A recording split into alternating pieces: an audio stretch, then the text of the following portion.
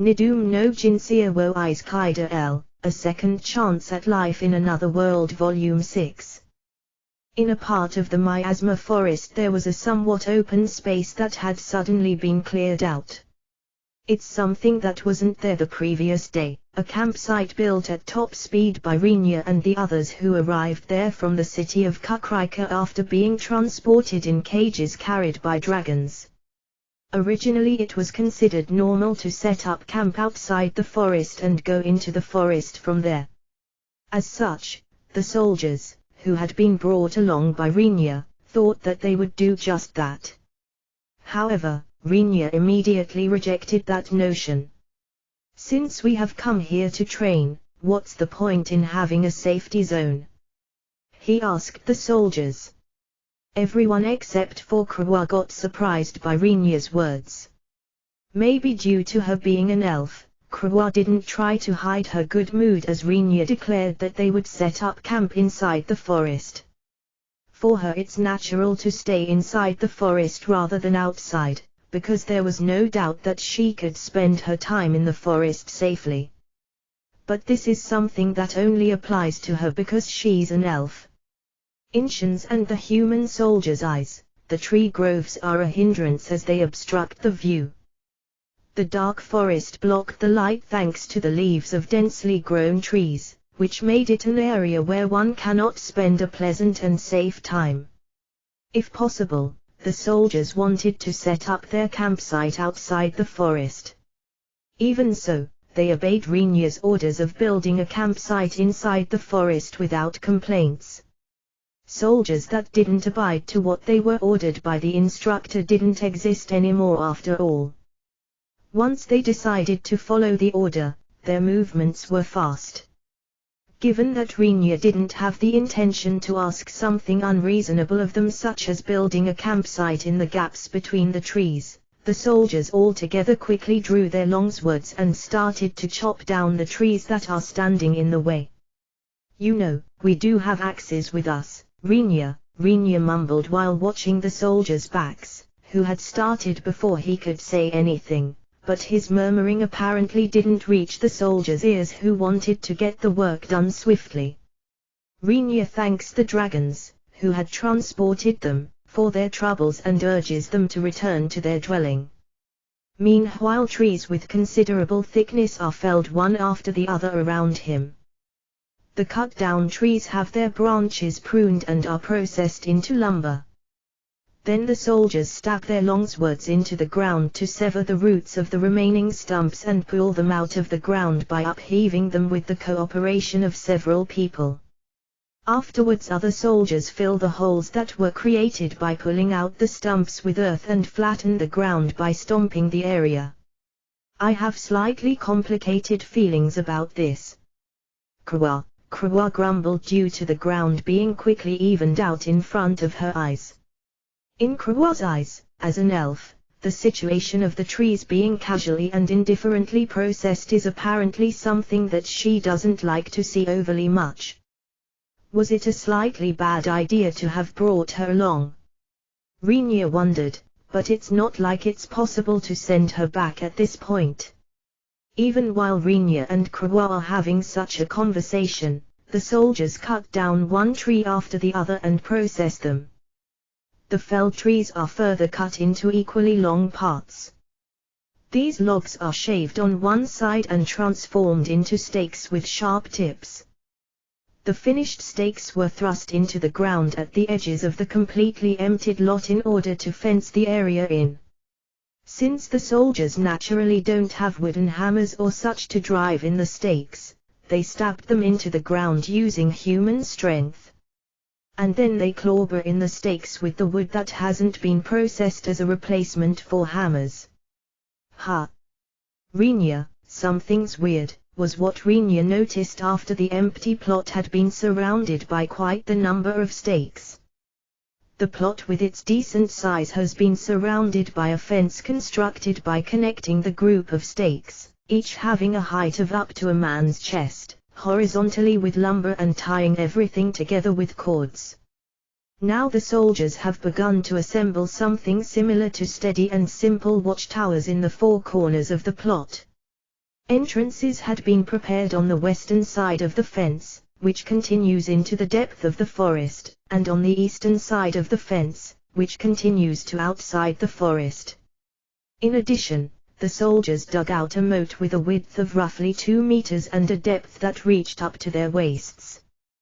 They were even about to install bridges which had been built by lining up several logs and tying them together. Say, Krua. Rinya, yes. What is it, Rinya-san? Krua, does this look like a campsite to you? Rinya, items had also been placed inside the cages they had the dragons carry, but those were only materials. What has been loaded there were medicines, a small amount of food, water, tents, sleeping bags, cooking ware, the hose to which the soldiers had gotten completely attached to, shovels and axes which Rinya had created in his workshop, and ropes as well as hammers they had bought in a general store. Rinya had crammed various items into his inventory as well, but he thought that it would likely be necessary to train while operating, to a certain extent, with a limited amount of resources. There wasn't any scoundrel who would try to put their hands on the food stuff, but the soldiers still checked the materials. The moment they noticed the various tools included among the materials, they rushed to Rinya instructed or not. We request permission to use the tools. Ah, yeah. Go for it, Rinya. Rinya ends up nodding, while being pressured by the soldiers' somewhat strange zealousness. Once the other soldiers heard that they got the instructor's permission, they immediately unpacked the materials and swiftly divided the tools within. Having obtained the necessary tools, their work speed entered an entirely new level. The completely assembled watchtowers, which had even been reinforced, had ladders added to them so that they could easily climb the towers. They made something similar to impromptu huts by using the lumber and the cloths which has been intended to be used as tents. I wonder, is the conspicuous, tall hut, which they erected in the center of the plot, an operation command center or something like that? Rinya thought absent-mindedly while having completely missed the timing to stop the soldiers. Before long the sun was going down and the forest, which was dim even at the best of times, became even darker. The soldiers gathered cut-off twigs and fallen withered branches from several places and ignited them skillfully. Relying on the illumination of the fires, they successively built small huts as well as long and narrow huts as if surrounding the larger hut in the center. Hey, I told you to set up a campsite, didn't I? Rinya tries asking Keith who passed by. Keith had taken out several sleeping bags from within the cages and was in the process of taking them to several huts that would apparently be used by the soldiers as rest areas, but after being called out by Rinya, he stops while still holding the sleeping bags in both hands. Yes, Instructor Dornot. We were told something along those lines. Keith, this is a campsite. Rinya asks while gazing at the premises. After following Rinya's eyes and surveying the surroundings, Keith looked back at Rinya again and confidently answered, yes, Instructor Dornot. There's no doubt, it's a campsite. Keith, to me it looks a bit like a fortress though. Rinya, the fence that surrounds the site is even now getting reinforced by the soldiers. As expected, it was apparently impossible to have water flow in the dugout moat, but due to the existence of the ladders and shovels, it became possible for them to create an even deeper and wider moat than the one initially created. The log bridges that had been built across the moat were made sturdier as to take their weight tolerance into consideration, but they even have an elaborate mechanism that allows to drop them immediately at times of emergency by simply cutting a few ropes. Rinya had planned to have them build something very crude and simple since it was merely a place to spend around 10 days in, but the finished site diverged greatly from Rinya's train of thought and made him want to question them. Just how many years do you guys plan to spend here? After intently staring at the scenery, Keith gave a clear reply, "This is a campsite." Keith, "Oh, you insist on that part. The person who speaks up wins, is it?" Rinya, "If you command us to rebuild it as a fortress, all hands will work on that throughout the night." Keith, "No, it's fine as it is. I think that's more than enough." Rinya agreed in a slight panic. "I wouldn't know what I would be shown at dawn, if I told them to rebuild it into a fortress at this point." Therefore, agreeing here that this is a campsite was also something for the sake of Rinya's mental stability, and as such he has absolutely no intention to have the soldiers work all night long. However, if it's like this, I don't seem to have any option other than setting up a tent at the edge of the plot as my own sleeping place. At the moment when Rinya started to walk in order to get a tent from the luggage, it was now Keith that made Rinya stop by calling out to him while looking slightly curious. "Where to, Instructor Dorno?" "Keith, I have to set up my own sleeping place, don't I? Can you let me use a place at the edge?" Rinya, "No, Instructor Dorno, your house is in that direction though, Keith." What Keith pointed at was the largish building they had built at the center of the plot, and which Rinya had considered to likely be the Operation Command Center or something similar. "That's something else, right?" Rinya, "It has been built in the center of the site. Who except for you, Instructor Dorno, is to enter that place?" Keith, being asked that by Keith, Rinya didn't know what would be a good answer to that question. Seemingly having taken Rinya's silence as affirmation, Keith continues, "The inside has been split into several rooms. Of course there's also a room that can be used similar to an strategic control room. And, since Krawadorno has a room as well, Keith, eh?" Rinya instinctively asks back after having heard something that was definitely wrong. Apparently incapable of comprehending why Rinya has a surprised expression, Keith asked him in reverse, "The two of you will be staying together, am I correct in my assumption?" Keith, "Indeed, that's only natural." Krawa cut into their conversation while smiling sweetly before Rinya could say anything. Rinya turned towards her and tried to close Krawa's mouth before she could say anything else to Keith, but his action was interrupted once more by Keith's somewhat relieved voice. "Oh, that's great. I was worried that I overstepped my bounds here." Keith, "No, not at all, as expected, you are quite observant, soldier leader-san." Krawa, "Even soldiers can discern these kind of circumstances. And, only that building has 2 layers of cloth within its outer wall. Please do not worry, as it will be difficult for sounds to leak outside." Keith, "Thank you, very much, for your sincere considerations." Rinya wanted to press Keith for an answer about what he means by there being nothing to worry, but he stays silent as he hesitates to speak to Keith, who scratches his head while smiling brightly after quickly bowing to Krawa. "Instructor Dorno, we will post sentries in 2 shifts at night. As long as you kindly inform us, we will prepare a bath and clothes at any time." Keith, "Soldier leader Keith, to what extent are you telling me that seriously?" Rinya, this question didn't disturb Keith's serious expression, but Rinya's eyes noticed the twitching around the corners of Keith's mouth, although it was only very faintly. It's completely as if he's holding himself back from bursting into laughter. Nevertheless, Keith summoned all the force of will he possesses and said while denying his expression to change, "I'm serious in all respects." Keith, "So you are saying that I will do something with Krawa during the night that will make a bath and clothes necessary?" Rinya, "You won't." Keith looked as if he couldn't believe it while fixedly staring at Rinya's face. Blushing for some reason, Krawa squirms her body while covering her face with both hands. These guys are probably doing this on purpose. Rinya's expression turns grim. Are you such an insensitive person that you won't do anything even after we have gone this far with the preparations, instructed or not? Keith, that's not it, soldier leader-san. Rinya-san is simply shy.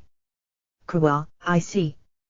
In that case allow me to offer my apologies for my impoliteness, instructed Ono. Keith, you too, Rinya, I suppose it's fine now to stop them for real. Rinya scatters his bloodthirst.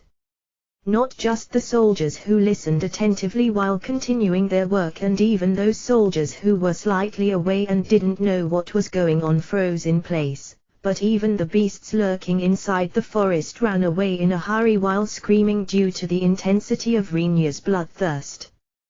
Kawa and Keith, who were close by, received it directly and have stopped moving as if paralyzed.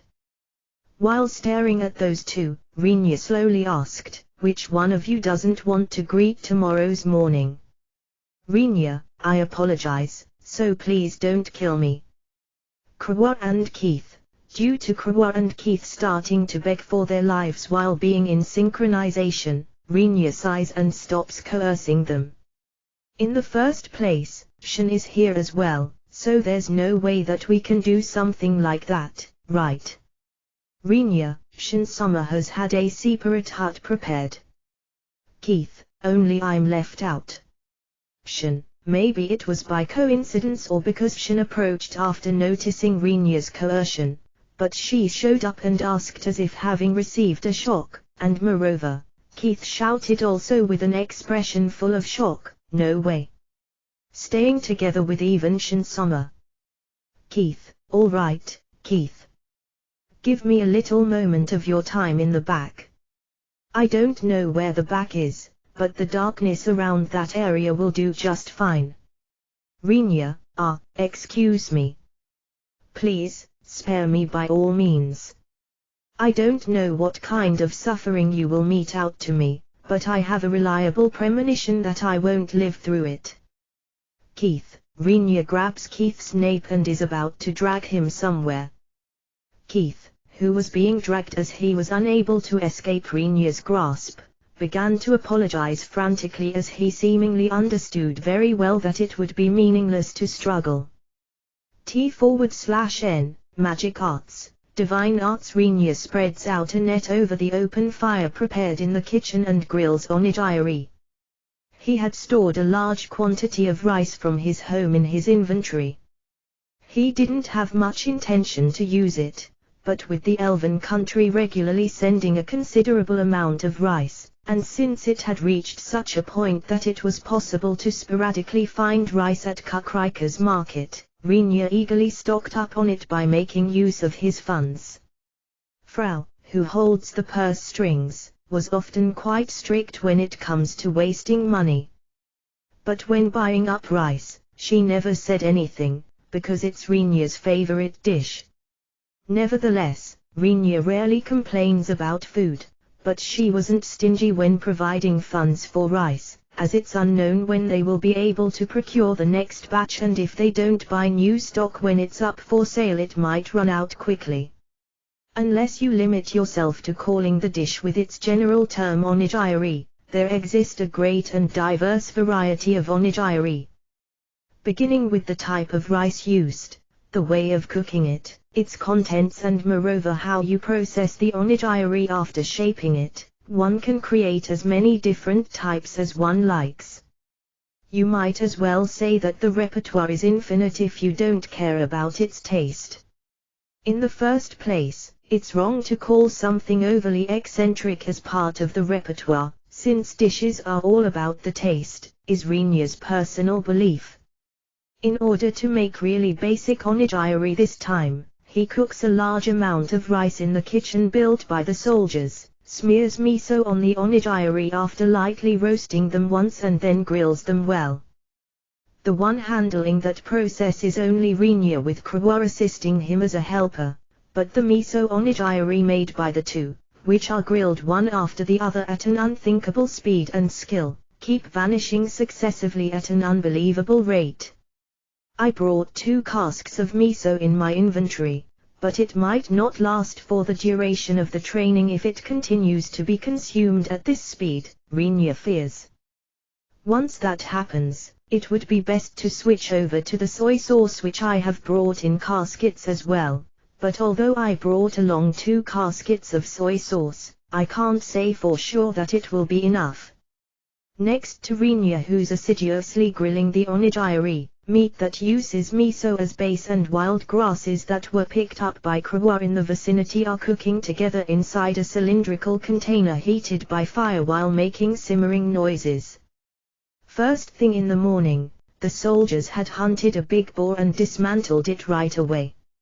After chopping the meat into suitable chunks, they cooked it together with the wild grass in a broth blended with miso. Rinya arbitrarily named that dish otherworld-style tanjiru. Ladles of that soup are poured out one after the other and its volume is decreasing at a staggering rate. As the boar's meat was too much, 1 pot was not enough to hold it all. And since the ones eating were a group of 100 soldiers, Rinya had lined up several of them. However, as many of the pots were now empty, Rinya had to remake a whole bunch of new dishes. Somehow I feel like I came here as a cook. Rinya, even as he grumbles, Rinya's hands don't stop moving.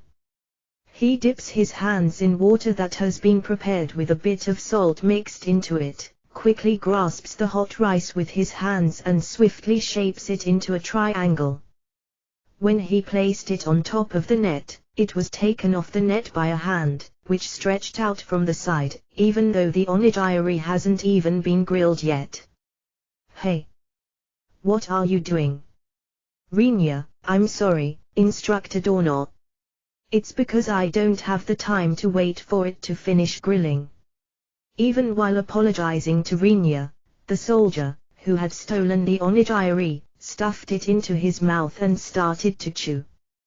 Before Rinya realizes it, there isn't even a single grilled onigiri left anymore. The production of onigiri can't keep up with the demand at all. Once he turns his gaze while sighing towards the fence, which is hiding the campsite, he catches sight of some silhouettes that have burst into flames, while producing crackling sounds, in a big hole that had been dug out without him being aware of it. It was a hole that should be quite deep, but due to there being numerous things being thrown into it, the hole has already been filled up to the brim.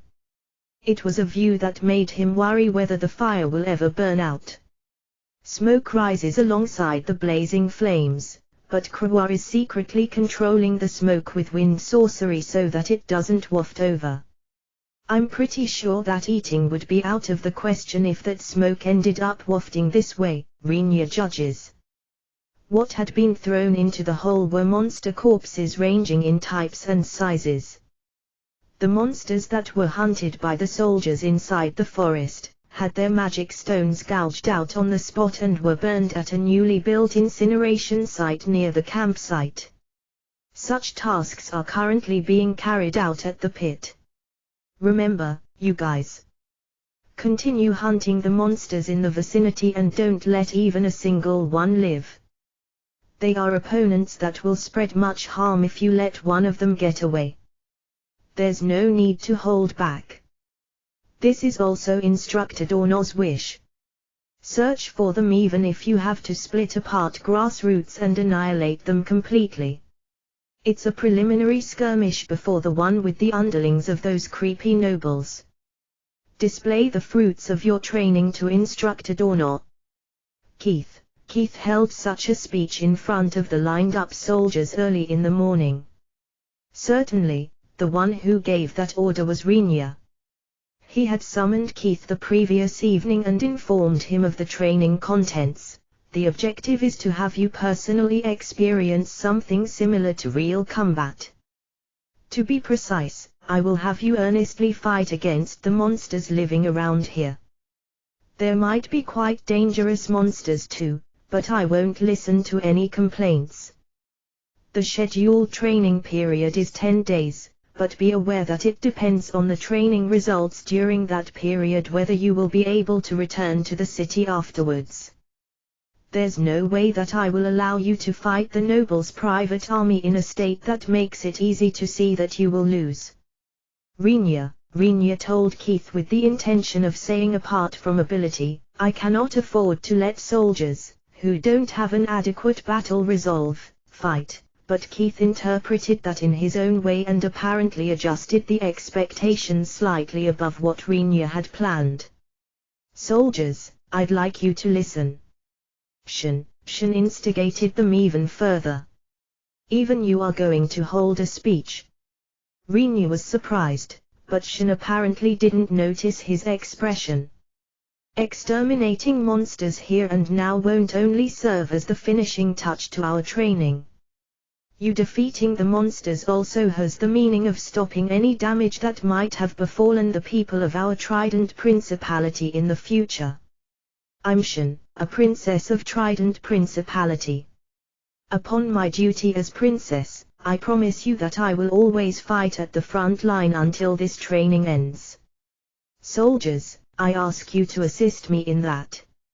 Shin, Renya wanted to retort, a princess doesn't have that kind of duty, but it's not an atmosphere that would allow him to make such an interjection.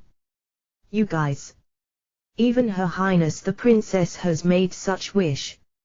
Now is the time to show our power and pride as the national army. Together with Her Highness the Princess. Keith, together with Her Highness the Princess. Death to the monsters. Keith, death to the monsters. Renya-san. Are they going to start a war against someone?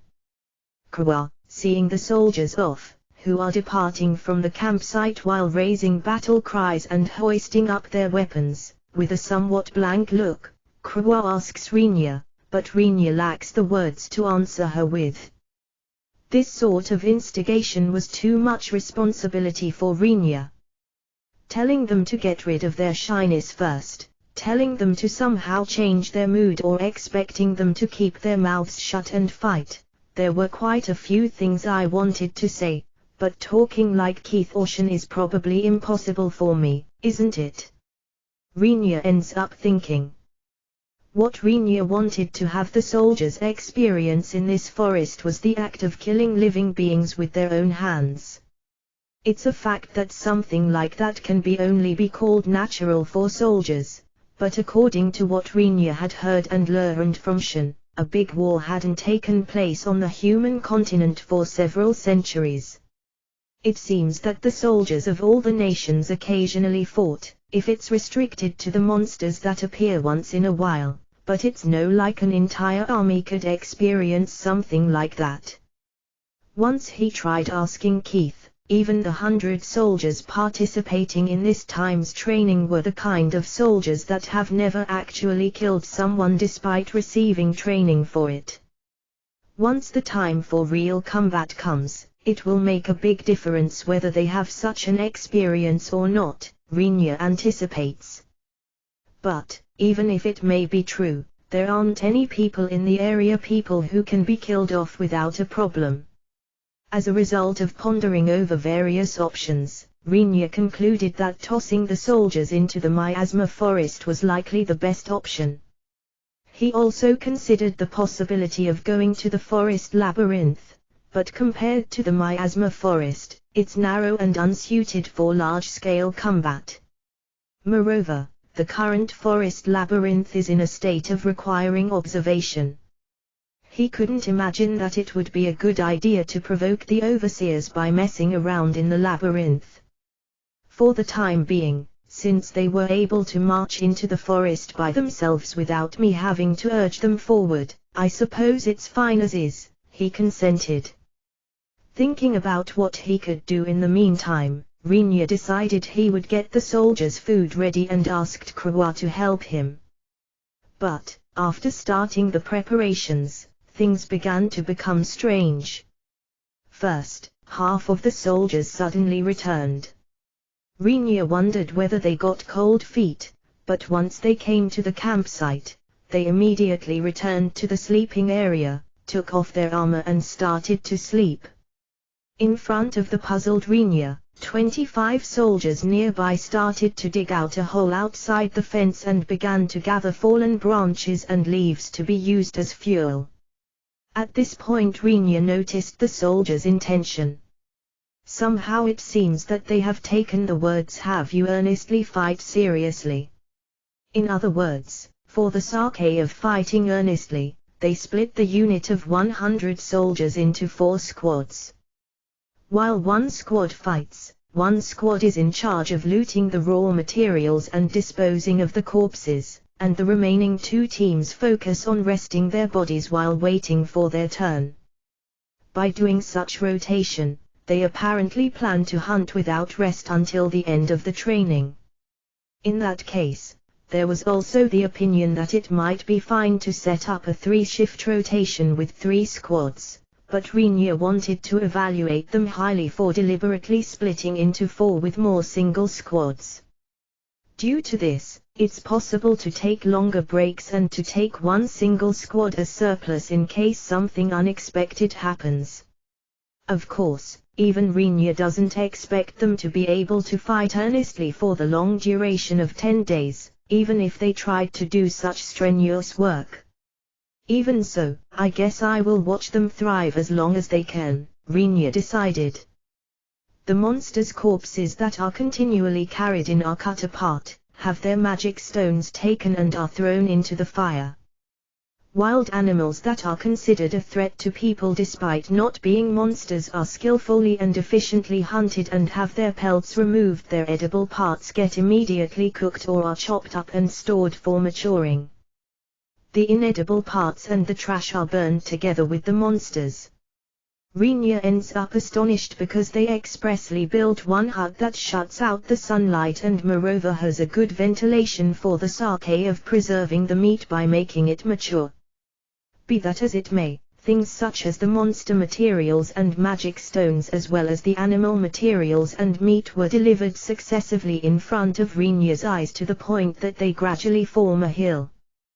They will probably stop once the sun goes down, Rinya thought lightly, but with Keith's brief comment "from here on out it's training for nighttime combat," they didn't stop fighting while illuminating their surroundings with torches and spells which were cast above their palms. If they do such kind of combat, injured soldiers will be an obvious consequence. Rinya can't use divine arts.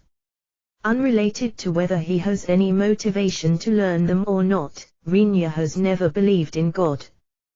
Different from sorcery, divine arts are exercised by borrowing the power from God who really exists in this world. That means, someone who doesn't believe in the lender of the power can't use divine arts. Also, something like making valuable healing art users accompany the soldiers in their training is next to impossible. Healing art users are people that ought to be sheltered.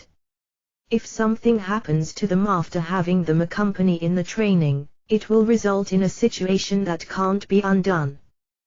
The circumstance of there being no type of healing wasn't very desirable for Rinya, but even so, the medicines he received from Emil and the medicinal plants that Krua picked up in the miasma forest somewhat worked as a substitute.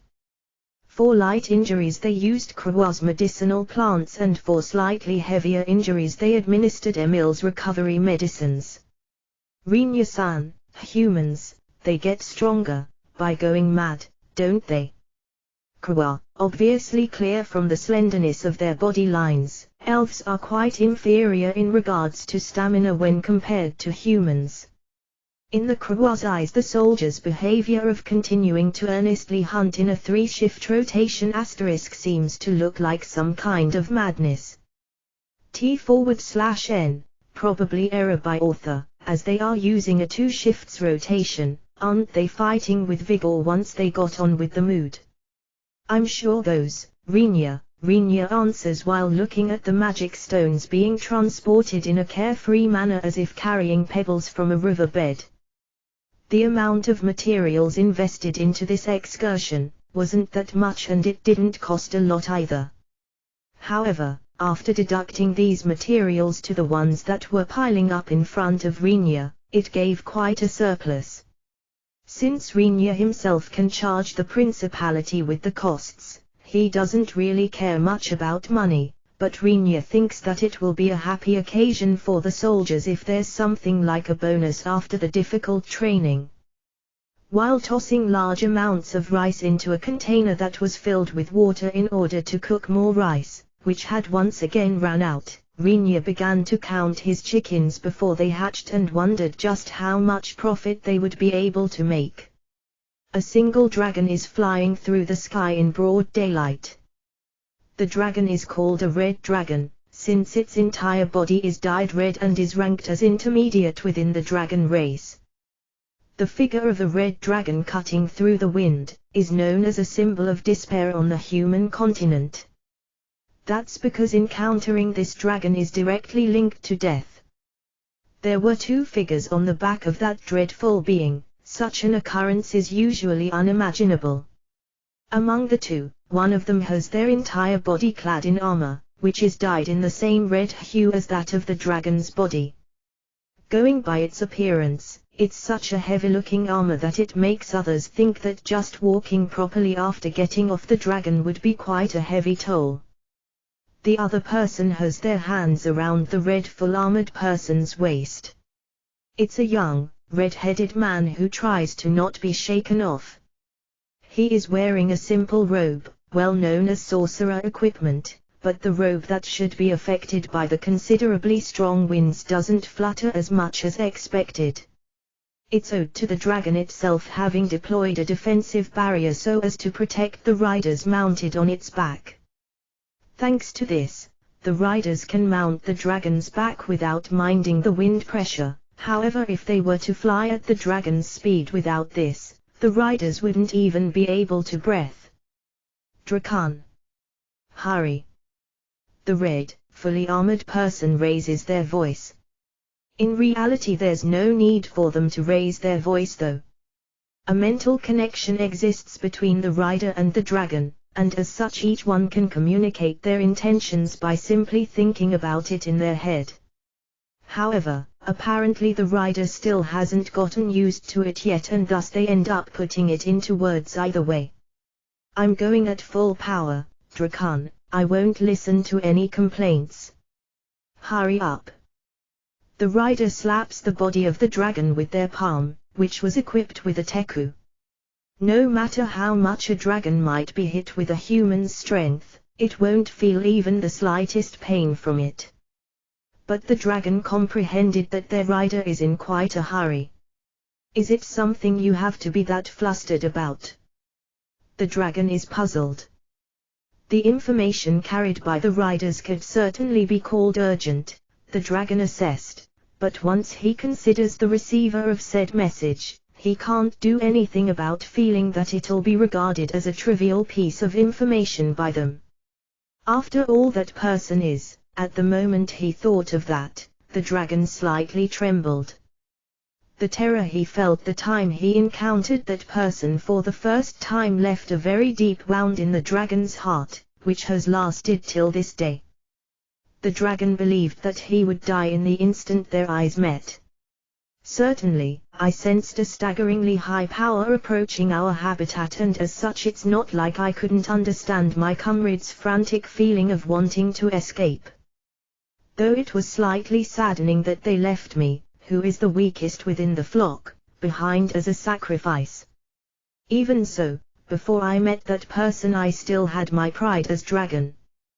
Despite the fact that I'm probably the weakest in our flock and no matter how powerful the being that's about to arrive might be, I still had my pride as someone belonging to the lower ranks of dragons, those who are called avatars of despair and death. In that case, I cannot afford to simply get killed. Even if the conclusion might be my own death, I at least had the resolve to take that being down with me. But, the moment that person was close by, that readiness, which I harbored until then, completely shattered and vanished. My head as dragon was filled with nothing more than the words, "What the hell is this?" It might be best to describe it as feeling as if I had just been stabbed right above my heart by a blade. A presence of thick manner that seems to be covering the whole vicinity. Within that, there was a presence of a cold, honed blade that doesn't seem to forgive even the slightest touch. The dragon realized it right away. I will die in an instant if I resist even a bit. There's no other method to survive besides unconditional surrender. At this moment, the dragon discarded its very useless pride without a hint of hesitation. The events after that are just as Rinya and the others had witnessed. But even as the dragon thinks back upon it, he believes that his decisions at that time were the correctest he had made in his life and that it was not a mistake. After giving them, who made him form a contract as servant of a human, a lift back to the city, his comrades looked at him, who returned to their habitat, as if seeing something unbelievable and asked him, why are you still alive? Sooner or later, I will definitely hit you guys with all my power. Once I mastered my power, Drakon swore in his heart. Even though that's yet another story. Drakon can't imagine the sight of that person losing their way just because of the information possessed by Lyris, who is more or less his master, the lower being that is currently kicking up a fuss by squealing around atop his back. It can't be helped that he feels like all that awaits them is an uninterested "oh, really," accompanied by a somewhat scornful laughter. However, if he doesn't act in accordance with the intention of his master's order as much as possible, he doesn't know what will happen with the contract, which had been carved into his magic stone, which was located inside his head, by that dreadful demon. Lyris, don't be too unreasonable. We won't be able to endure falling from such a height. The red-headed man, who is clinging to the red full armor, said as if rebuking her. It's the magician secretly called Flambeau by Drakon because of his ruffled, red hair, on top of his thin body and the plain robe he is always wearing.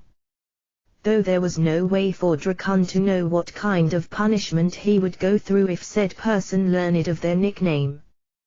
What Drakon knows about this man is that, while his work as adventurer is suspended, he's currently working as a teacher in a school, that he's of noble degree and that he's the lover of his master Lyris.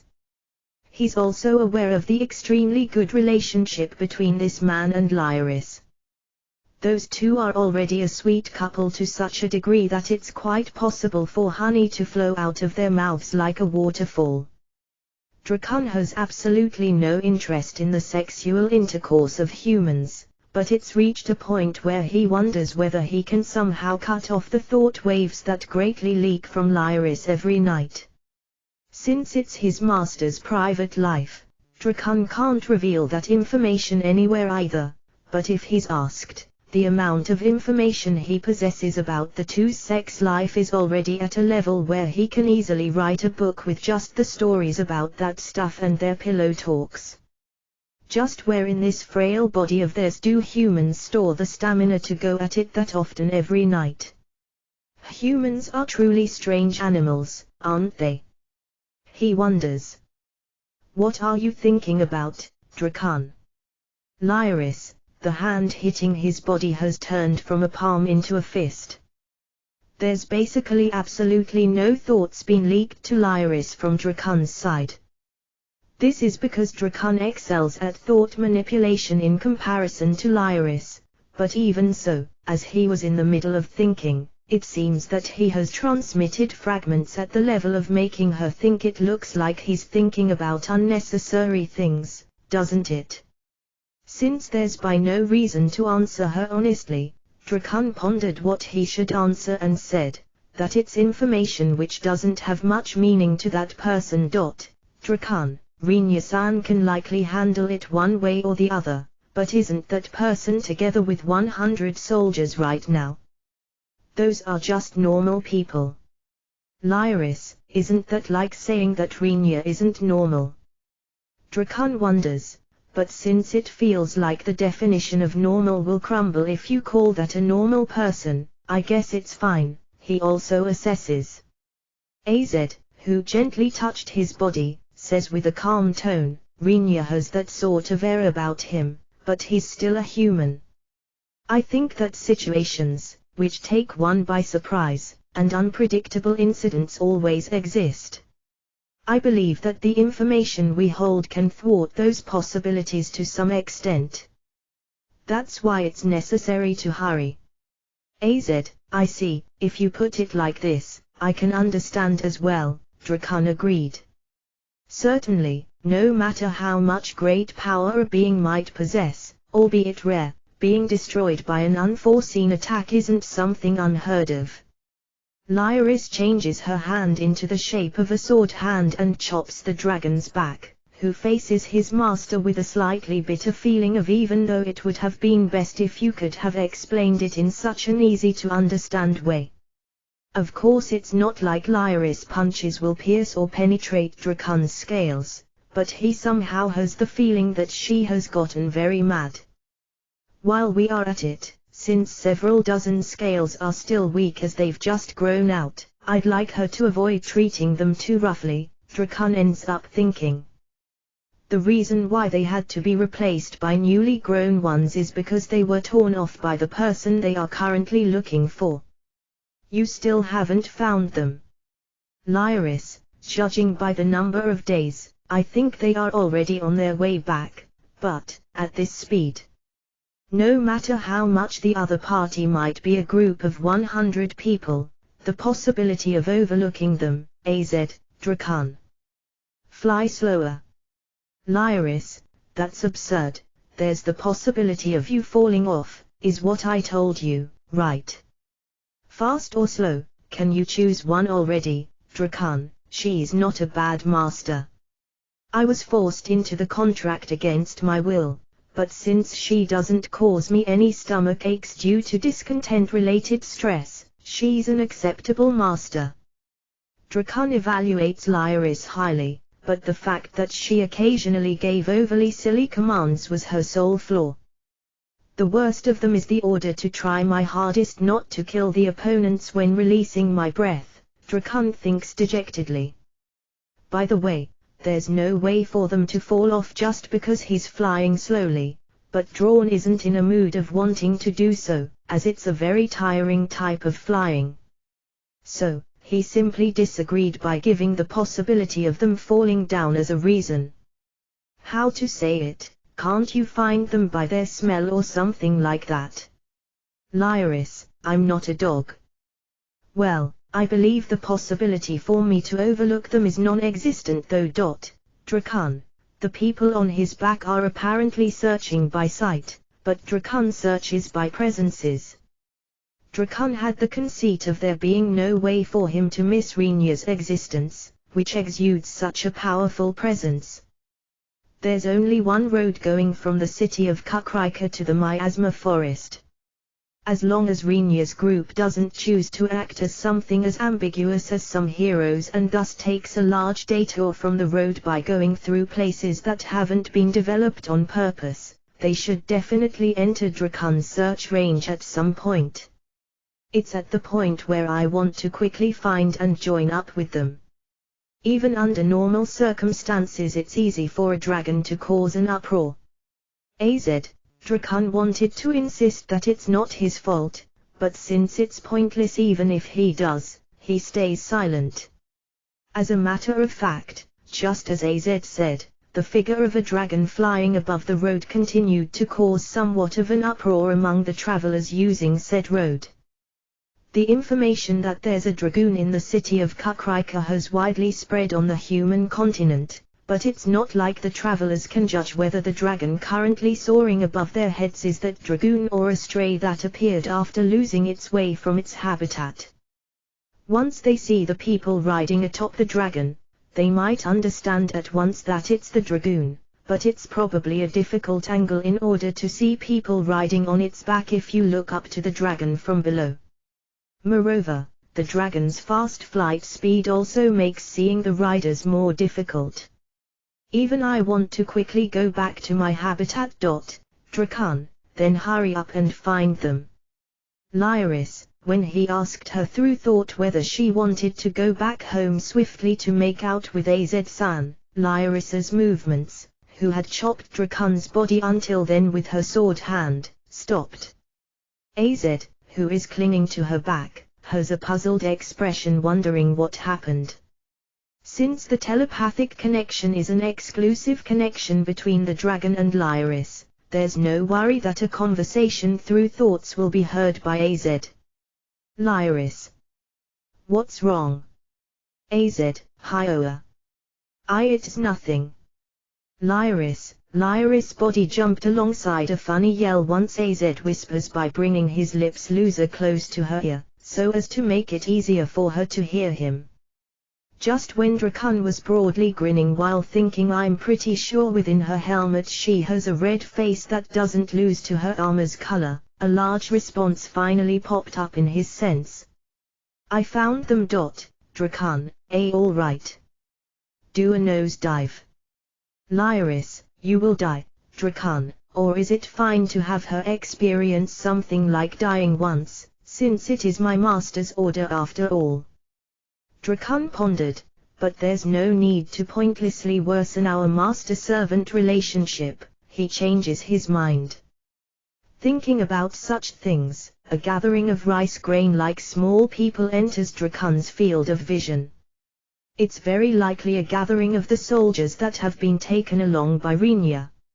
Even though the travelers, who were passed by Drakan on the road, started to run at full power or became unable to stand, the group that slowly advances along the road heads towards the city at a constant pace without their ranks breaking up.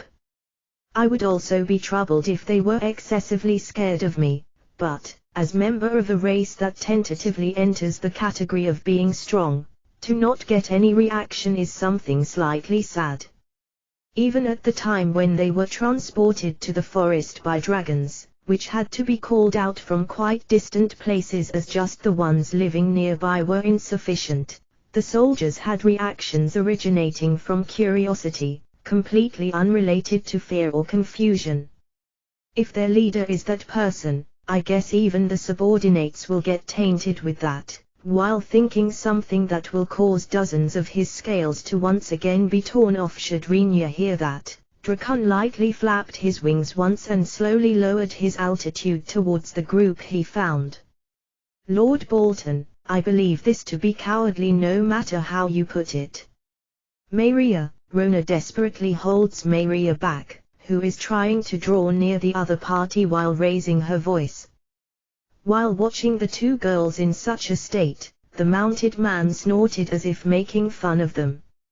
Your Highness Princess Maria, what are you calling cowardly? The other party should have already been told that they have to fight against my soldiers for the sake of showing the results of their month-long training. It's not like I'm playing foul here or demanded it all of a sudden. Being slandered as cowardly is upsetting, you know. Bolton, the one Maria looked up to while noisily grinding her teeth, is a middle-aged man. He has a medium build and his blonde hair is neatly combed and flows down towards his back. The lengthily grown beard has been cut and evened up into a beautiful shape that seems to require a considerable amount of grooming. Soldiers, likewise mounted on horses, are surrounding him. They have a wide variety of equipment, which hasn't been consolidated. However, just looking it's apparent that all of their equipment is composed of high-quality items gathered by spending quite an hefty amount of money. Rinya-san and the soldiers are in the middle of returning from their training at the miasma forest. It's impossible for you to not know how exhausted the soldiers will be, right? To force them into battle like that without allowing them to take a rest, what do you call that if not cowardly? Maria, the location is a plain slightly distant from the city of Kukrika and in the direction of the miasma forest. A considerable number of soldiers gathered there. They are the noble's private army. They roughly number 700. It's a battle array of 300 infantry, 200 cavalry, 100 archers and in addition a heavy cavalry unit of 100 soldiers, who had clad their bodies in thick armors while mounting strong and tough horses that were wearing barding. There is also a cavalry among the armed forces of Kakrika, but there's no heavy cavalry included in them. One of their requirements is that the soldiers themselves have to bear the weight of the armor covering their bodies. But, above that, their horses have to be capable of supporting the weight of the armor they have equipped and the weight of the rider on top. Rather than raising a great number of horses possessing this much strength, the method of preparing normal cavalry is cheaper if you consider the costs and necessary training. That was the judgment made by the military authorities of Kakrika. Another is the restriction that the army would have to continuously support a large number of soldiers that possessed standing above a certain level. But, for nobles such a restriction does not exist.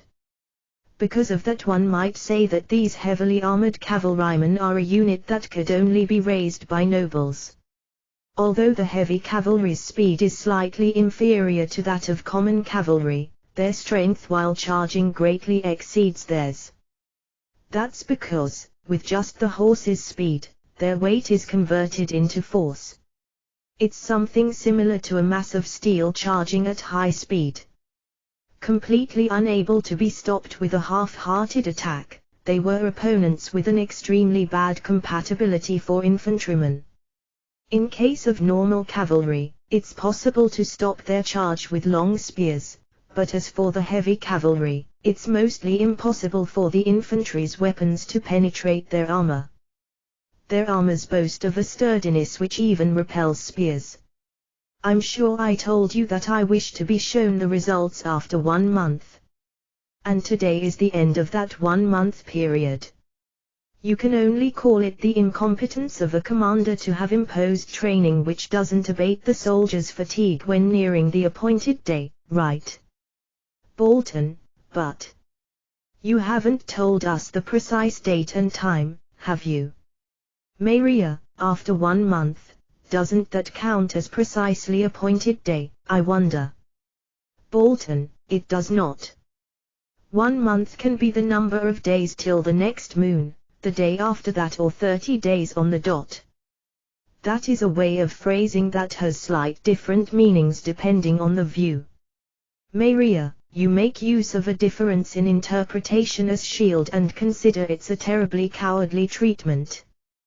Bolton, Lord Bolton. Pull back your soldiers. We will decide a new date and time on another day and then you will fight properly. Maria's voice is filled with anger, but the person in question looks down on Maria from atop his horse without even erasing his smirk. My goodness, Your Highness Maria. Do you intend to give this me, Duke Mate Bolton, an order? Being asked with an expression full of composure, Maria unintentionally ends up keeping her mouth shut. This Trident Principality, which is governed by Maria's mother, the Archduchess, is a nation that has adopted a government structure controlled by nobles without crowning a king. Among the several dukes, the Archduchess is the one with the highest ranking position, but if it comes to a duke, you can naturally say that they own a position directly following hers. On the other hand, Maria is, as Archduchess daughter, a princess. However, from the government's standpoint, she doesn't hold anything like an official position. In the end, her position is only that of the Archduchess daughter. If the other party is a duke, it is a position that requires paying respect to her as Archduchess daughter, but as for giving that duke an order, that's something impossible in her current position. If that's not the case, it would be best for you to remain silent for a bit. A girl of marriageable age is not someone that keeps yapping with a Jinsei, right? Bolton, once Lord Bolton said that with a voice filled with ridicule. Maria's expression went beyond anger and started to be tinged with bloodlust. Rona binds Maria's arms behind her back in a hurry and tries to somehow tear her away, but the person herself doesn't have a good impression of the person called Lord Bolton. After all, he's the ringleader who suggested giving Shen, whom Rona serves, to the hero. Moreover, it's also him who told Shin to hurry to the holy city since it'll finish as soon as she lies down on top of the bed. Of course Rona properly noted that down on a list and gave it to Rinya. Maria-sama, let's withdraw here. The situation likely won't progress with a dispute over theories. Rona, are you telling me to be satisfied with this? Even more than Rinya-san and the soldiers, Shinane-sama is in that unit as well. Maria, I feel that Shin-sama's personality is relatively independent. I mean, that Rinya-san is close to her, isn't he? That person is not someone you can accompany with a lax motive. Rona, there's also the unlikely chance that something happens, isn't there? Maria, I have taken the necessary measures. Rona, soldiers had been assembled by the nobles who are targeting Rinya's group, who has gone on an expedition to the miasma forest and were on their way back.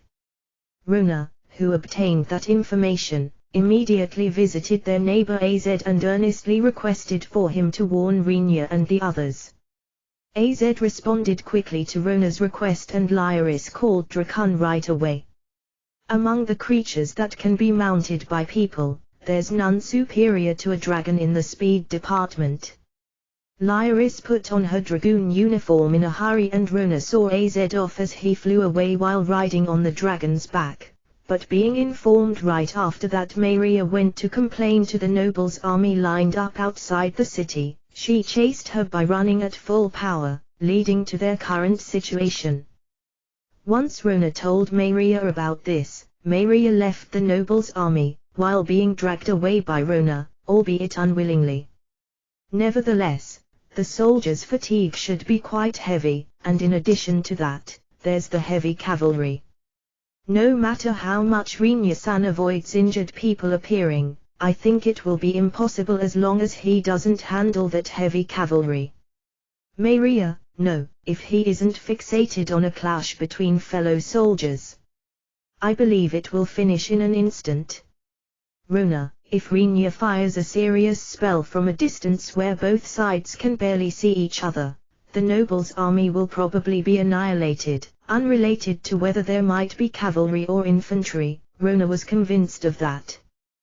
What we have to worry about in that case is the city of Kukrika, which lays behind the nobles' army.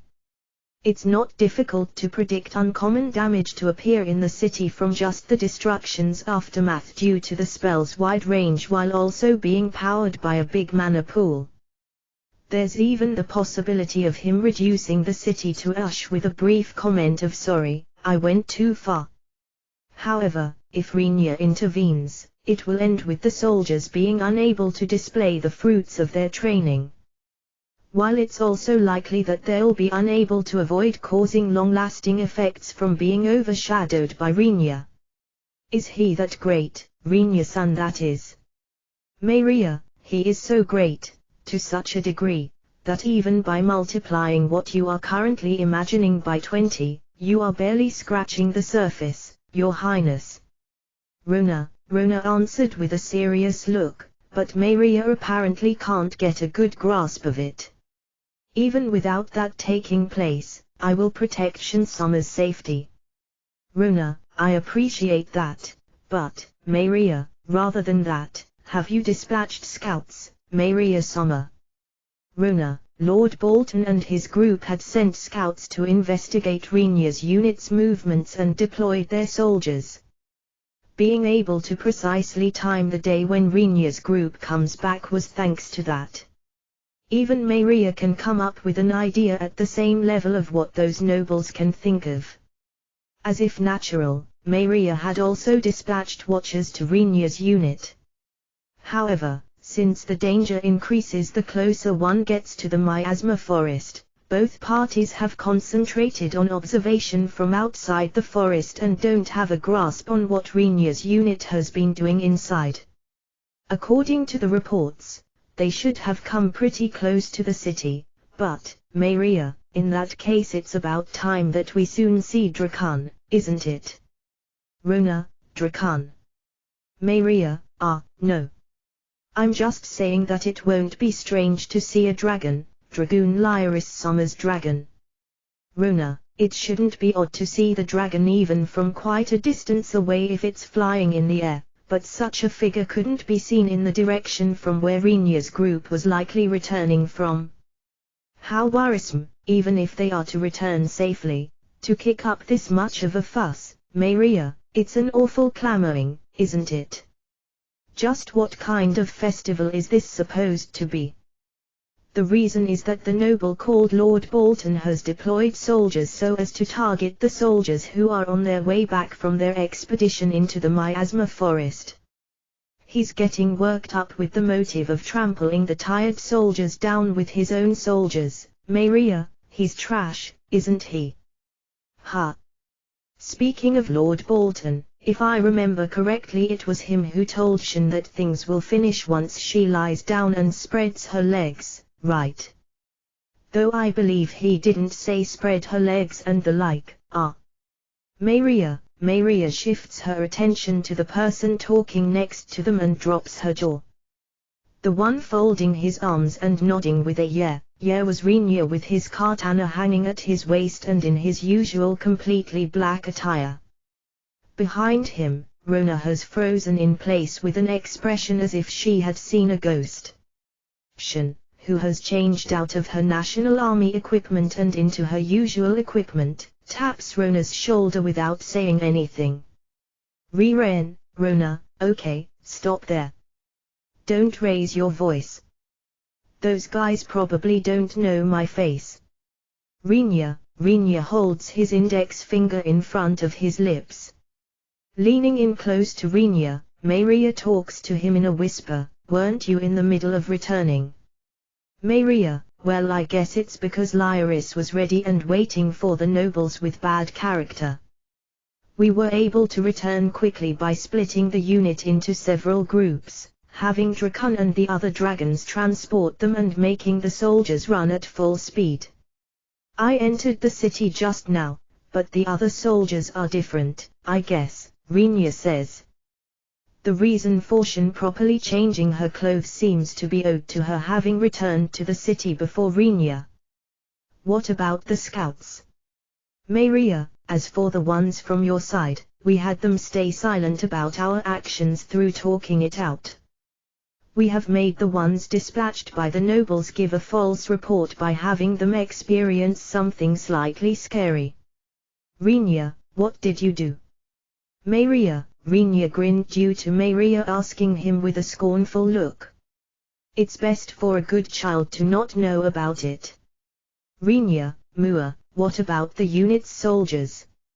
Maria, I'm having them enter the city in subdivisions. We had the gate sentries stay quiet about it by bribing them a bit. Maria, pay slightly more attention, okay? Aren't the soldiers of this city too susceptible to bribes? Rinya, no, well, I wonder whether it's not because you are the other party. Maria, if it's someone with knowledge about Rinya, they should judge that there'll be less damage by doing as he says and receiving a bribe rather than pointlessly resisting him. As such it would be a major problem if Rinya was a person that causes damage to the city or nation in any way. But if it's someone knowing that Rinya won't do that, they likely won't doubt him. Even someone that doesn't know about Rinya will probably comprehend right away from his aura that Rinya is a dangerous opponent. In this case, there should be quite a few soldiers that will judge that it's a better idea to do as told and obediently receive his money than expressly opposing a dangerous opponent. In that case a bit of a problem remains. I will investigate that later without fail, Maria judged. So, what will you do next? Maria, me. I will go back home and sleep. You know, I couldn't sleep decently due to treating the injured and cooking rice in the miasma forest. I've ordered the unit's soldiers to return home or spend one night in the city's inns or red light district. There's no problem since we are supposed to return to the soldiers' lodging house by tomorrow, right? Rinya, yes, well. Then, what about the noble's army over here? Maria points at the soldiers lining up in the distance. Following her finger with his eyes, Rinya stayed silent for a while and then answered plainly, "Don't care. Leave them alone." Rinya, so that's what you will do, after all. Maria, I was told to show the results after 1 month, but I don't remember there being a deadline to do so until this day, right? Rinya, well, that's true, Maria, if there isn't even a set time frame. The timing of after 1 month is no different from promised, whether it might be after 31 days or 40 days. The nobles lying in wait for me is their own decision, but I don't have any obligation to go along with that, Rinya declares. Meaning, even if they wait here, nothing will happen, correct? It would be best for them to break up. Understood. But you can depend on me to expect that you carry out a sham battle in the future, okay? Maria, I don't really mind. I have promised you that, haven't I? Rinya, from Rinya's point of view, he simply doesn't want his soldiers that have accumulated fatigue to clash with the noble's private army. The sham battle itself is no particular problem since he has been willing to do it from the beginning. How long are you going to stay frozen? Let's go back home quickly. As expected, I'm worn out as well. Yes, Rona, all right, then, withdraw. Rinya, upon Rinya's words, Maria went to the army's facility. All others decided to return to Rinya's house. It's a digression, but Lord Bolton's army apparently continued waiting for Rinya's group, who cannot return somewhere they are already at, on the spot for a whole day and night. Of course, it resulted in the recruited soldiers getting tired out due to being unable to catch a wink of sleep, as they hadn't been informed when Rinya's group might return. Which meant that Lord Bolton himself pointlessly wasted money by deploying the army for no reason. Due to this, Lord Bolton's animosity towards Rinya escalated even further, but something like that was, after all, of no concern to Rinya. A while after Rinya returned from the miasma forest, a letter was delivered to his home. The name of Trident Principality's Duchess was written on it. It had sealing wax applied to it, and moreover, for some reason Rinya didn't understand at all, it was fully permeated with the scent of perfume. It was an extremely elegant letter. Rinya's name had been noted down as recipient, but since it was so refined, or rather because of its fine quality, or maybe because it looked expensive, albeit, since it was such an item, Rinya ended up wavering whether it really would be okay for him to open it, and as such, decided to call Rona to get her opinion. Things will go south if I make a mistake regarding who I ask for their opinion. In that aspect Rona is excellent as a priestess, also has experience as a knight, and above all she also possesses a noble's lineage. You could say that she is the perfect person to ask for a sensible opinion from. Rona, who had arrived after being called, received the letter from Rinya and widened her eyes slightly, but gave the letter back to Rinya right away. She explained that it's not uncommon for a woman with a certain level of social status to, out of trivial consideration, sprinkle perfume onto a letter when sending it. Given that perfume itself is already a considerably expensive good, it also tells one that the sender is from quite wealthy background. The crest that had been pressed into the sealing wax had the same design as the one decorating the sword Shen owned. While once more confirming that Shen is indeed someone belonging to the Archduchess lineage, Rinya breaks the letter's seal. The letter's content starts off with an apology for Shen and Maria always causing trouble, and gratitude for receiving Rinya's favor in that regard. It then continues by carefully lining up words indicating that she'd like to ask Rinya to take care of the two from now on as well, and at the last part it finally mentions the place and time for the sham battle with Duke Bolton. The location is a plain on the west side of Kukrika, and the soldiers of Trident Principality will prepare the place. The time is 3 days later, after the first afternoon bell rings. From Rinya's intuition, he deduces that the first bell of afternoon would indicate the time called 13 o'clock, T/N, 1 p.m., in his former world. As much as he looked, Rinya hadn't seen any devices in this world that could tell the time in a very detailed manner. Due to this, it has become a custom for the soldiers to ring the bells located in the city when it was time to start working in the morning and in the afternoon.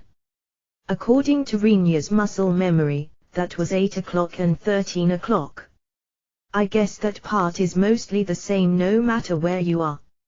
Rinya, what are you talking about? Rona asks the muttering Rinya. It's nothing. After shaking his head, Rinya folded the letter properly and put it back into its envelope. You will accept, right? Rona. Rinya nodded at Rona, who's apparently probing for a confirmation. More or less, I have given my word, haven't I? I'm obliged to go if I'm told to do so. Rinya, are you scheming something? Rona, not really. Why do you think so? Rinya, Rona answered Rinya, who returned her question with a look full of curiosity, while glaring daggers at him. I just have a vague feeling. Rona, that's not a look one would use just from having a vague feeling. Rinya, those were words that seemed to criticize her, but Rinya says them in a tone that doesn't carry even the slightest trace of such an intention. Rona noticed that Rinya's look was faltering, as if avoiding looking her way, although it was really faintly. He's definitely up to something. And there's no mistake that it's something improper. Rona thought while being almost fully convinced of it. Is Shin going to appear at the sham battle as well? Rona, please try asking her that yourself. Though I don't want to send her out. Rinya, being told so honestly by Rinya, Rona tilted her head to the side, apparently not having expected that. Because it's Rinya, she thought that he would joyfully make Shin, who trained together with them, participate in the upcoming sham battle. Can I ask for the reason? Rona, tentatively, she is as she is, and she's also the daughter of Her Majesty the Archduchess, yet she just barely scratches the surface of the general concept of the word Her Highness the Princess, right? Rinya, please abstain from mentioning that in front of her. Although I can't deny it. Rona spits out with a sigh. Rinya's look turned slightly gloomy. You are quite terrible as well. Rinya, meaning that you can deny it then, Rinya. Rona. Rinya immediately raised the white flag at Rona, who urges him to answer while asking, so, how about it? He doesn't intend to belittle Shin pointlessly, but it's a fact that he cannot deny it. And a fact remains a fact. I can't. But I guess Shin is fine like that. At least I don't really mind it. Rinya declared without hesitation. I'm pretty sure Shin would be happy and go all limp. Rona considers it a slightly unfortunate that Shin isn't present. Going by Rinya's character, the probability of him saying such words in front of the person herself is extremely low. Even though it would be great if you lifted her spirits by telling her in person. Rona, impossible. Rinya shot her down with a short and immediate reply. Rona stares at Rinya's face while thinking it would have been charming if his cheeks had blushed here, but there's absolutely no sign of his facial color changing. In Rona's eyes, the impression that Rinya does too many things that are unsuitable for his age is strong. Even when I used my seductive techniques to get what I wanted, he didn't fall for them. And although he looks to be weak when teased in that area, it doesn't show on his face. At least until before she met Rinya, Rona possessed a high confidence in her own charm, but after easily failing in creeping into his bedroom at night, she has started to partially lose that confidence. Incidentally, since she has heard that Shin likewise failed after going for a night crawl into Rinya's bedroom, there were also times where she wondered whether Rinya has no interest in women. However, since there are some reactions from him, she interprets it as him, probably, not having an inclination towards men. It must be Kruwa-san's skirt line's iron defense, Rona. That one's definitely weird as well, Rona ponders. The only one within Rinya's party whose skirt length ends above her knees is Kruwa. Even though she performs quite extreme movements without hesitation with the characteristical agility of elves, one can't see inside her skirt at all. With the skirt's shortness, there should be countless opportunities, such as the instant when she dodges or when the wind blows, but Rona has never ever seen within Kruwa's skirt. Rona wouldn't be surprised even if there was some strange power that's not known to humans at work, or if the skirt was sewn while using mithril yarn. But as it's a characteristic that cannot be seen with the skirts bought in shops around here, it's not unreasonably for her to end up thinking that Kruwa's skirt uses some kind of trick either. Rinya, it's something private. So, what are you planning to do until the designated date, Rinya? Rona, having been asked, Rinya showed a slightly displeased expression. He apparently suspected that Rona would monitor him so that he doesn't come up with something strange in the end, but managed to answer somehow, "Don't worry. I will limit it to going around as an adventurer. I will merely try asking for consultations." What kind of consultations would you need? Well, never mind. But as your void storage is groaning with the magic stones and raw materials you obtained in the miasma forest, you have to change those into money and distribute it to Keith and the others. Rona, in that case it would be best to sell them at the Adventurers Guild. If it's that place, they will take the majority of items in one batch. Rinya, I see. Then I will go with you. Rona, Rinya holds out the letter of the Archduchess towards Rona with a "Here you go." When Rona, who ended up accepting it somehow due to the flow of events, tried to return it to Rinya in a hurry while wondering whether he possibly intends to stand her up with the excuse of not having the letter, Rinya had already left with a dash. Rinya succeeded in running away from Rona, but next he was caught by Fritz in the Adventurers Guild, when he visited in order to sell the raw materials. Rinya didn't know from where Fritz had heard about his movements, but just as Rinya was about to start negotiating the price of the materials at the guild's counter, his shoulder was grabbed from behind. In front of Rinya, who turned around to complain about such an impolite behavior, stood Fritz with a smile on his face. "Oh, is there something you need?" "Rinya, it looks like you have been quite active. Please update your guild rank soon." "Fritz, I'm not particularly troubled even if my rank doesn't go up, Rinya, we are the ones troubled." Fritz, while putting strength into his hand as if telling Rinya, "I will never let you run away," Fritz's smile doesn't budge at all. "You know, even if a man is pointing a smile at me." Thinking that, Rinya looked for an escape route while trying to ask, "What's so troublesome about it?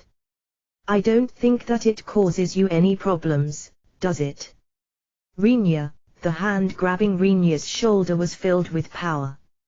Rinya believed that this man called Fritz was simply a creepy guy who's in charge of office work, but he decided to slightly alter that way of thinking after having his shoulder grabbed by him. It wasn't to the degree that he could feel pain, but Fritz's hand tightly grasped Rinya's shoulder so that he couldn't shake it off so easily. "Capable adventurers like your group being at the lowest rank is fraud, isn't it?" "Fritz, no one is bothered by that, right?" "Rinya, in fact there are people bothered by it.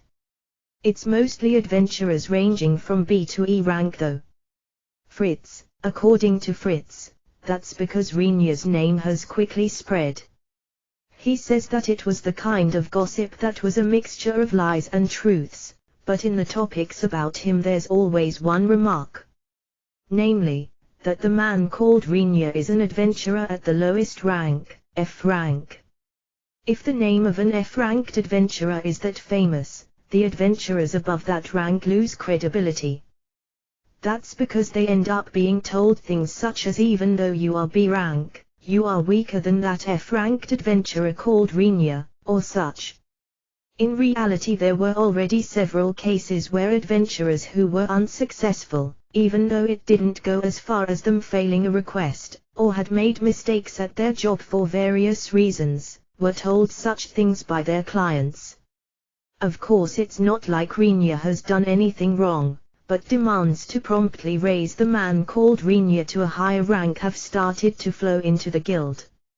A rank up is troublesome. I don't want to take something like an examination. There's no merit for me even if I rank up. Rinya, originally you will be able to receive various kinds of assistance from the guild if you rank up, but, Fritz, you know, if the guild's assistance is above the abilities of me and my friends, I will consider it. Rinya, attractive assistance for you, who has connections to His Majesty the Elven Emperor and Her Majesty the Archduchess, is difficult. Fritz, even so I will have you raise your rank, okay? Fritz doesn't show any indication of pulling back. Reluctantly Rinya raises the index finger of his right hand. Exemption from the rank-up examination. Rinya, very well. I will approve of it as a special exception. Fritz, next the middle finger. From now on I'd like you to add an extra amount of money for the raw materials I sell. Rinya, you still need money. An amount of money that's disconnected from common sense is impossible, but if it's within the bounds of common sense, Fritz, moreover the ring finger. The right to utilize the guild's distribution network. Rinya, that comes with rank. Fritz, then, Rinya, if the other party doesn't pull back no matter what, I will add as many conditions as I can, Rinya judges. If the other side answers that it's impossible at some point, I will probably be able to refuse Fritz's request with that as reasoning or so he planned, but an answer stating that it's not possible hasn't appeared. Rinya, who was searching for another condition that would allow him to raise his pinky, was interrupted by Fritz putting even more strength into the hand grasping his shoulder. Hey. I don't have any preferences allowing me to enjoy being grabbed this strongly by a man. Rinya, do you get it? If you discuss most of the conditions with me, I will handle them carefully. I will promise you that here. Therefore, please accept the rank up obediently. Fritz, Roger. So, what rank will it be then? Rinya, if we were to believe all the rumors, it would be fine to go with S rank, but as expected, it's impossible for me to offer you an exemption from the examination for such a rank. Accordingly, I will have you accept a rank, Rinya-san. Are we clear? Fritz, Rinya nodded with a somewhat fed-up expression due to Fritz's obvious enthusiasm to continue talking as long as he doesn't agree. In Rinya's eyes it's not something that exceeds his emotional standard of I don't give a damn about what rank I get. In connection with that, we will raise Shin-san's and Rona-san's rank up to B. Please explain this to them. Fritz, why me? Rinya, it's because they are ranking up alongside you. Fritz, the reasoning behind this was that there's likely no way for F-rank adventurers to always act together with an A-rank adventurer, so it was apparently decided to raise Shin's and Rona's ranks as a consequence of Rinya's rank up. For Rinya something like the adventurer rank didn't matter at all, but Shin and Rona might unexpectedly be happy about their ranks going up. If that is the case, it's possibly not a bad choice to concede here obediently, Rinya begins to feel. Understood. I will explain it to them. Rinya, can I ask that of you? As a guild staff member will bring your new cards on another day, please exchange them for your old cards. Fritz, after reminding Rinya, Fritz called out to the staff member at the counter, pointed at Rinya, and then, after sending them a sign similar to him pinching and releasing something between his thumb and index finger, he vanished inside the building. It was apparently an instruction to add a little bit extra to the payout. It's welcome as it serves as proof of my social standing, but an organization has too many various and troublesome matters after all. While thinking that, Rinya started to take out the raw materials he had stored in his inventory. The sales sum of the raw materials and magic stones hit a total amount that made the guild's staff members' face go a little pale. The items themselves weren't overly rare, but it was the accumulation of continuous hunting throughout 10 days. Meaning, that the amount was nothing to sneer at. Nevertheless, for them to buy up everything and to pay in full probably deserves a high evaluation. Whatever one might say, I guess the guild is amazing, Rinya renews his assessment. Rinya, who headed straight to the military facilities with those funds, informed Keith and the soldiers below him of the date of the sham battle against the noble's private army, and after chatting for a bit, suddenly handed them the full amount. Keith and the others demanded that Rinya, who cared about the treatment of the injured and the preparation of the food without sparing time for sleep, is also given a share of the money, but this was flatly declined by Rinya. That's because he didn't feel inclined to receive any more money for himself, who received the reward from Maria in advance. A large part of his hesitation to accept any more money is owed to Rinya being unable to wipe away the doubts that make him wonder whether he hasn't actually received too much. Rinya showed timidity at an unexpected place, but it seems the soldiers favorably interpreted it as their instructor Dornor being a bigwig who isn't fixated on money. While raising the soldiers' loyalty to a point he hadn't intended at all, Rinya gave the soldiers the detailed instruction of resting their bodies comfortably until the sham battle in 3 days. And then, on the day of the sham battle set by the Archduchess, Lord Bolton's private army had already lined up in rows after having sorted out various preparations at the specified location. It was decided that Maria would witness the outcome of the event as the Archduchess representative. She and a group of guards take up position. But Rinya's unit didn't show up. The first afternoon bell has already stopped ringing, and even more time has passed since then. The sky is blue and cloudless. The afternoon sun is brightly shining down on the plain. The military forces of Lord Bolton have been boosted by a further 100 cavalrymen and 100 archers in comparison to the number Lord Bolton had prepared the other day, totaling to a considerable scale of 900 soldiers. When it comes to such large number of troops, even Lord Bolton can't completely pay for it by himself. No matter how you look at it, it's plain as day that several other nobles are backing Lord Bolton. The opinion that it might not be very adult-like, whatever the circumstances might be, to confront Rinya's group with a corps, composed of 900 soldiers of infantry, archers, light cavalry and even heavy cavalry split into units of 100 soldiers, was brought up from all around up to the appointed day, but Lord Bolton rejected those views with the single remark, nowhere in the rules is it written that the number of units has to be the same.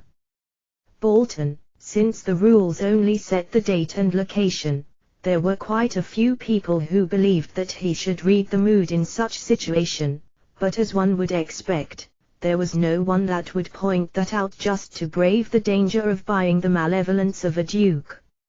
Even more time has passed. Lord Bolton, who has already mounted his horse, tightly grasped the reins and restlessly changed the position of his horse, unable to hide his displeasure. The soldiers, who are being kept waiting, didn't show as much of a blatant behavior as their lord, but nonetheless, they are unsettled, which leads them to hit the ground with the butt end of their spear or repeatedly rock their bodies. A slightly tall pedestal-like structure had been built in order to overlook the place set as battlefield for the sham battle of the soldiers of Trident Principality. Maria, who sat on a chair that had been installed on that pedestal, looks at Rona, who is in charge of the guards nearby, unable to comprehend the current state. Because Rona serves as Maria's guard today, she's clad in her combat gear with her mace hanging at her waist, and a chest protector and teku being equipped atop her usual priestess garb.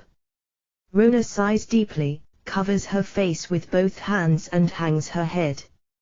Rona. Maria, yes, Maria-sama. Rona, do you know what has happened? Maria, yes, more or less. Rona lowered her hands and lifted her head. Rona's expression was that of someone who had completely given up on something. Maria tries to question Rona with what's on her mind, unable to bear it any longer. Don't tell me that Rinya escaped. Maria, putting aside Rinya, the soldiers won't try to escape. Even if they stand us up here, they are obliged to remain as soldiers of the army. Rona, just what's going on then? Maria, I vaguely suspected that he would try to pull something, but, Rona, after one more sigh, Rona starts to talk. After I showed the letter to Rinya, he looked as if he was pondering about various things. The place had been clearly specified, but as for the time, it had been set to be, after the first afternoon bell chimes. Rona, yeah, so. Maria, if you excuse me splitting hairs here, but you can say that no matter when he arrives, it will always be after the first afternoon bell as long as it's before tomorrow's first morning bell. Rona, Maria's face that had a somewhat cool-headed expression until then turned into something that felt somewhat idiotic and flabbergasted. In the eyes of those who knew her, the instances of Maria showing such an expression were extremely rare. But without even the composure to enjoy that rare occasion, Rona continues, furthermore, there's no clear definition of a penalty in case he is late. This means he can unreasonably push his way through with a simple apology even if he's that late. Rona, isn't that equivalent to disrespecting Her Majesty the Archduchess? I heard that he had been informed of the place and time in Her Majesty's letter. Seemingly in exchange for Maria, who was at a loss for words, one of the guards opens his mouth. Rona looked at the soldiers who spoke up, and shook her head left and right, albeit slowly. Certainly, he had been notified through a letter by Her Majesty, but, this sham battle is something carried out upon the demand of the nobles' camp. It doesn't take place under the name of Her Majesty the Archduchess. Rona, ultimately, what does that mean, Rona Dorno? Due to the soldier urging her to answer, Rona thought about how to put it into words and decided that it would be better to tell the truth rather than blanching her words over, and replied, in the worst case it just means that it's possible for him to give up at the last moment. Rona, because there hasn't been a penalty clearly stated in case he does. Maria, Rona nods at Maria's question with a sullen expression. This is something unthinkable for knights and soldiers. As they are basically affiliated with the country, they consider it as only natural to obey the Archduchess and the nobles. However, Rinya is an adventurer and not someone subject to the country. Of course he's not a soldier or a knight either. Even if he were to be branded as an incompetent trainer at this point, for argument's sake, Rinya isn't bound to any place in particular. Does Rinya-san plan to not come? Maria, no, I don't think that will happen. Rona clearly denied Maria's question at once. Due to that decisive denial, Maria wonders why Rona can state it that distinctively. Renya said that he will take part in the sham battle because he promised to do so. Rona, at this point I will properly tell you in advance, Rona spoke emphatically. No matter how much quibbling he might do, seeing that he brought up the word promise, I'm pretty sure that he will keep it. Even if he were to delay things evasively while using various excuses, it would likely be Maria who would get troubled the most if Renya really ran away. Renya should be fully aware of that as well, Rona believes and also hopes. He'll probably make sure not to cross that line. In the unlikely event that he doesn't, Rona lightly grasps the handle of the mace hanging at her waist. I will clobber him even if I can't win, Rona, ha. Did you say something? Maria, no, it's nothing. Rona, while Rona settles into a somewhat grim determination, even more time passes, and just at the time when the sun was going down and the sunlight's color gradually started to change, Renya's group finally showed up in a line. Behind Renya, who walks sluggishly with an expression making it apparent that he isn't very eager about this, is Shin, who follows while donning a somewhat apologetic expression. Renya is in his usual fully black attire and the soldiers wear the army's equipment. Only Shin had now returned to her usually worn outfit despite putting on the army's gear during the training.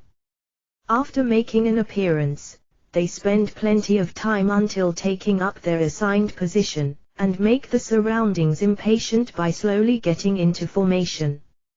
At that time Lord Bolton's patience had gone beyond its limit, and even the soldiers, who followed him, were seething in anger after thoroughly having been forced to wait.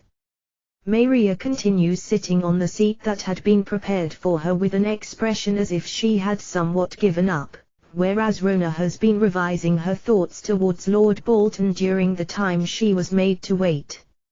If it was one of the other nobles with low patience, they would have probably started talking about winning by default because Renya didn't turn up a long time ago. Even if they obtained a win by default in a sham battle, it's meaningless, but it would be expectable for them to loudly clamor Renya being completely incompetent while using the default winner's shield. And yet, Lord Bolton didn't even try hiding his expression and behavior full of displeasure, but he still waited for Renya to arrive. That Lord Bolton looked at Renya's face, drew out the long sword, which was affixed to his waist, alongside the scabbard, unsheathed the sword, thrust it in Renya's direction and shouted while throwing the scabbard on the ground, "You are late. To make a noble like me wait for so long, what insolence!" Bolton, being told that, Renya pointed at the scabbard that was tossed on the ground and was about to say something, but after pondering it over for a short while, he shrugged his shoulders and remained silent. Later, when Rona asked Renya what he tried to say at that time, she was told a story about a master swordsman in Renya's former world. That swordsman drew his katana and threw away the scabbard right after the opponent, who had been very late, appeared far beyond the promised time they had set up during a meeting. Due to getting provoked by that, the swordsman lost in the end and was killed. He said that he tried to imitate that, but since he didn't remember the crucial reason why the swordsman lost after throwing away the scabbard, he stopped. Back to the topic, finally both sides had gathered. Maria, who apparently pulled herself together somehow, stood up and shouted after raising one hand, "Since both sides have assembled, the sham battle will commence from now on. Maria, I will have you atone for the sin of mocking me this far. I will change you bastards into rust on this sword." Bolton, no, it's a sham battle, you know. So changing us into rust is not allowed, right? Renya calmly retorts Lord Bolton's loud declaration. Both sides' positions were reasonably far apart from each other, but with only them speaking, even Renya's voice, which he hadn't even strained that much, was audible due to carrying awfully well. Lord Bolton's face clearly blushes, causing Renia to needlessly worry whether Lord Bolton won't end up fainting hour of excitement before the battle. Show our might to that lowly bastard that was born in some ditch. For victory! For victory! In reply to Lord Bolton, the soldiers of the noble camp thrust their weapons into the sky and cheer in a chorus. Next to Renia, who is blankly staring at the situation, Keith whispers into his ear, "Aren't we going to do something like that as well?" Keith, who's going to take the lead? Renia, instructed or not, of course that will be you, no. Keith, well, you know, I'm bad at such things. Renia, as this sort of stuff is for motivation, all that matters is to put your spirit into it. Keith, being urged forward by Keith, who pushes Renia's back while laughing, Renia takes a step forward, unsheathes his katana and turns around in the direction of Keith and the other soldiers. "Gentlemen, you are soldiers of the National Army of Trident Principality, so let me ask you." Renia filled his voice with power while showing a serious expression. He raised his voice into a shout, making it spread across the battlefield well. "What is your duty?" Renia, "It is to protect the people of this country against any hostile elements with our lives on the line, instructed or not." After letting his look fleetingly wander towards Keith, who answered as if acting as representative for the soldiers, Renia continues. "Then, although it might be a sham battle, just who are the ones standing in front of us right now in this place?" Renia, "The soldiers all together," answered Renia, who pointed his thumb over his shoulder in Lord Bolton's direction. "The enemy, instructed or not." "How do you handle enemies?" Renia, "We simply cut them down." "In that case, now and here, show me just that." Renia, turning his back on the soldiers, Renia faces Lord Bolton's group and yells, "Get them!" Renia, "Battle start!" Maria, the roars of the soldiers on Renia's side reverberate as if trying to drown out Maria's announcement. The soldiers were able to thoroughly focus on training their legs and loins on the parade ground, which was changed into having an extremely bad footing, and in the miasma forest, which has bad footing to begin with. They begin charging in defiance of the difference of numbers. Apparently overwhelmed by their spirit and momentum, Lord Bolton was late in giving his orders. People appearing to be aides call out to Lord Bolton, who doesn't move, as if frozen while having cramps on his face, in panic. Lord Bolton, who came to his senses thereupon, finally was about to order the heavy cavalry to charge, but at that time the soldiers of Renia's side had already approached right in front of the private army.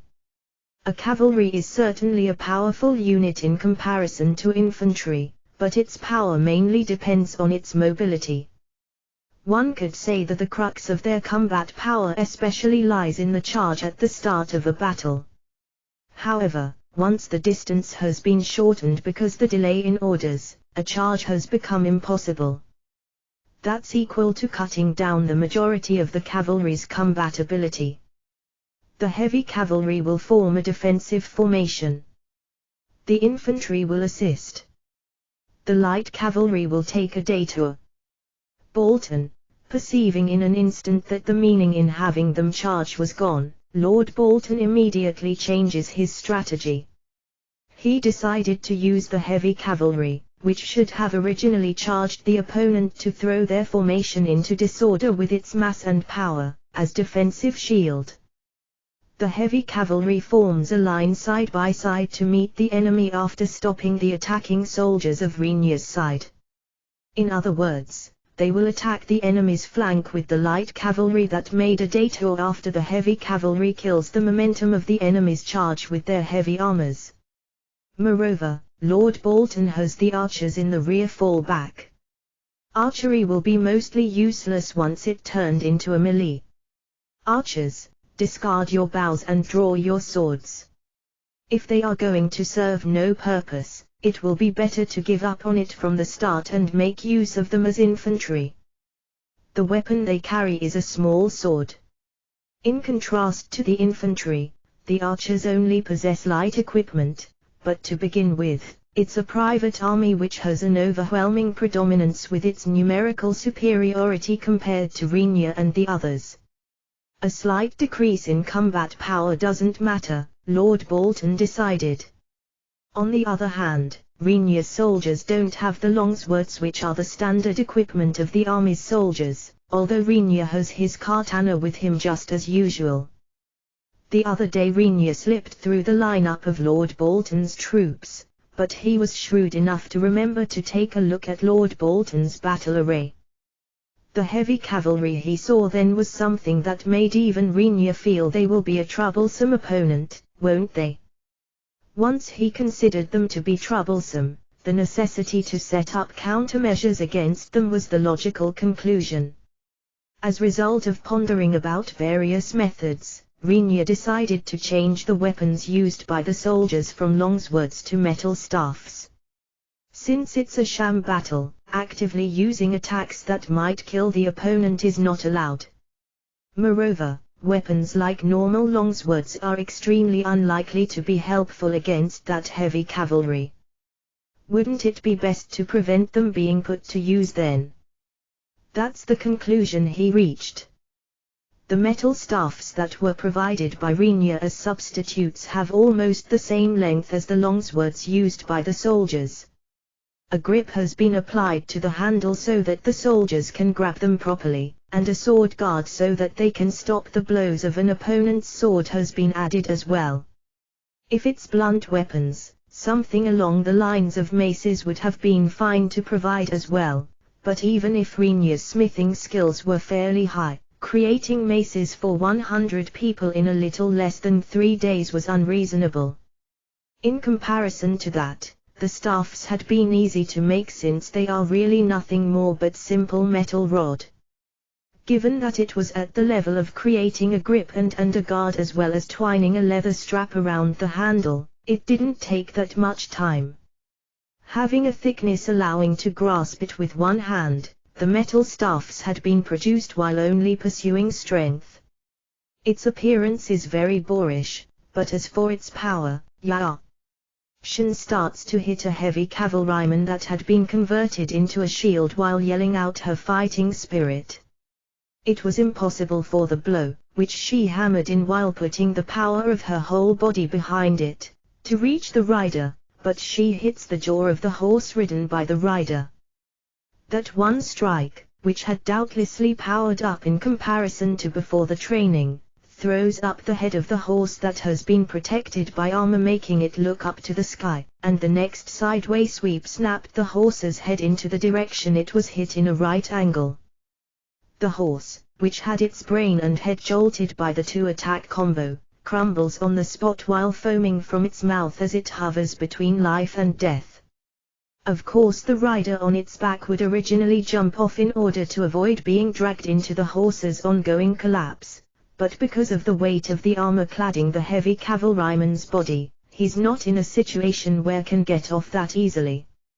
He drops the lance, which he held in a hand, lets go of the reins and tries to dismount the horse, but not being in time, he becomes completely helpless before long when his leg is caught between the ground and the horse's body that falls down as is. The stuck leg didn't seem to have been crushed thanks to the armor, but in front of the rider, who is about to reach a point where he can move after drawing out his leg somehow, stands Shin with a smile plastered all over her face as she shouldered the metal staff. You ready, set, go. Shin. The miserable scream of the victim mingles with the clanking sound as metal is hit by metal. Shin continued to hit the armor with all her power, and around the time when the screams of the victim completely ceased, she wiped away her sweat and exhaled deeply. Shin-sama, haven't you spent a bit too much time on that? Keith cautions her while likewise successively knocking down heavy cavalrymen and the infantrymen who acted as their support. Generally speaking, with the situation of the opponent's side having an overwhelming advantage in numbers, spending too much time on a single enemy included the danger of getting surrounded. Shen meekly nods. You are right. Next time I will take them out a lot faster. Shen, that's the way to go. There's still much more prey left. Keith, an infantryman of the noble's camp, who was hit at the side of his abdomen with the staff that was fully swung by a soldier, rolls around like a cartwheel without even raising a scream. The spot, which was hit at the flank of the soldier, who stopped after 10 odd revolutions, was dented in and the soldier himself kept twitching repeatedly while fainted. The strike of yet another soldier, which was released as if scooping up, catches the chin of a heavy cavalryman and after making him do a backward somersault, the rider smashes on the ground with a squishy sound while facing upside down. I'm pretty sure that the white broken pieces, which were sent flying upwards higher than his body, were broken teeth, Rinya judges while observing the battlefield as he carried the katana in his hand. With that, even if his life gets saved, his chin has been smashed into pieces. Although it's not completely gone, I think that he won't be able to return to a normal life, Rinya thought. He felt sympathetic, but if he's asked so what will you do about it, it won't amount to anything except him simply watching. As for accidents during training, he only thinks I guess such things happen as well. The cavalry, which took a detour trying to hit the flank of Rinya's unit, immediately realized that they didn't make it in time. Even if they tried to hit the flank, all of Rinya's unit had already plunged into the ranks of the heavy cavalry and infantry, and the situation had developed into a melee. If the cavalry thrust in there, assuming that they would be able to deliver a blow to Rinya's unit, it's very likely that they would simultaneously cause damage to the heavy cavalry, which has been routed, and their own army's infantry. A part of Rinya's unit which noticed the cavalry group that stopped moving, starts to attack with their staffs at hand. At once screams and sounds of metal hitting flesh and bone arise. Being thrown to the ground alongside their knocked down horses, the riders are showered with blows by the staffs without being allowed to stand up. Even those who were lucky enough to not being rolled up by their horses collapsing, are one after the other silenced in two different ways, being knocked upwards or downwards. While watching one soldier and then another of the opposing side lose without even raising any screams, Rinya calmly considered, I might have made a mistake in the choice of weapons. In the evening, bright red lights have been turned on in one of the dining halls in the army's facilities, and 100 soldiers were causing an uproar. It was the victory celebration party for the sham battle that took place during the day.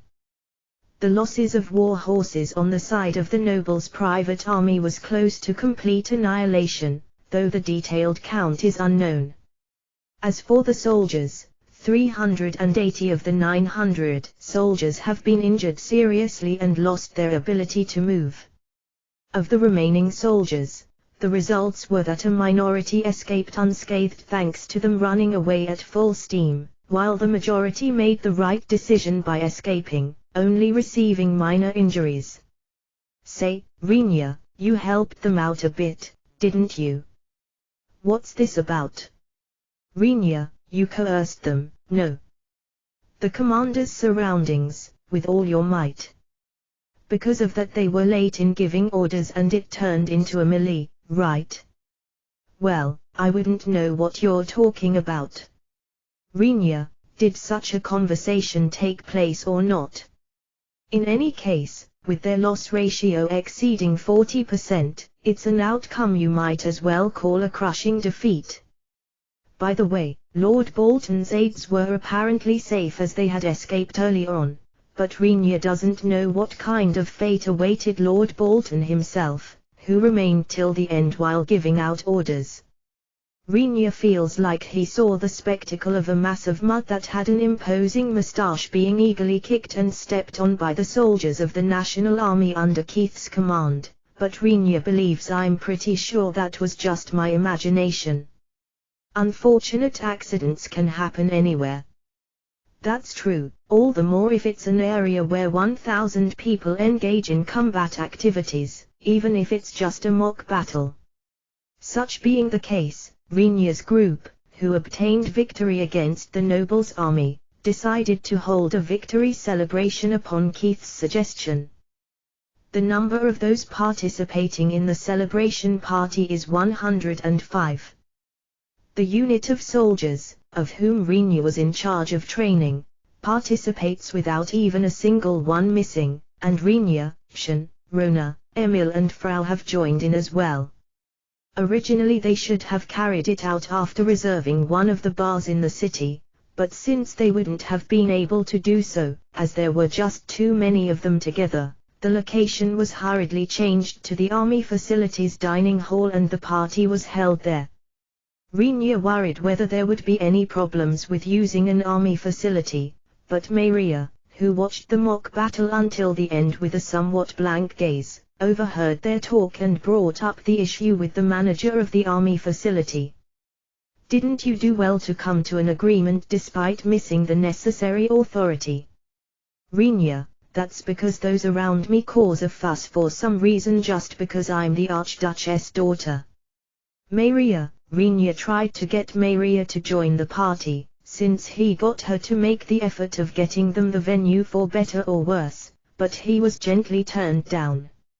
Even if it's tolerated to provide a bit support to Rinya as his employer, it doesn't seem to be advisable for Maria to support a specific part of the army's soldiers, who are serving the country, too much. Though, if that's the case, it creates the question whether Shen isn't allowed to do so either.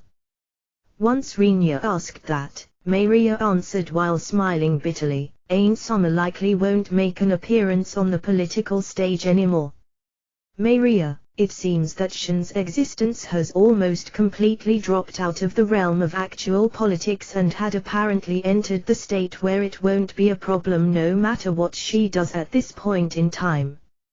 Rinya didn't know whether it's okay to call that an easygoing and nice position or a lonely position in a certain meaning, but he stops this train of thought by showing an ambiguous smile. Tables overflowing with drinks and food have been lined up in the spacious dining hall.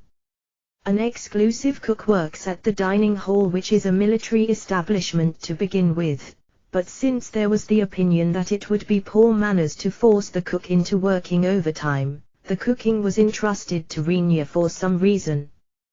The soldiers, who devoured the food made by Rinya earnestly in the miasma forest, apparently learned that the food prepared by Rinya is delicious, resulting in them constantly demanding Rinya to cook for them.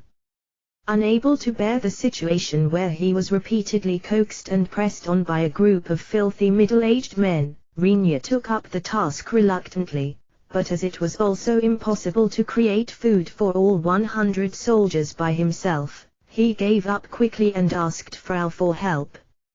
Frau had an expression showing that she was excessively unwilling to do it, but as she was apparently unable to deny Rinya after having been asked earnestly, she agreed unenthusiastically. Rinya didn't have any intention to force her, but having said that, the penance of struggling to make food for 100 people by himself would await him, if she turned him down here. He has resigned himself to such a thing being unavoidable, as long as it was during the training, but it's a task difficult to accept in the present situation. Due to Rinya bowing his head as he begs while being all apologetic about it, Frau, who realized that her emotions apparently were completely visible on her face, slaps her own cheeks with both hands. Do you hate it this much? Rinya, I can't get motivated for it no. This will be nothing but labor no. Frau, once he wondered what kind of reason she would bring forth, it seemed that the reason for her being unwilling was the lack of a reward for her toil. Frau scratches her head due to Rinya being unable to hide his surprise over the slightly harsh reason. I will compromise by thinking of it as service that will bring about a large amount of monetary reward no. Frau, yeah. I will rely on you. Rinya couldn't say anything more than that as he lacked any further words. With Frau's help they were able to prepare the food without a hitch, although it was a reasonably hard job. Rinya made otherworld tanjiru, and while wondering whether he won't be pestered in the middle of the cooking, he simply prepared a huge amount of grilled miso and soy sauce onigiri. Frau arranges the various food they created skillfully on dishes and lines them up on top of the tables one after the other. With there being an abundance of various dishes lined up, it was a sight clearly showing that Frau easily surpassed Rinya in the number of dishes in her repertoire, but Rinya cannot help feeling mystified that it's the onigiri, which he continues to make with all his heart, that are decreasing at an alarming rate for some reason. You guys, that's definitely odd. Rinya, while appeasing his thirst with a cool ale, Rinya feels a kind of eeriness as soon as he sees the 100 soldiers grabbing the grilled onigiri that were piled up into a mountain and greedily devouring them by stuffing their mouths full of them. Even if the quality of the rice is average, Rinya had some confidence in his way of cooking the rice and that his grilling skill is appropriate. However, the mountain of onigiri created by Rinya was something he made from rice, which he brought with him in a huge amount, while planning to tell the soldiers that he definitely won't forgive any of them if there was some food left over. And yet, before it reached the point of him wondering whether there would be any leftovers or not, he feels like the onigiri are vanishing too quickly. Even Frau, who finished making dishes to some extent, seemingly judged that it would probably be better if she helped Rinya with the onigiri, and once she took up her position next to Rinya, she started to fiercely shape onigiri after wetting her hands with salt water. Somehow this is amazing, isn't it? Unable to put her hands on the mountain of grilled onigiri, Rona watches Shin, who savagely gulps down the onigiri, in a daze. And it's none other than Emil who secures her own slightly larger share of various dishes of Frau's cooking while floating a broad smile after seeing the spectacle taking place as she drinks wine and pecks at her food. While looking at the cluster of rice that has been consumed in large quantities in front of her eyes, Emil mutters as if giving her praise, "Well, it's a dish they won't be able to eat anymore once Rinya stops working as their instructor. So it's not like I don't understand their feelings either." Emil, that's certainly true, but, if you like, how about selling it at our shop area? Rinya mentioned a plan he came up with, but the moment they heard those words, the soldiers' gazes concentrated on Rinya. The soldiers speak up all together towards Rinya, who unintentionally stops his hand that is holding an onigiri. "We'd like to request that by all means, instructed or not. Don't shout all at once. I will take it into consideration. Rinya, the army has many people. If something like a fan base takes root there, I can expect large amount of sales even if it starts out with small profits." Thanks to rising in the adventurer ranks, Rinya has obtained the right to use the guild's distribution network. He began to calculate that he should try commercializing rice in various ways, since he's buying it up anyway. In reality this is a really well-made dish, instructed or not. Keith says while precisely securing onigiri with both his hands. On top of it being edible with one hand, it's not bulky. Moreover you can eat it even when it has cooled down, though it's also delicious after being freshly made. It is tasty even if you warm it up afterwards. Keith, there's no persuasiveness in what you are saying if you are holding one in each of your hands. This soup has a nice taste, too. It is using an unusual seasoning, isn't it? That's because it has been made out of elven beans. I think you usually can't obtain those. Once I consider it properly, the soy sauce and miso, who are used in making the grilled onigiri, is a special product of the elven country. Those are not ingredients that will normally appear on the markets of the human continent. Rinya has connections allowing him to get his hands on them continuously, but without that, you might as well say that there's almost no chance to taste them as long as one stays in the human continent. Guessing that the food they are eating seems to be a high-class item they won't get hold of that often, the soldier's eating speed rises even further. Predicting that the amount of rice that he currently has remaining won't be enough to satisfy the soldiers no matter how she thinks about it, Frau went to the hearth in order to cook more rice. Oh well. I guess it's fine, hey, Shin. You can eat as much as you like once go back home with us, right? Rinya, one thing has nothing to do with the other. Shin-sama, please hand it over to us, if you can eat it at any time. Right. We don't know when we'll be able to eat this afterwards if we don't buy it. In the first place, where do you store such a huge amount in that body of yours, Shin-sama? Shin spared only a glance at the soldiers, who were blaming her and using words that seemed to be criticisms, and then ignored them in a huff. She carries her right hand to her mouth with 2 onigiri in between her fingers. Meanwhile she firmly keeps 3 onigiri in her possession with her left hand. Rinya wondered, no matter how you put it, isn't that called being too greedy? But the next words spoken by Shin make Rinya even more dumbfounded. In such things it's always first come, first served. Shin, you say that? You are the one telling us that, Shin-sama. You guys. Show your pride as National Army's soldiers. Even if the one saying it is Her Highness, don't go easy on her. Due to the eating speed accelerating even further, Rinya wondered whether it was all right to start messing around with the soldiers soon and took out several jars and bottles from his inventory. Once he opens one of the jars, there's slightly gooey and reddish miso inside. Rinya smears the onigiri with that red miso and the miso he had used until now, alternating between them. Moreover, he lined up small bottles on top of a table. While Rinya diligently grills the onigiri with the 2 types of miso, Keith, who was driven by curiosity, tries to shake one of the small bottles with his hand. A sound of splashing resounded from within. What are those? Keith, it's booze. I made it. Rinya, while answering, Rinya once again piles up the onigiri that had finished grilling.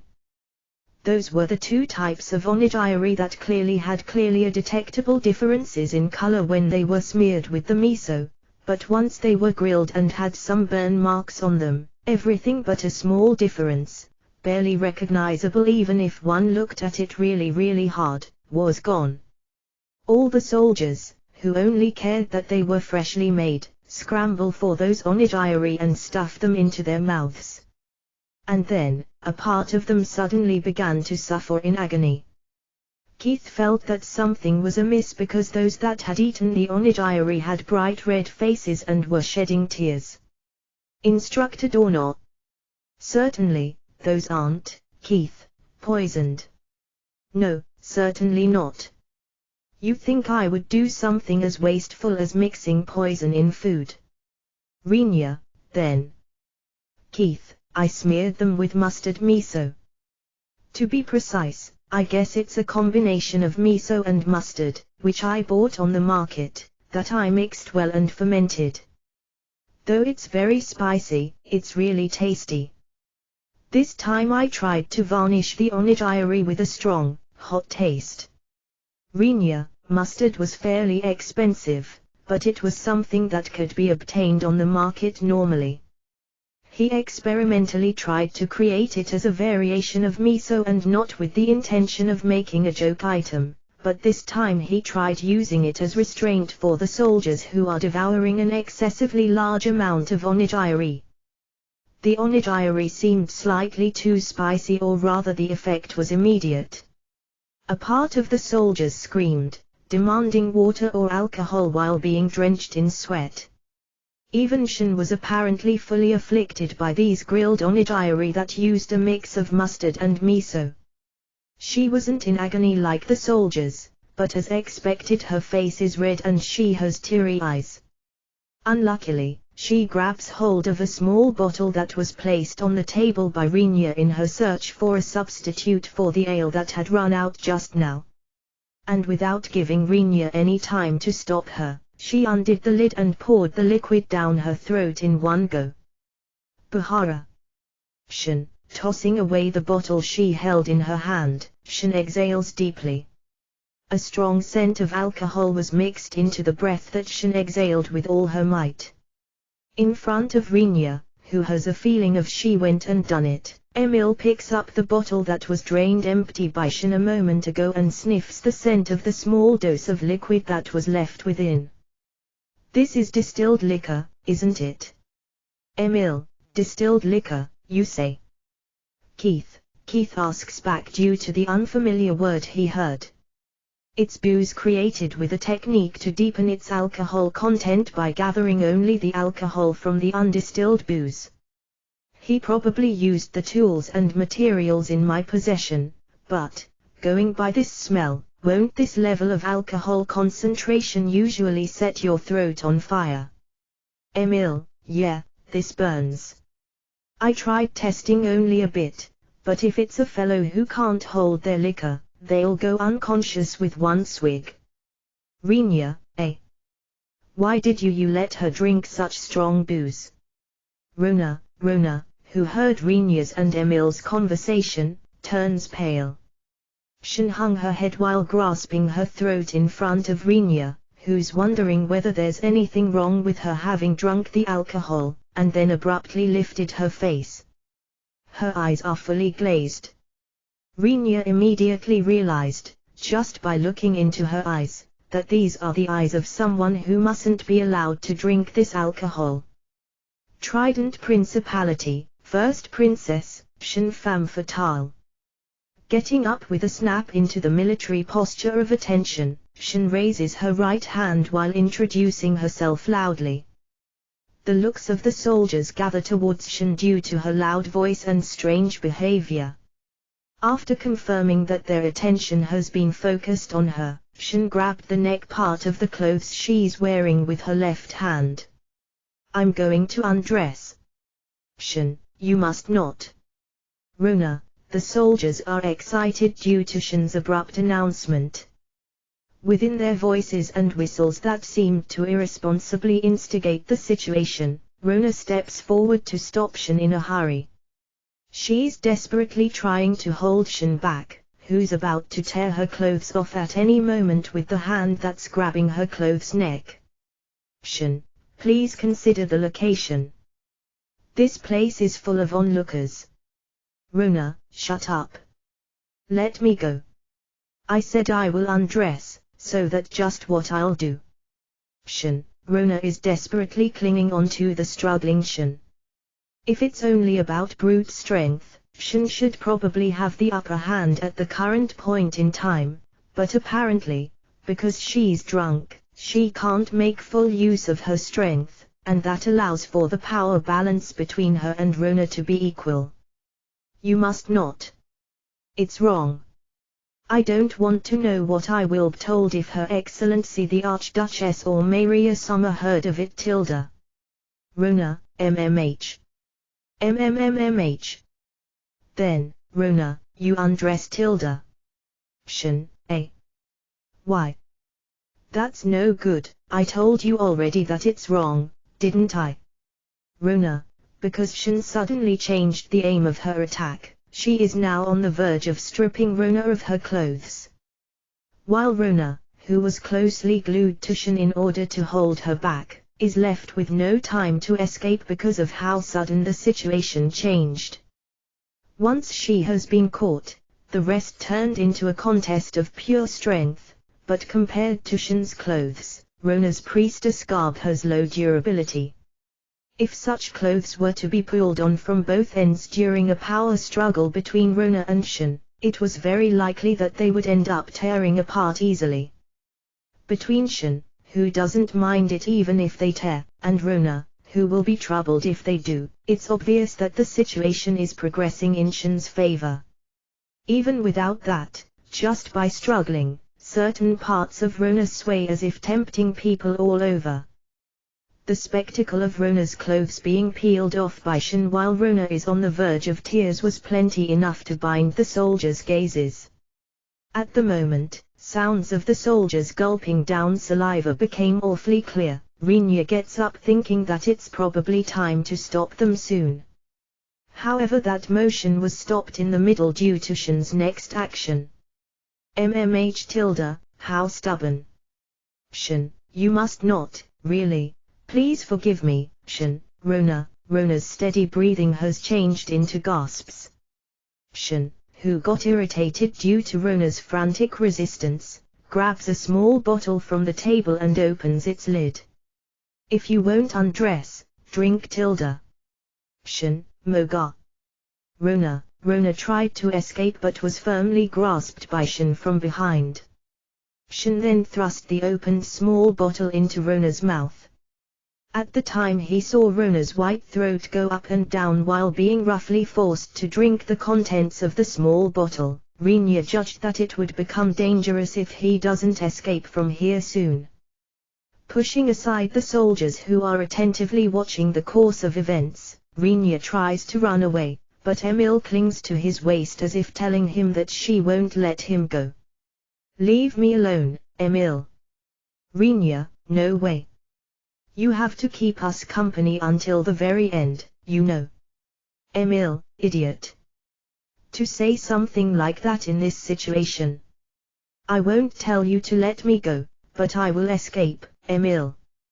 Rinya tries to run away even while dragging along Emil, who still clung to him. Behind him, the small bottle that had been stuffed into Rona's mouth fell down and hit the ground, producing a shattering sound. Few-foo, you few-few-few-few-few-few-few-few-few-few-few-few, a harmonized laughter.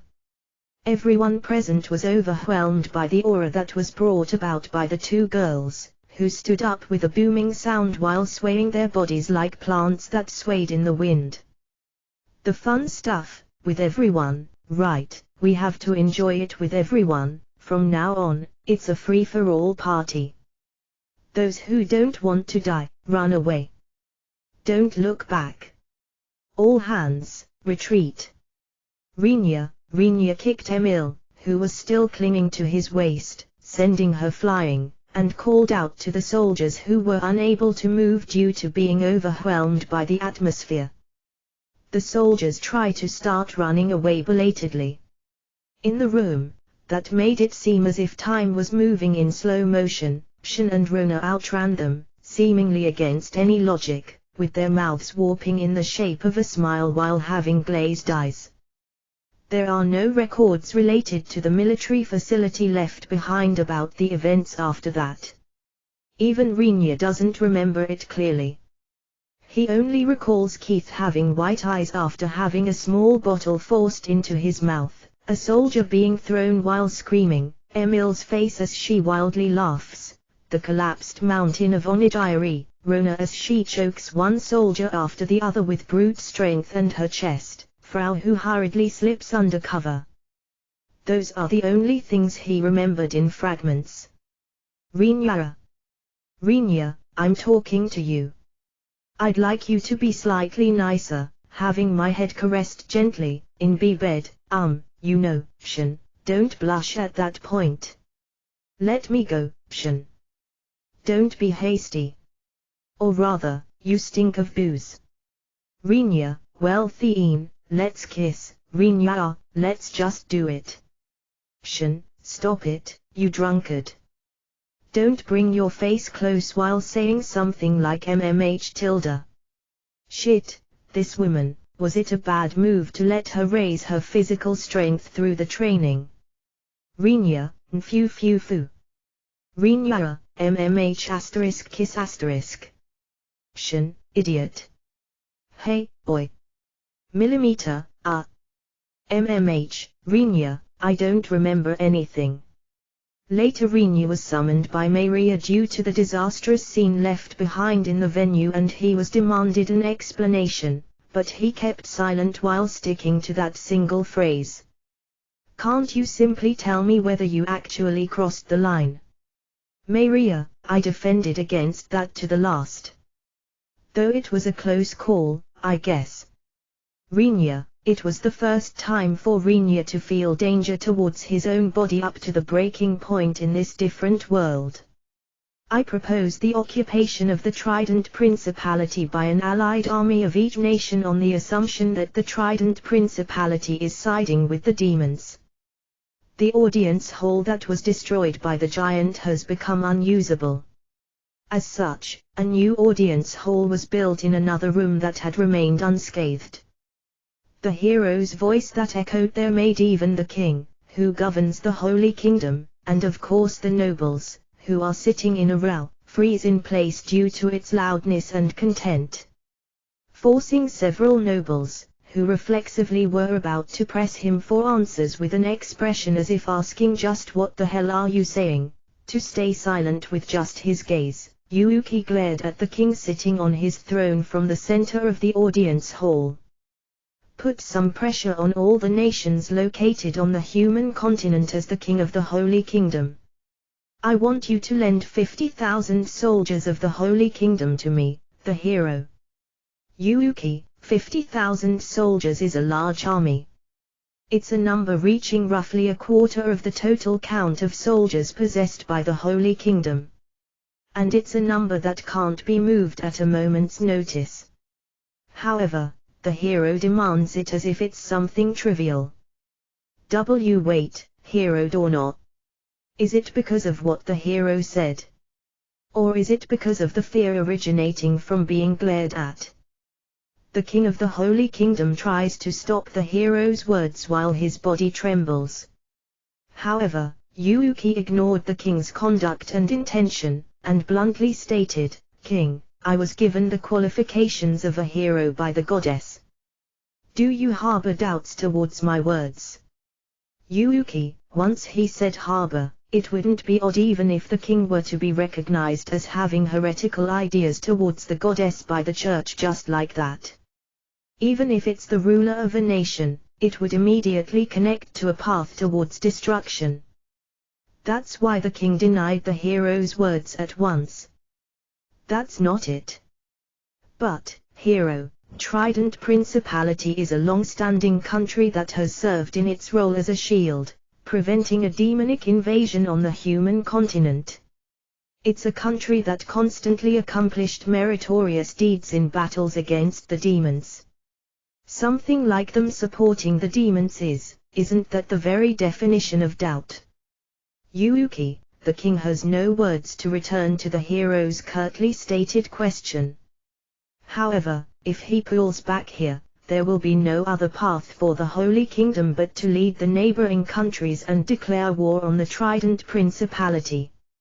Although they haven't decisively confirmed the Demon King's threat, it's evident that now is not a time where they should have a war between fellow human countries, and thus he can't yield as king.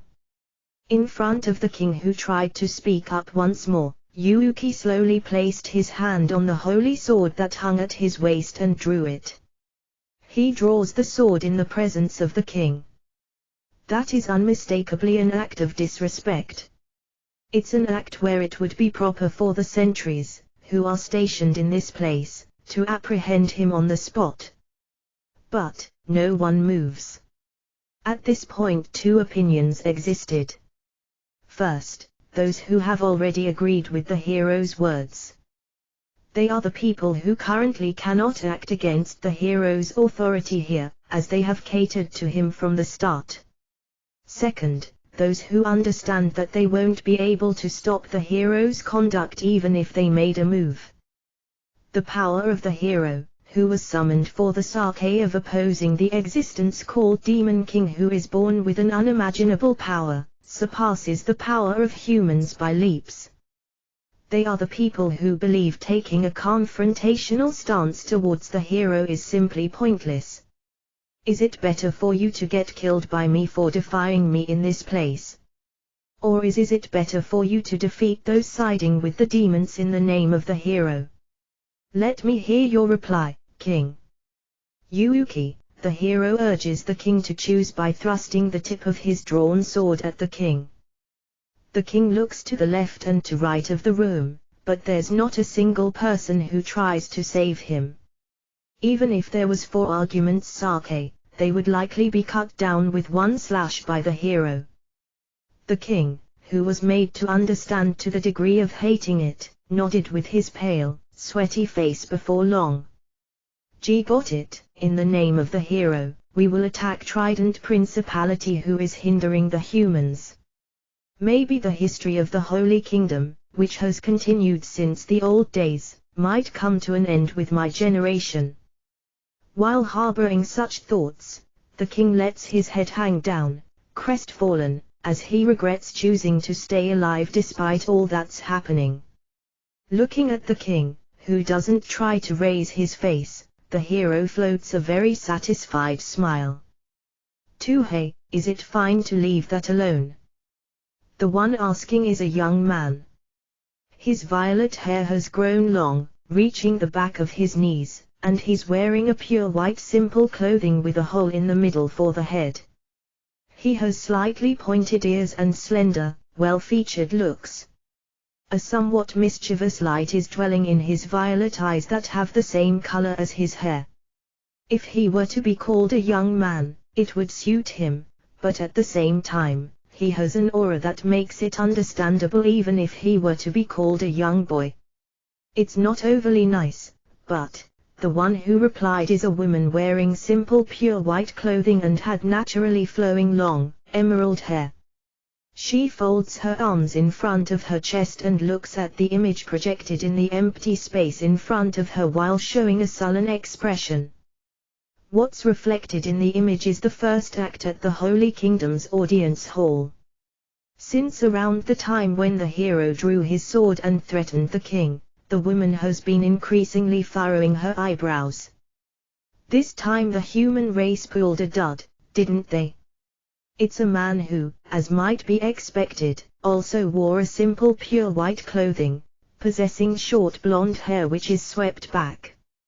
In contrast to the woman with a sullen expression, he's floating a broad grin. His ears are long and pointed like the blade of a dagger. Shut up. Wouldn't it be better for you to quickly finish the selection of a hero if you have the spare time to care about my matters? Although you say that, this time our side has quite an excellent and uniform range of choices, in contrast to your side, right? Even choosing is difficult. Have half of them perish by causing a major disaster or something like that. If it's at their level, the spit-out curse words turn into real curses just like that. The created curse attacked the blonde man at whom the words were pointed. However, the blonde man forces the curse spit out by the woman with the emerald hair to scatter with a single slap of his hand as if driving away a fly. Seeing that, the woman with the emerald hair quietly clicked her tongue. But, is it really all right to let the human race proceed just like that? If things go south, won't they perish on their own accord even before the demons make their move? That worry is legitimate, then. However, that Trident adventurer. I fear that he's likely an instigator placed by Master, isn't he? The air at the place freezes upon the woman's short comment. It causes the blonde man's expression to stiffen, and the violet-haired man erases his broad grin and dons a sullen expression. The probability of that is high, isn't it? That means he possesses that much battle power. I guess he's no mere human either. In short, that means that Master has interfered in our game, doesn't it? If that's true, it's something troublesome, right? The blonde-haired man says, and the woman continues speaking after nodding once. The humans of that world put a very high importance on the existence called hero. And that very hero regards the country, where that person asterisk, who might be under the patronage of Master is staying, as hostile. This is a gamble, but it should also contain a way to cut off the interference from Master at this point. T/N. They treat Rinya as that or that person as they don't recognize him as human. In short, what's this about? Being asked by the man with violet hair, the woman answers, I will take hold of the human's army and the hero's power, and erase Trident Principality from the map along with Master's interference. The woman explained, without any kind of excitement, a plan that would likely erase human lives in the tens of thousands if completed. That's too reckless. If you fail, point recovery won't be possible to use, right? The woman said to the astounded blonde-haired man as if challenging him, that's why it's a gamble.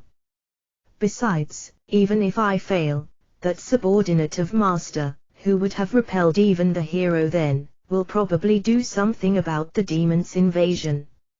I see. I guess it cannot be helped for things to turn out like that as long that continues to live on the human continent. Indeed. And in reverse, if the hero wins, it should become possible to turn all military forces into an anti-demon army. What she wants to say in short is that if they win the gamble, it will be a big profit, and even if they lose, it won't be a crushing defeat. Besides, I also feel like the failure level of this time's hero is a bit too big. The woman confessed while sighing. The two men nod to one another while thinking as expected, after all. Therefore, even if we lose, it will probably be possible to make the fairly high-ranking clergy of the church carry out a second hero summoning by showing them a dream.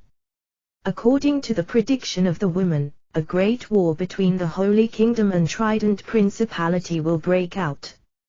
Even if both sides finished the war in a state of considerable exhaustion, they should have enough leeway left to at least perform a second hero summoning. What's necessary are the casters and the mana to be employed for the spell. And then it will finish with only a small quantity of resource consumed. Should we carry out the subjugation war in the name of the hero and goddess? If the hero loses, the authority of his name and the dignity of the goddess, who chose the hero, will likely hit rock bottom. It's questionable whether there will really be someone who will lend their ear to the oracle of a goddess that prepared someone, who only causes useless confusion, as the hero. At that point in time, the blonde-haired man ponders. With a dignified tone she addresses that man. That hero has already gone crazy after being afflicted by the poison of the cruel one. That means he assumed the title as he is stimulated by deep-rooted delusions where even my voice doesn't reach him anymore. Indeed, the poison seems authentic, doesn't it?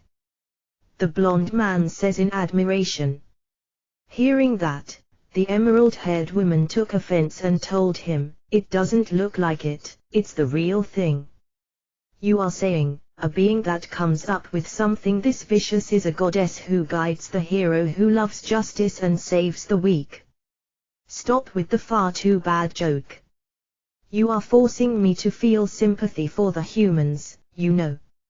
You are completely right there. Isn't she more Demon King-like than the Demon King himself? The violet-haired man laughs with a hee-hee. Who is a Demon King here? I'm a respectable goddess. Having said that, Demon God, can I have you take it a bit easy until things finish on our side, if possible? Sure. It will be fine if we slack off with our invasion moves towards your side until you reach a conclusion, right? It looks like you will be ejected from the game easily if we invade now. However, that would be boring, wouldn't it? I think the selection of your game pieces is also part of the game, but well, it can't be helped. Won't the invasion towards the dragon race, mixed races and my elven country become intense, if we do it this way? Speaking of that, the violet-haired man completely changes his expression from a smile into a slightly awkward one. There are various circumstances on our side as well, you know. Currently we are replenishing our combat forces, right? That's why I guess I will wait and see for a little while. Oh my, did something happen? The violet-haired man shows a sullen expression at the inquiring blonde-haired man. There's no way I'm going to tell you, is there? That's true as well. The game will become boring if we learn of each other's internal conditions, won't it? The blonde-haired man, who readily pulled back, turned his back on the other two as if saying that the talks have finished with this. Well then, I suppose I'll return to my task of choosing a hero. Both of you, please solve your problems as soon as possible so that we can go ahead with the game. That's none of your business. Ha, I'll show you that it will resume right away even without you having to tell me.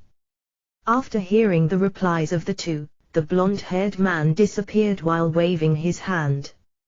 He very likely returned to his own space with the intention to start selecting an interesting-looking person as the hero from among the countless elves, just as he stated. In his case, things such as abilities and personal history are secondary. He only puts priority on the selected person being interesting. In the first place, since they will be chosen by a supervisor, things like ability will be handled afterwards either way. I guess I will go back as well then. There are various things I have to do after all. Take care. Please keep your promise, okay? I know. You, too. Immediately contact me once you are done, got it? Don't try to stall for time. I won't do something like that. While the violet-haired man laughs at the woman, who waves her hand with a spiteful gaze, he waved his hand as well, and vanished as if erasing his existence.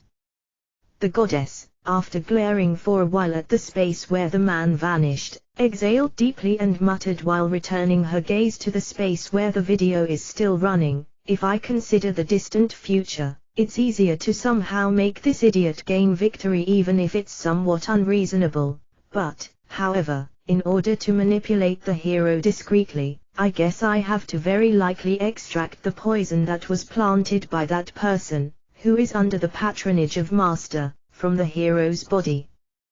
The goddess thinks with a feeling full of disgust. Without doing that, it's very likely that he will stay indoors while becoming sulky once again right away even if he were to brighten up a bit after having been allowed to destroy Trident Principality along with that person. I think I can extract it if I treat him directly, but I don't want to get overly close to that hero.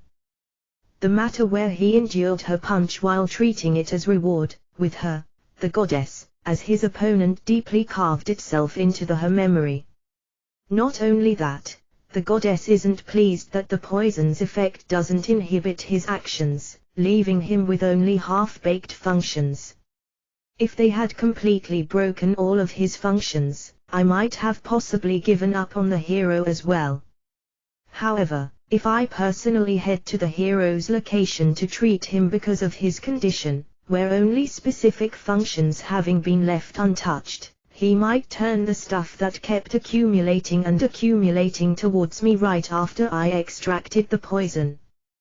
Because he was still a soul last time, it wouldn't result in a major problem even if I attacked him on reflex, but since the hero has properly incarnated this time, he will easily die if he receives a punch from the goddess.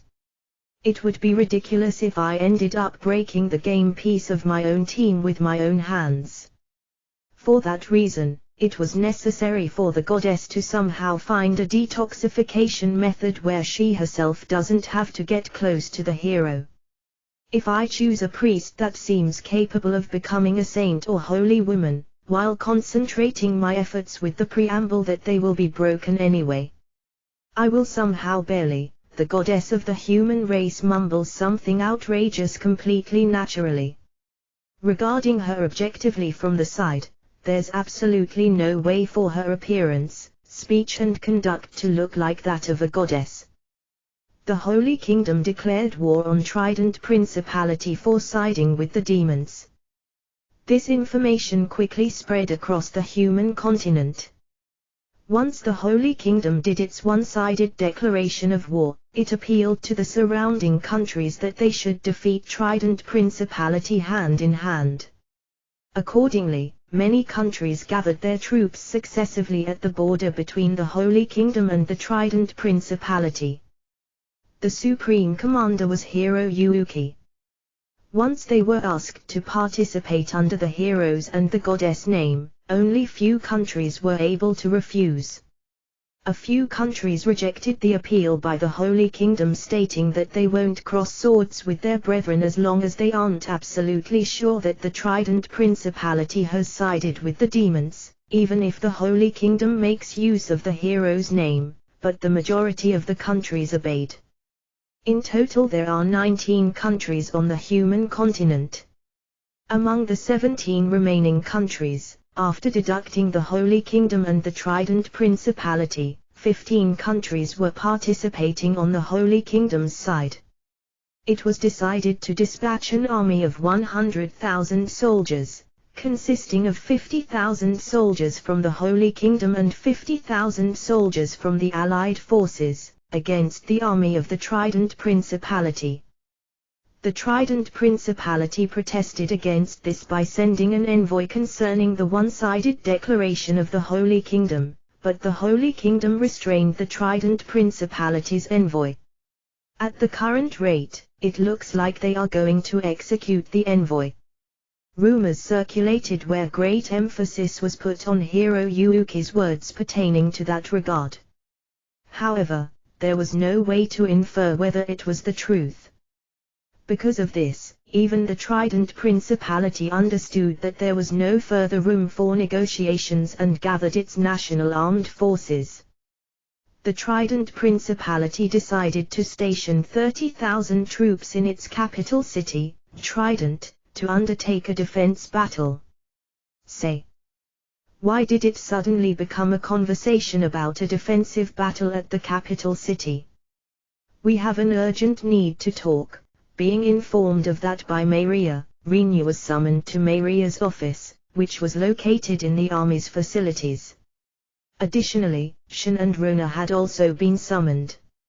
Since there was a note attached that Maria leaves any further attendees to Rinya, he decided that he might as well bring Emil and Krawa along.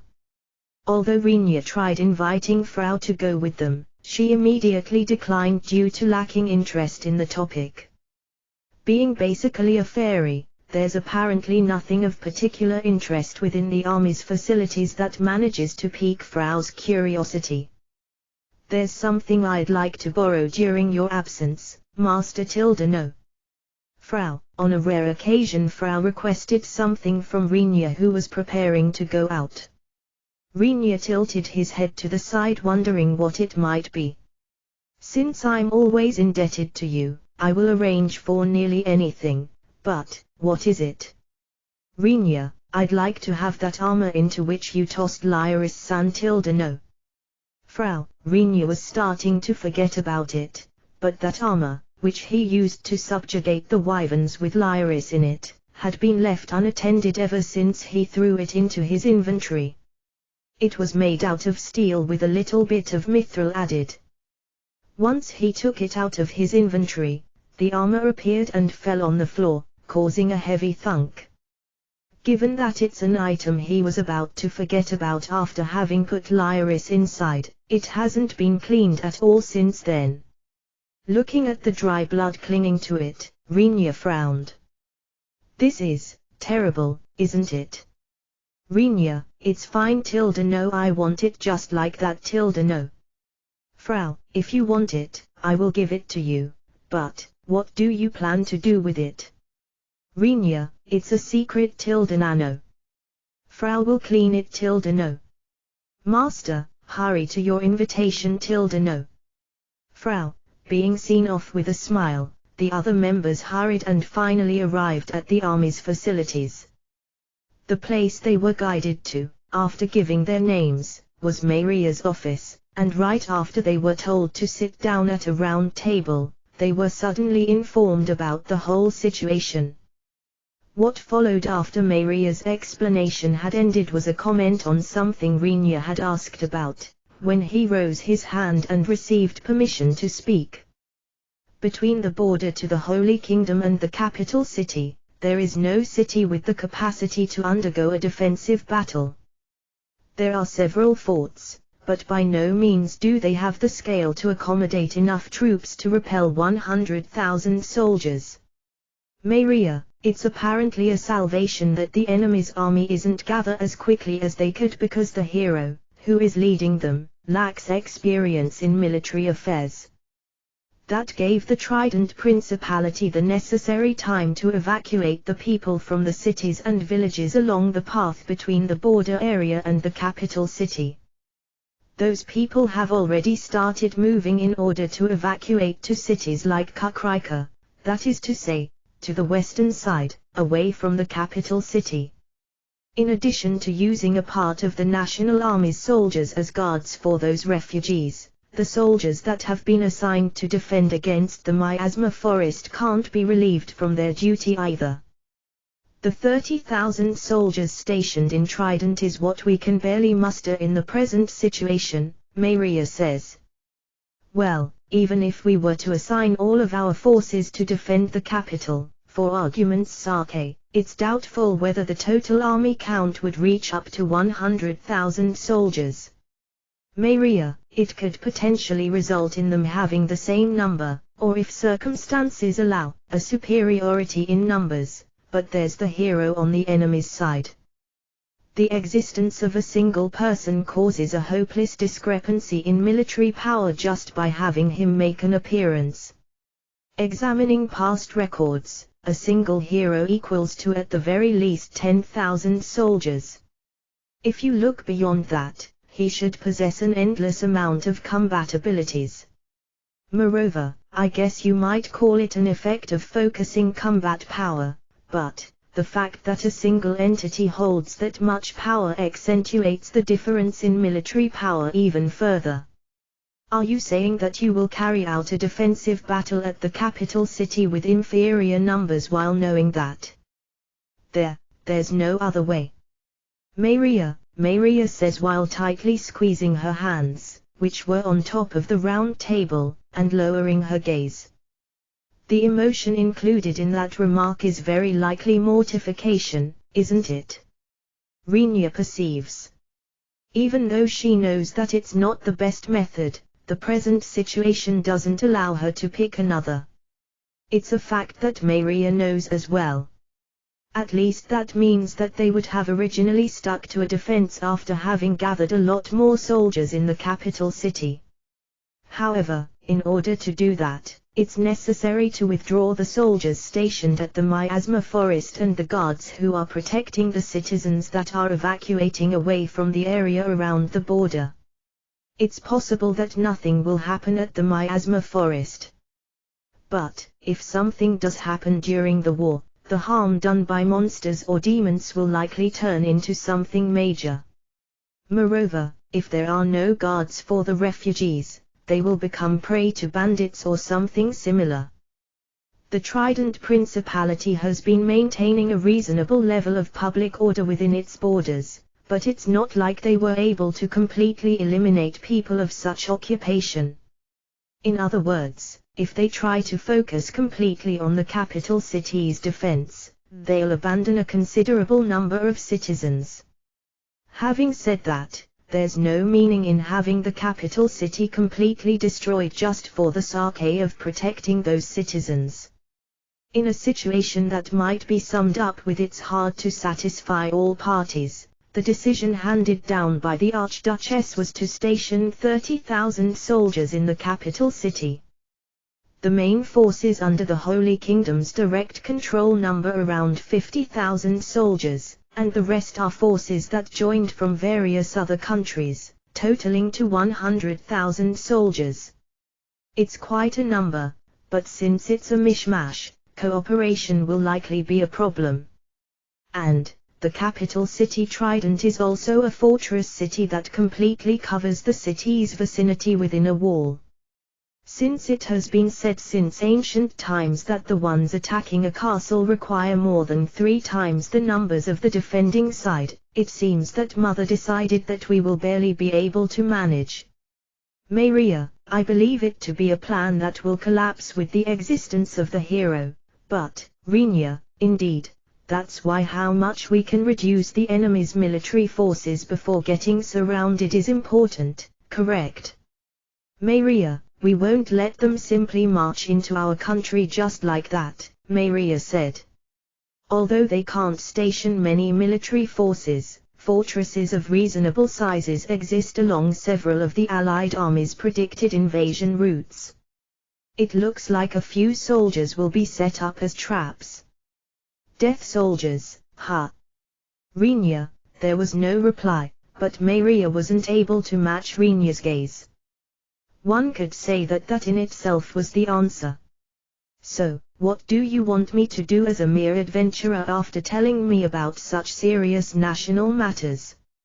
Rinya, even if he knows the circumstances, it's not a story where Rinya has to participate. In the first place, it's not a situation where one would make use of adventurers either. From the standpoint of an adventurer like Rinya, it doesn't matter much whether the ruler of the nation might be the Archduchess or a king. It will be fine as long as he moves to another country once he gets fed up with a particular country. If it's a country with an adventurers guild, they will be immediately able to guarantee a person's identity. As long as he doesn't commit any crimes, he won't be denied entry to any such country. First, please allow me to take back Shanae Summer and Rona. I have already confirmed that with both of them. Maria, sorry, Rinya. I don't think that some like me will be much help, but I can't ignore that my younger sister is in trouble after all. Shan, it sounds as if she's saying something splendid, but I wonder whether she actually comprehends what she's saying, Rinya ponders. However, as she seems to believe that she won't be very useful, hasn't she reached quite the nice spot as a soldier? Rinya wonders. Given that I'm pretty much connected to the lowest seats of nobility, I also, Rona says something that doesn't seem to be an apology. If you have confirmed the will of the two themselves, there's not much I can say, is there? Rinya, I have some issues with those words, as you are the party leader. Ah, now that you mention it, there was something like that, wasn't there? Well, it's no problem with me then. Is it all right with this? Rinya had completely forgotten about it, but it's a fact that Shan and Rona belong to Rinya's party.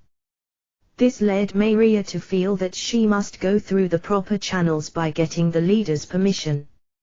Rinya believes that it's not worth worrying about it, but he thinks if she says that part is important, then it might be so.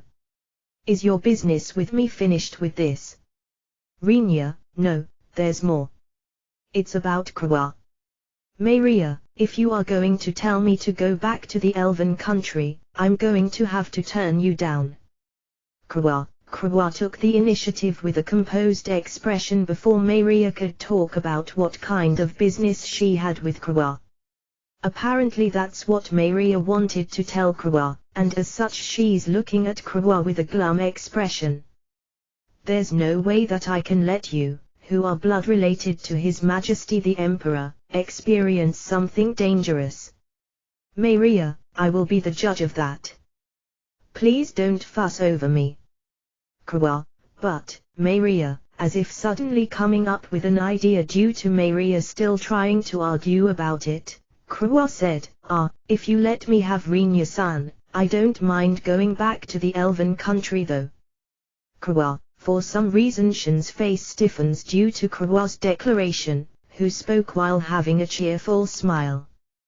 While perspiring cold sweat in her mind, due to that change in situation, Maria gave a disconnected reply, as if choosing her words carefully, I don't own Rinya-san, so giving him to you, but, if you ask him, can't you have him go with you to the elven country?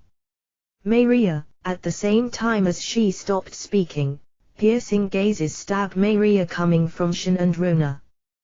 Due to that, Maria shrinks her body, obviously being overpowered. While watching such a situation, Rinya immediately replied, "I have to decline that." Rinya, Mua, the speed of that reply is slightly sad. In the end the Emperor is the issue here, isn't he? Krua, yeah.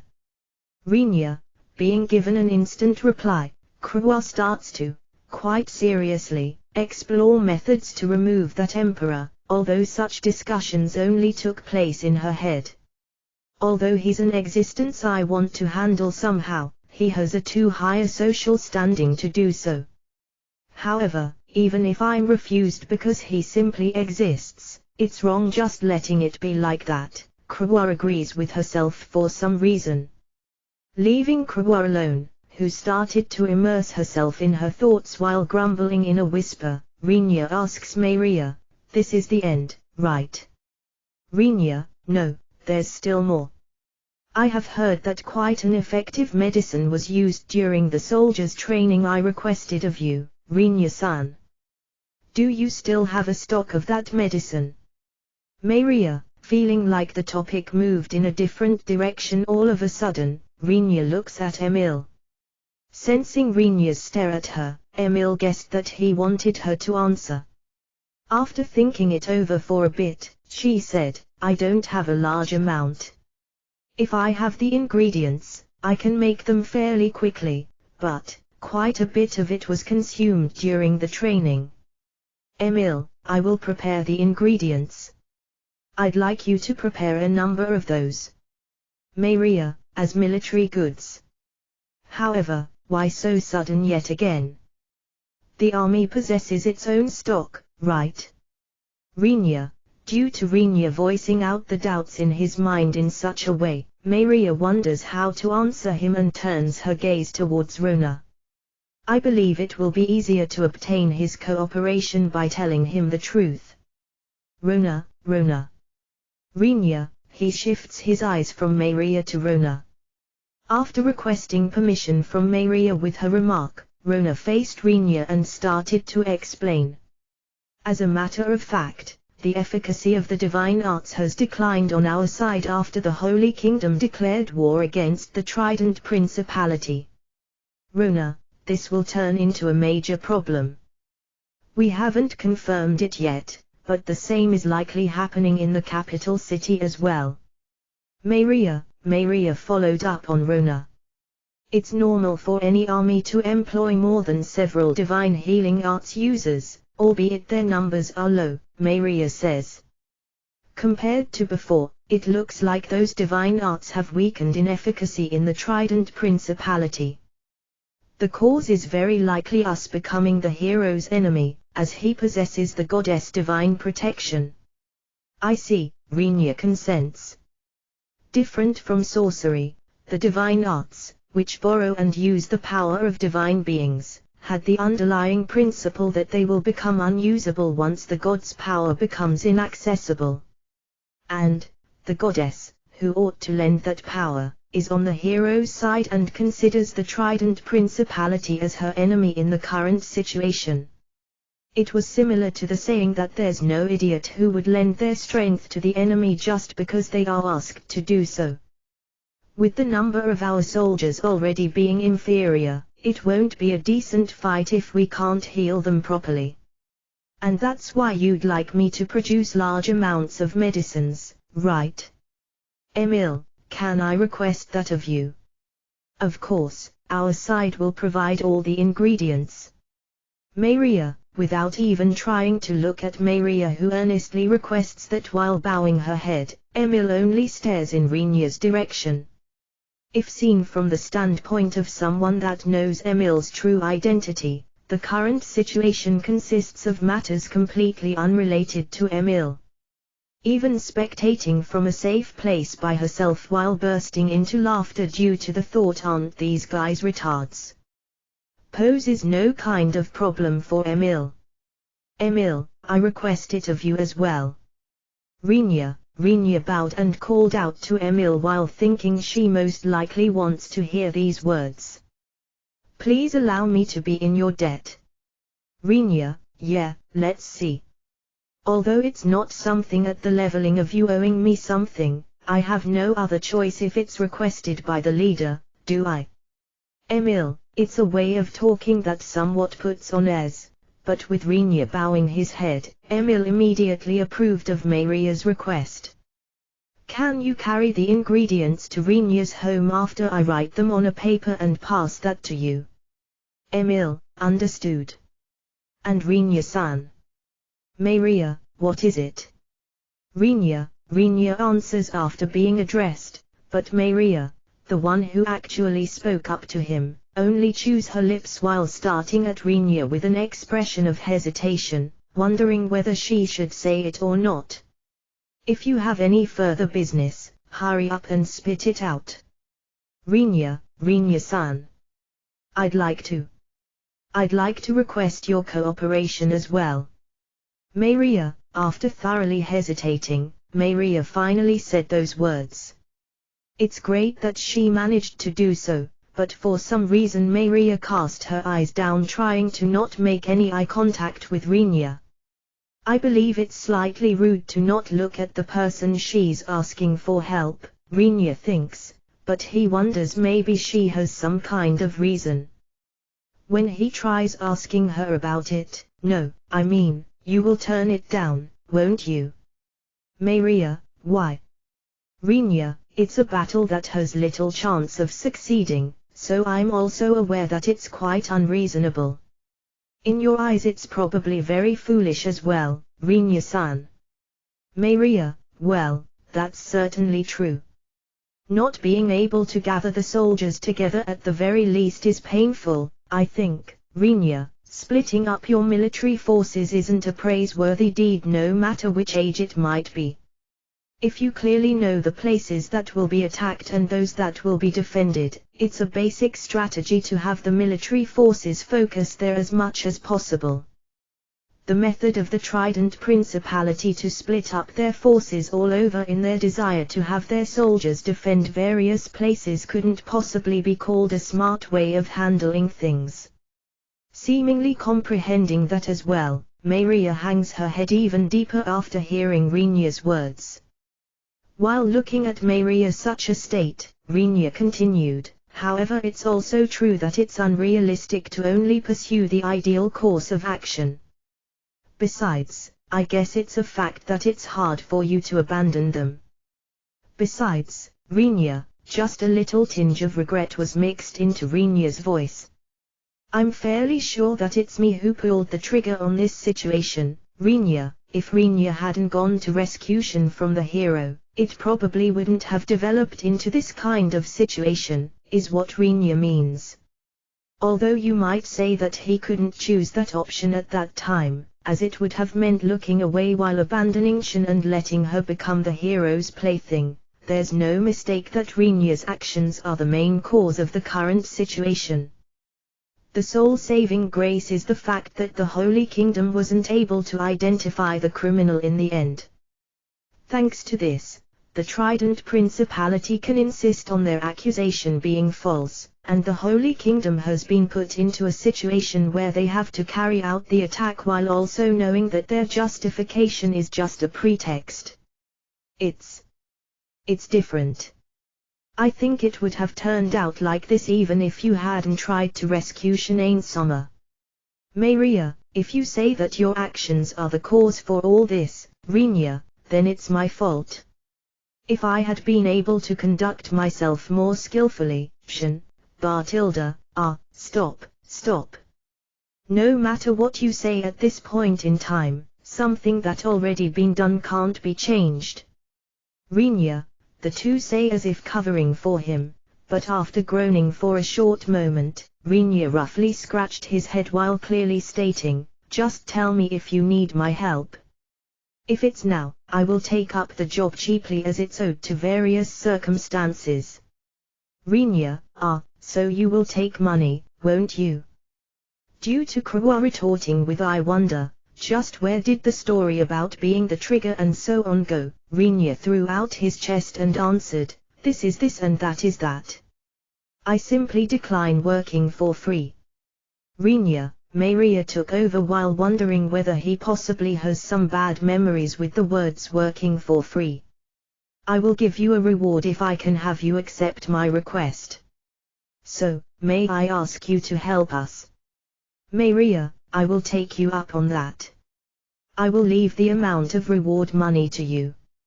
It will only be my share, right? Rinya, that means Rinya and I will act together, doesn't it? Krua declares shrewdly.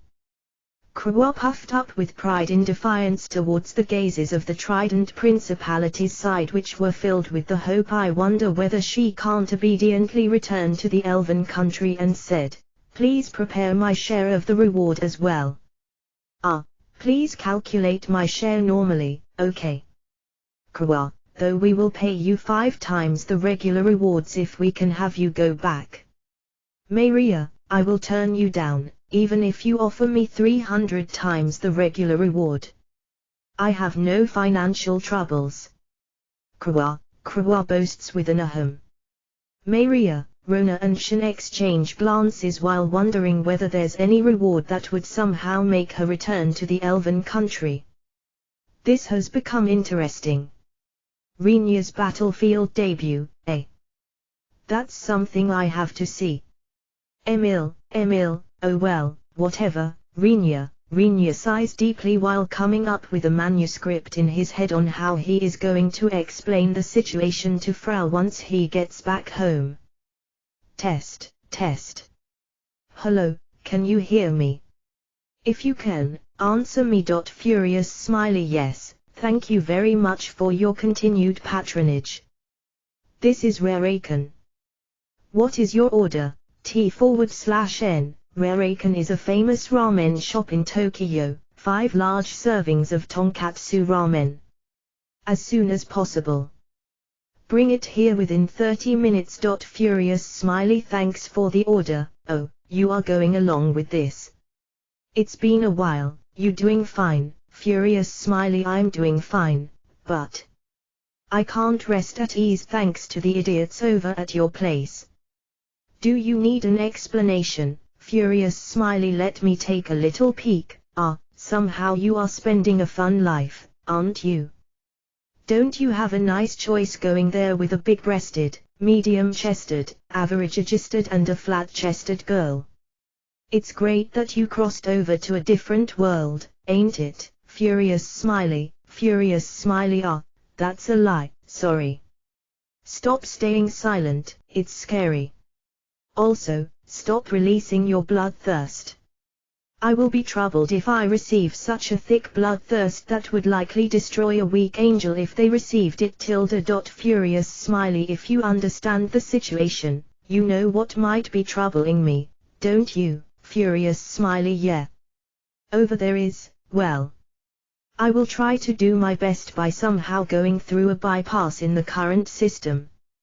I guess it's slightly difficult. I will try to come up with a solution. I'll be relying on you. I might contact you again, if something happens, but I'd like to live my life without having to do that too often. Furious smiley keep at it. Please forgive me for real. Stop sending pitch black thoughts that seem like they could curse me by just touching them. Even for me this is quite formidable. The voice was interrupted. Rinya, who judged that she probably hasn't died, turns his consciousness back to reality. Just as he does, he hears the sound of wings cutting through the wind. The wind pressure that was suppressed to a certain extent by a sorcery barrier, makes his forelocks sway. Did you space out? After having been in deep thought, Rinya looks down at the thing he's currently sitting on. It's night time and the moon in the sky is faint and small. Under the moonlight that barely functions as a light source, he couldn't grasp the colors very well. But if he were able to look at it under proper illumination, he would be able to see that it was a dragon that was covered with green, vivid scales. Its size is around 2 sizes bigger than Draconova at Lyris. It seems to be a species called emerald dragon, but Rinya doesn't really care. Since Krua was flustered after seeing it at first, he didn't think anything except that it's most likely a famous species among the elves. It's the dragon that Drakon introduced after having asked him to lend him a dragon as he wanted to go somewhat far away. Originally it's a species that doesn't live at our group's dwelling, Drakon explained. When Rinya asked where they lived then, he was told that it's a species that inhabited the northern continent. It was completely unknown how it had heard about Rinya, but information about him had been circulated to the northern continent by one of the dragons among those living on the human continent, and several individuals, who got interested, came to make contact with Rinya through Drakon. It seems that this emerald dragon accepted becoming Rinya's temporary mount as a member of said curious group of dragons. For some reason not only Drakon, but even Krua stressed the point that it's only a temporary arrangement, but Rinya doesn't know why they did so. I was brooding for a bit. Rinya, you tend to do that often, don't you? We have already arrived. Being told that, Rinya looked down towards the ground from atop of the dragon's back. He has no idea at what height they are flying, but there's only pitch black ground depicted below. He does see things that might possibly be lights at spots all over, but he absolutely doesn't understand what they are doing and in what state they are. It looks like the Allied forces have already passed the border and entered the Trident Principality, but although Rinya wanted to actually have a look at how many people they have, he can't see the military forces' condition at all since they chose to travel at night so that they won't receive any attacks, and moreover, they are flying at quite a high altitude. Is this the Holy Kingdom's allied army below us? Rinya, you can't see. How inconvenient for humans. It appeared that the dragon could see the military forces below with its dragonic eyesight, even while flying at such a height within complete darkness. Of course there's no way for Rinya, who's no more than a human, to see something like that with his eyesight. I guess it can't be helped, Rinya gave up immediately. I can't do anything about things I can't see. Pay attention to our altitude, okay? After all, we might get attacked if we are discovered. Rinya, the hero, huh? I guess that one's a nuisance. If it's the ones among us dragons who are called medium species, they will end up getting hunted easily. When they brought up this topic over at Lyris' place, she proposed the strategy of mobilizing the dragons living nearby by asking Drakon and having them reduce the Holy Kingdom's allied forces to ash. They were about to literally burn them to cinder in reality, but Rinya put a stop to this. As expected, even Rinya felt hesitation towards the act of causing a large amount of people dying in the vicinity. In Rinya's eyes, the death of soldiers didn't matter at all. If they don't want to die, they shouldn't have become soldiers. If there's a draft system, it would be best for them if they took actions to abolish such system, or if they defected to a country without it. However, I can't say for sure that, given the large amount of people dying, some souls among them haven't grown up to the extent of possibly not returning to this world while holding on to their resources and disappearing. It would be meaningless if I produce souls, which would lower the amount of resources by escaping from the circle of reincarnation, even though I came here especially to replenish the lacking amount of resources. If not for that, the way of eradicating 100,000 soldiers, while trying my best, is a simple matter. For Rinya there are various methods to make that possible. Pay attention to the height. That hero owned a range attack as well after all. Rinya, leave it to me. There's another reason why he rejected their annihilation due to the dragons. It's very likely that the hero possesses powers that allow him to defeat dragons easily, Rinya expected. One way or another, the hero doesn't possess many good traits, but if it's limited to his combat abilities, according to what I sensed during our little match in the Holy City, you can call them quite extraordinary, is Rinya's opinion. I don't know what will happen as long as I don't try to fight him myself, Rinya believes, but I think he possesses combat abilities which allow him to easily hunt down dragons at Drakon's level.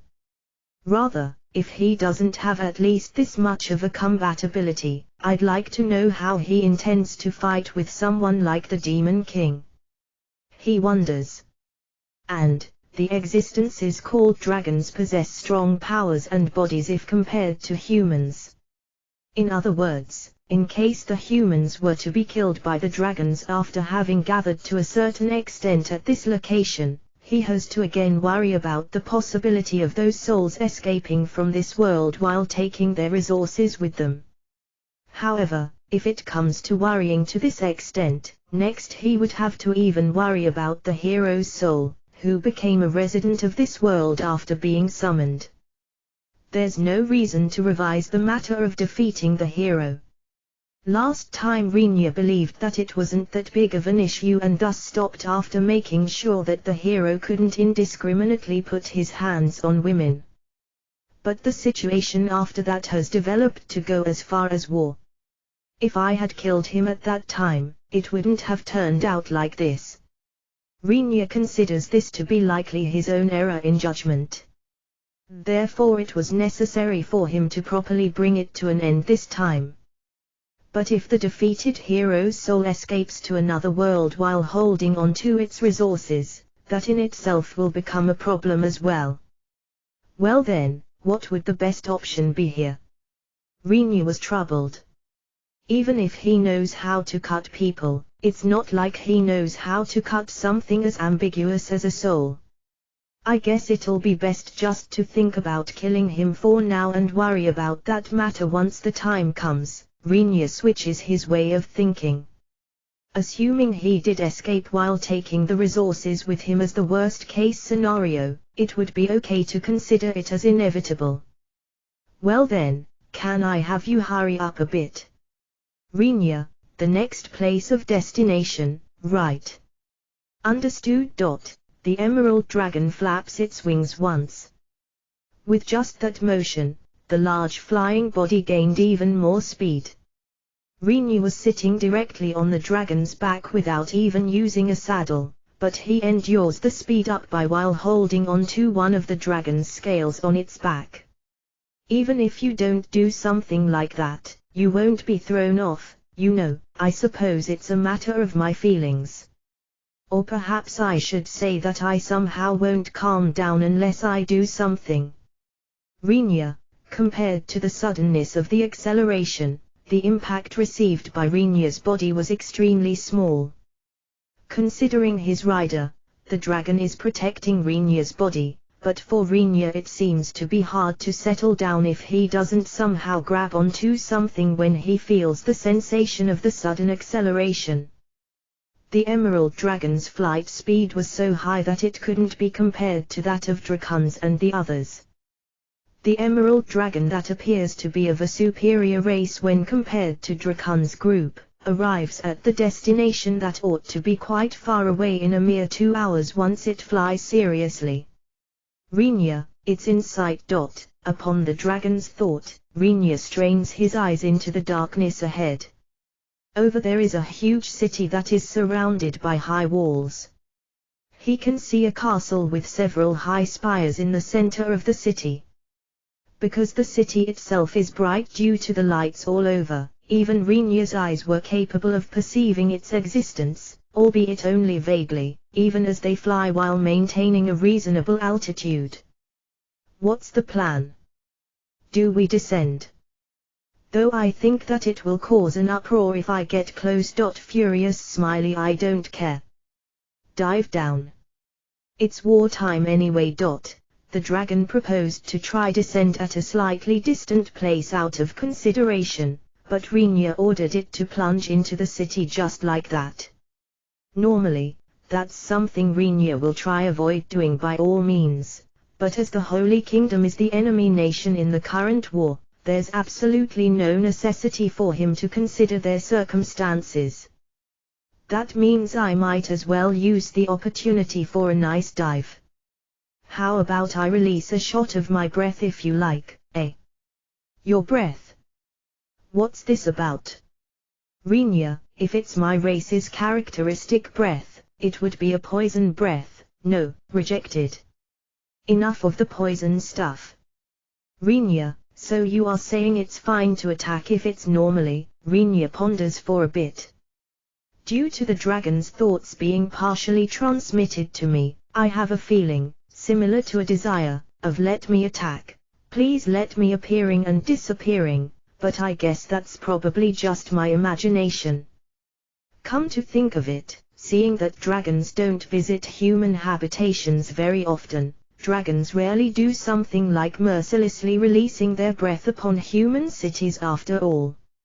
If something like that happened frequently, I'm pretty sure that the humans' habitation range on the human continent would be limited to a far smaller sphere. Considering it like that, the experience of spitting breath at a human habitation without holding back might be something precious even for dragons, which they can only seldomly experience. Having thought about it, Rinya decided to give the Emerald Dragon permission to attack. Can you keep it to the level of destroying the walls and several spires? Make sure to not hit the people's houses. Rinya, leave it to me. A short answer. The dragon opens its mouth while flying unhindered. Green light, which is clearly visible within the night's darkness, leaks from its mouth. I wonder whether I need something like anti-flash protection.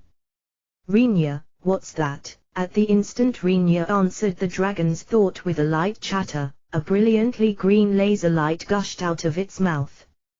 Just as it was ordered by Rinya, the dragon destroyed several of the castle's spires, and then, after flying past above the residential area, it crashes into a part of the wall surrounding the city.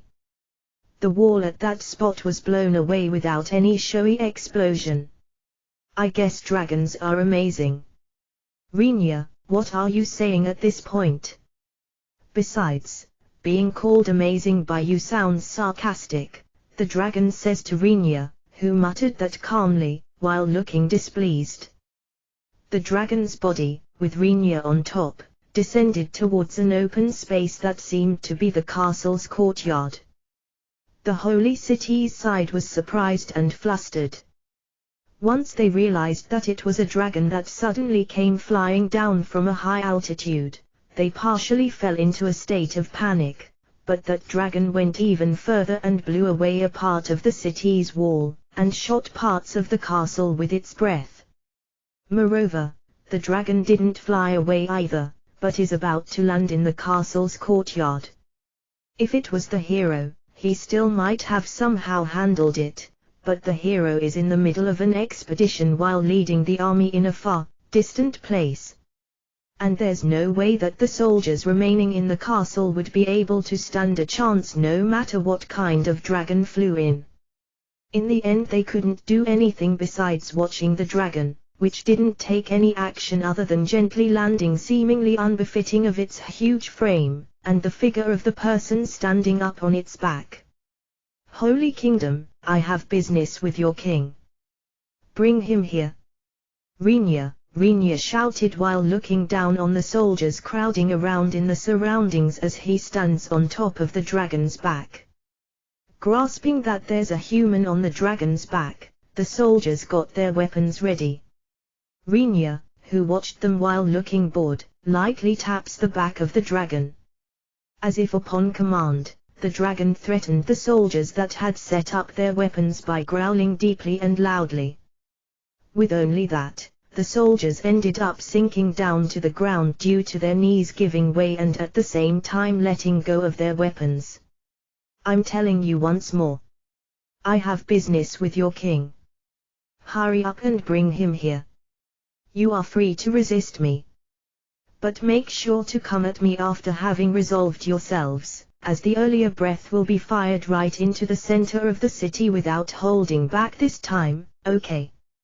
Rinya, while feeling mentally worn out a bit, due to his own lines being just like those of a villain, Rinya has a hunch that it will take quite a lot of time for the king to come since it's the middle of the night right now.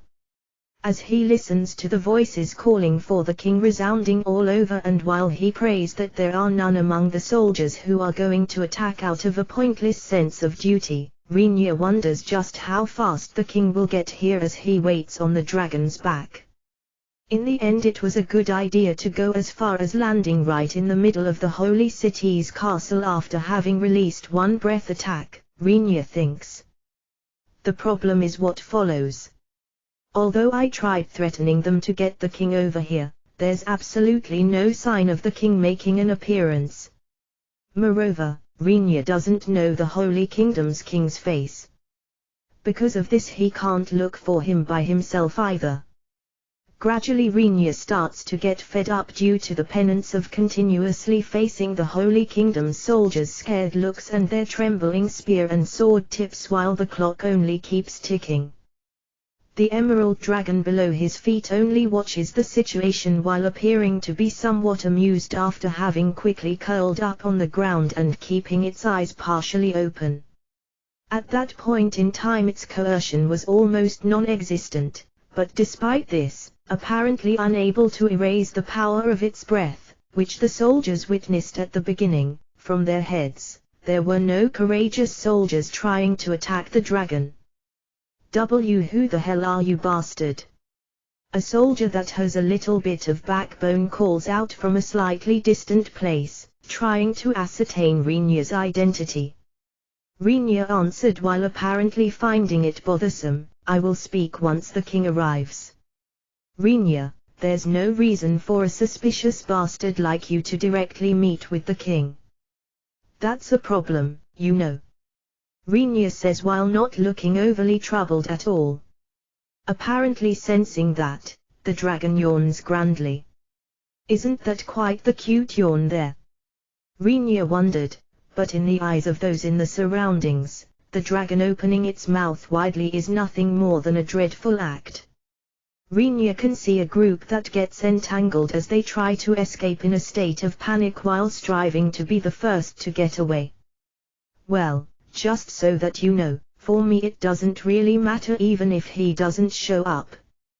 Rinya, while saying that, Rinya taps the body of the dragon and after getting its attention, Rinya points at several places of the wall located at the outer section of the city. With that much, the dragon apparently comprehended what it ought to do. Lifting its head, green light leaks out from the dragon's mouth once again. Why you don't? Stop. As if in response to that shout, a green flash tears the night sky apart. The pillar of light, created by the impact of the dragon's breath, caused the outer wall to fall apart just like brittle candy. Among the roaring sounds of the stone that formed the outer wall crumbling, Rinya said in a tone that was similar to informing others about something trivial, I intend to steadily whittle down this city until the king shows up. In the worst case, it will become easy to attack once all of it is gone, even if he doesn't make his appearance.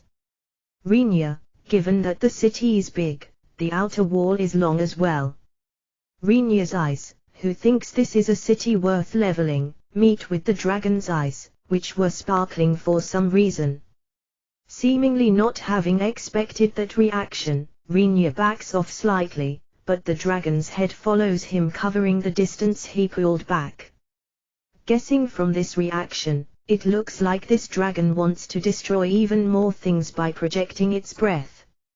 I wonder, do dragons also possess a destructive streak? Rinya is puzzled. As far as my conversations through thought were concerned, dragons felt a bit more composed to me, but no matter how you look at it, it is bluntly exhibiting its desire to go ballistic. It would be better if he came out quickly. Somehow it seems that this guy here is all eager to destroy the outer wall, got it? There's no way for me to know how long it will endure waiting. Rinya, what business do you have with me? Dividing the wall of people surrounding Rinya and the dragon, the Holy Kingdom's king showed up while wearing a formal dress he apparently put on in quite a hurry. Is it because he hurried too much? His clothes are crumpled all over. Rinya took a long, hard look at the king's appearance, whom he's seeing for the first time, but to him the king doesn't seem like a person with much dignity. Compared to Rinya, he is around 2 heads shorter. Even his body build doesn't give one the impression of being forged thanks to having faced many battles. To Rinya he looked spindly. And, the problem above all else is, say, Imidra, do you know the name of this king, Rinya? With Imidra you mean me, I guess. No, I don't. Something like the ruler of a human country is no more than an irrelevant existence to us. Imidra, irrelevant, eh? It looks like it would be inconsequential information even if you remembered it. Rinya, I won't know if you stay silent. I have asked you what kind of business you have with me. King, you are the Holy Kingdom's king, correct? Rinya returns a question without even bothering to get off the dragon's back. That was of course not the proper attitude to take when dealing with the king of a country, but Rinya's mind considers the self-important old man in front of his eyes as unworthy of any respect beyond the necessary level of finishing things without having to cut him down as an enemy. Originally, it should be fine to kill him without any warning, as he's the enemy's boss during a war. Since Rinya is trying to have a talk with the king while making do with not killing him on the spot, there's no reason for him to get blamed and instead he should be praised.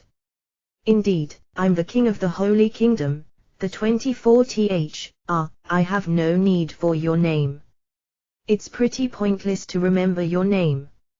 Rinya interrupted the words of the king who tried to name himself. Being stopped during his introduction all of a sudden, the king looked displeased, but in Rinya's eyes he doesn't need his name as it will be fine as long as he knows that the other party is the king. Well then, I have a question to you, King of the Holy Kingdom. With you having dispatched troops towards the Trident Principality on this occasion, do you believe that that very country has sided with the demons? Rinya, I indeed. This is the truth that was announced under the name of the hero and the goddess. Who? Rinya places his left hand on the katana hanging at his waist. Slightly pressing the katana's guard with his thumb, the blade, which peeked out a bit once it left the sheath's mouth, shone as it reflected the faint illumination. As if being stabbed by that light, the king retreats several steps. I suppose you bastards believe in that truth or whatsoever as well. Rinya, oh. Of course. I guess there's no other option but to kill him, Rinya judged. Being asked whether he is an enemy, the king affirmed that. Without any room for discussion, the only choice remaining here is to silence the king by slaying him. Did those thoughts appear on his face? The king, who made eye contact with Rinya, screams shortly and slumps down on the spot. The soldiers, who are about to let the king escape after helping him on his feet, can't move as they desire either because their legs are shaking due to the aftermath of the bloodthirst Rinya hurled at the king.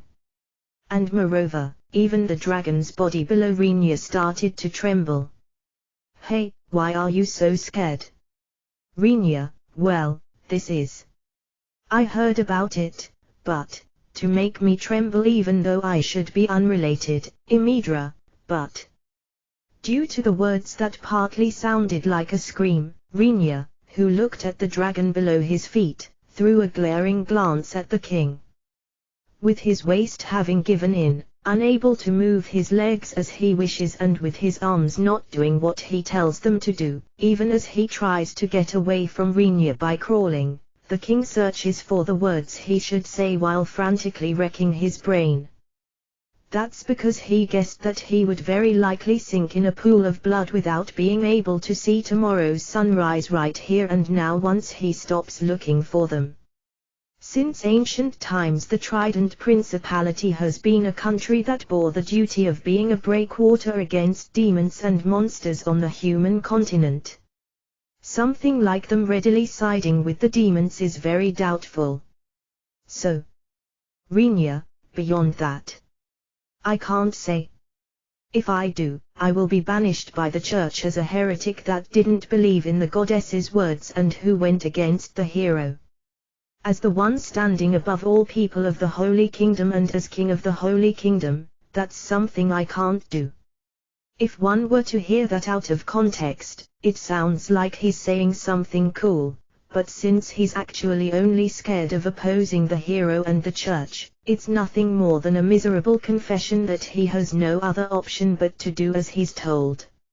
Even so, well, it's something I can understand as those called statesmen are probably all more or less just like that. Then let's talk about an assumptive if. Renya, what? Renya started to speak calmly while returning the slightly drawn blade into its scabbard. At the same time as the blade was completely sheathed in the scabbard, the scattered bloodthirst vanished like mist as well. If the hero, who is currently invading Trident Principality, vanished from this world, would that make it possible for you to overturn your previous remark? Renya, that is, the king was at a loss for words, obviously troubled on how to answer. It looks like he's deliberating what would be the best way to answer while slightly moving about, unable to calm down, letting his gaze wander across the surroundings and then raising his eyes towards Renya who is looking down on him from atop the dragon. From the king's standpoint, it's probably something he wants to agree with right away in reality. However, as that's the same as abandoning the hero, those are not words he can voice out, as the hero is still going strong. Besides, it's likely that he doubts whether Renya can definitely kill the hero. One can say that it's extremely unsightly for the king to still consider the safety of his own hide as the most important this late in the game, but for humans you might call that an appropriate train of thought. I have a suggestion. Give up on the hero and the 100,000 soldiers that are accompanying him in the invasion. Renya, what did you say? Not only the king, but also the soldiers started to get noisy due to Renya's statement. Without caring about that noise, Renya continues, going by the situation, it's probably unreasonable for me to tell you to pull them back, right? Renya, why? If there are soldiers you can pull back, do it quickly, as I will overlook those. After all, it's not like I know how many people are going to die after they arrived at the capital city of the Trident Principality, right? Renya would like him to pull back the majority of soldiers if possible, but he's concerned that the king will start looking down on him if he says that. In the worst case, Renya intends to ignore even the soldiers that run away from the battle after arriving at the capital, but that's also something he can't mention. That's because the king will think it's fine even if he decides sometime during the army's mobilization towards the capital. The longer the soldiers persist on continuing the invasion, the more damage the Trident Principality will incur. He would like them to exit the country as fast as possible, but harm should have already been done. The Trident Principality's side ought to feel like a victim that was attacked for no reason, too. Because of these circumstances, I suppose there's no other option but to have them suffer some sacrifices, Renya believes.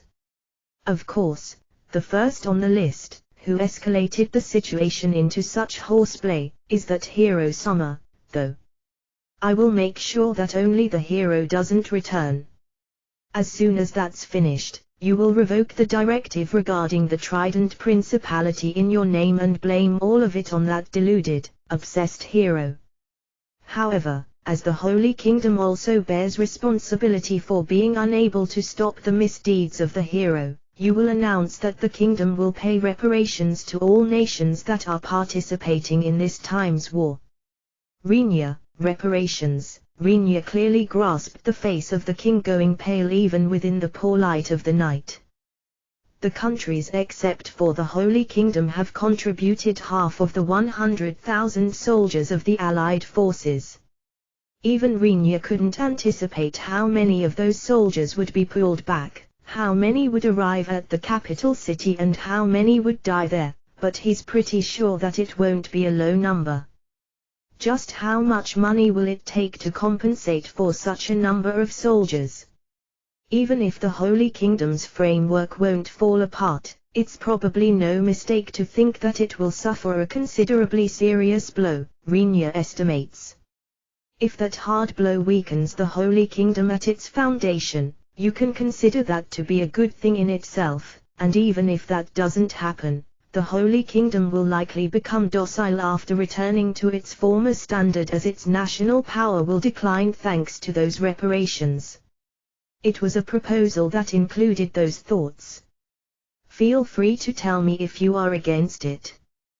What, it's not like our side wants to go easy on you. It would be best if we change the Holy Kingdom itself into an empty lot after thoroughly killing you and the 100,000 soldiers. All that will be left then is to slowly discuss the compensation with the other countries. Rinya, it will work out somehow if we turn all the assets possessed by the Holy Kingdom into compensation, Rinya laughs. Thereupon the king and even the soldiers in the surroundings became pale to an amusing degree. Well then, what will you do? If you refuse, we will start with this place first. Rinya, once Rinya asks that, the dragon below him glared at the people present to intimidate them. Those present, including the king, nodded their heads, obviously having no other choice and acknowledged the matters in accordance with Rinya's will. Lydia femme fatale, 36 years old. Current Archduchess of the Trident Principality and mother of two. Having lost her husband 5 years ago in a monster subjugation in the miasma forest, she is currently a widow. She has no plans to remarry. This is Shin's and Maria's mother, whom Rinya has heard about from Maria. It was information about Archduchess Fatale, the most influential authority in the Trident Principality. You can call this information really lacking. Of course it would have likely been possible for Rinya to learn in detail about what foods she likes and dislikes, her hobbies and even the color of her panties if he asked, since Maria is her blood-related daughter, but Rinya wasn't interested in any of that to begin with. She was the type of person he didn't want to get involved with as much as possible. But as a war is something where you often can't choose your options, it has become necessary, no matter what, for Rinya to exchange a few words with the Archduchess if he plans to put an end to this war. It was a fact that there might exist a plan that will be affected if he were to irresponsibly feign ignorance, turning it into a situation where this war will be far off reaching a clear conclusion. Although it's tentatively, Rinya got a promise from the Holy Kingdom's side that they will bring the hero's rampaging to an end in regards to this time's matter as long as he deals with the hero. So it's necessary to advance the situation in a way that is in accordance with that. Rinya, who flew back to the city of Kukrika, tried to head to the capital Trident after picking up Krewa and Emil, but after being asked by Frau that she'd like to borrow some of his time, he went back home. What awaited Rinya there is the complete set of armor he handed over to Frau a little while ago after she requested it. Rinya ran into it at the front door just as he came back home. Normally such an armor is something you either store away after taking it apart or leave alone after displaying it on something like a simple stand. But what Rinya ran into was something that stood by itself while properly adopting a human shape, without any indication that it has been placed on some kind of stand. Master, Frau can't participate in the war. No. However, Frau also wants to be useful to Master. No. Therefore I'd like you to take this along with you. No. Frau, next to Frau, who talks while looking up to Renia, the armor fluently bowed its head without even causing any creaking sounds. Renia, who succumbed to his curiosity of wondering whether there was something inside the armor, touches a clasp at the torso part of the armor, which that was standing straight after lifting its head again. To begin with, it's a set of armor that was created for the sake of cramming Lyris into it. Since he has created the armor with the idea of only tossing Lyris into it, it allows one to see the contents by simply taking the lid off. As he didn't put much thought to donning and removing it, it was very easy to take the armor off. After making sure that Frau had no intention to stop him, Renia undoes the clasp and opens the torso armor like a door. Now that he was able to look inside, Renia peeked into the torso armor quietly. Just like the interior of Krua's skirt, only a black space spreads within. Staring fixedly at that space for a little while, Renia quietly closes the torso armor before long and affixes the clasp back again into its previous state. Frau, son. This is. Renia, I did my best to make it for Master. No. Frau, no, saying you made it, from what? Renia, from the armor I received from you, Master. No. Frau, what about the content? Renia, secret. No. Frau said that while looking slightly bashful. But even if one can call her words and gestures cute, he can't apply an evaluation of cute to the thing actually indicated by those words after having seen it earlier. Due to Renia maintaining a faint smile while not saying anything further, Frau started to emphasize how very useful that armor will be. On top of being able to move eternally without sleep or rest, it won't get destroyed by mere damage. No. In addition, it becomes stronger in proportion to the enemies it kills. No. Frau, does this grow? Renia, it doesn't grow. I guess you can call it becoming bigger by absorbing. No. Frau, I think it's a failure if the producer mixes doubts into their explanation. On the other hand, it seems that the armor was an item that made him think that the armor's functions, which he somehow managed to guess, might be interesting in their own way. Its actions are of the autonomous type. Does this listen to what I tell it? Renia, it will only listen to the orders from you and I, Master. No. Normally it acts independently. No. It does have a configuration to put priority on orders though. No. Frau, the only question remaining would be why Frau, who is ought to be a simple fairy, can create something like this. It's left unanswered, but as for asking about it, Renia feels that it's somehow equal to opening the lock of a door that mustn't be opened. I guess for the time being it will be fine if I can use it without bringing any danger onto myself, he persuades himself to agree. Master, there are no absolutes in war. No. Besides, even if you will be safe, I will be troubled if something happened to Shanae-sama or Rona-sama. No. I'd like you to be careful. No.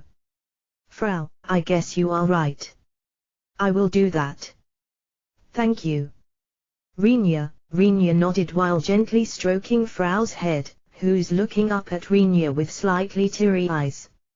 No matter how great of a power one possesses, people will still easily die due to one blow that, by coincidence, got through. Renia didn't have the slightest intention to be arrogant and conceited, but there are also situations where it happens unconsciously. Renia smiled at Frau in order to make her feel relieved while thinking, I have to be careful. By the way, Renia didn't notice at that time that Krua, who watched that scene enviously, and Emil, who attentively watched while finding it amusing, were present as well. Afterwards he ended up getting embarrassed due to being teased by Emil. It seems that's how much he was preoccupied with the worrying Frau and being surprised by the armor. Anyway, he grabs Emil's nape, who is poking fun at him, and Krewa, with her expression full of jealousy, throws both of them on the emerald dragon's back and straddles himself onto its back as well. He wondered what to do about the armor, but it clung to the dragon's foot before being told anything by Rinya and stopped moving just like that. "Can you fly like this?" "Rinya, no problem, but the armor at my feet is a bit. I'd like it to leave quickly. Imidra, even in the eyes of a dragon, it seems to be an existence that doesn't feel very good to touch."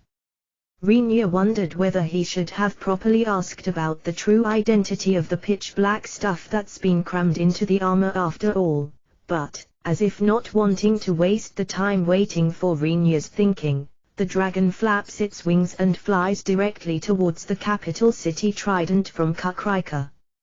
Rinya's group that arrived at Trident joined up with Shin, Rona and Maria, who went ahead. The construction of defense structures for the Sake of opposing the Allied army, which was already approaching Trident, has started. Trenches and simple watchtowers are dug out and built all around the city, while they have also started to set traps at several places outside the city's outer wall. In the city that had started its evacuation, by having soldiers accompany the city's residents as their guards, the only remaining residents are those who refused to evacuate and those who had indispensable duties. Running through the streets that are usually crowded with people, Rinya's group heads towards the castle, where the Archduchess waits, with Maria in the lead. Because Maria and Shin, who are both daughters of the Archduchess, were at the front, there were absolutely no soldiers that called them to a halt. Even at the Archduchess castle, the gate was opened by a single order to do so, and the sentries made way and saluted after simply looking at Shin's and Maria's faces. "That's incredible, isn't it, Rinya? We are let through with a face pass." Emil, rather, with those two in the lead, it would be weird if someone stopped them. "No." Rinya and the others chase the two who are rapidly proceeding deeper into the castle. When those two stopped in front of a certain room's door, Maria knocked in a slightly shy manner. "It's Maria. Might it be fine for us to enter?"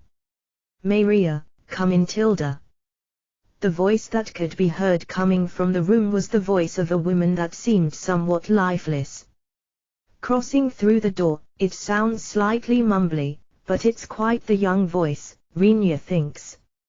After making sure that she had received permission, Maria opens the door and enters.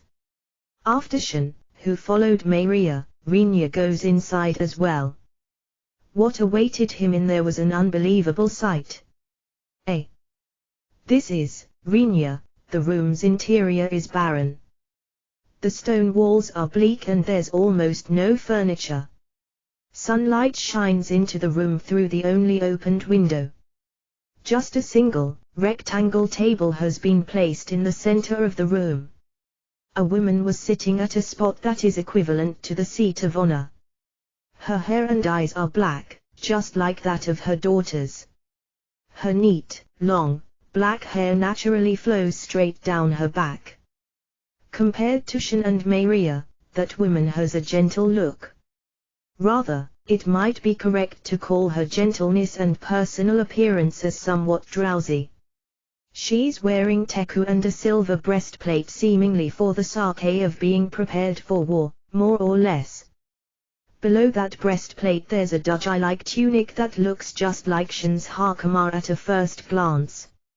It was certainly not wrong to think that her equipment is the same as that of Shin's, but what was largely different is no way for there to exist a person who exceeds Rinya.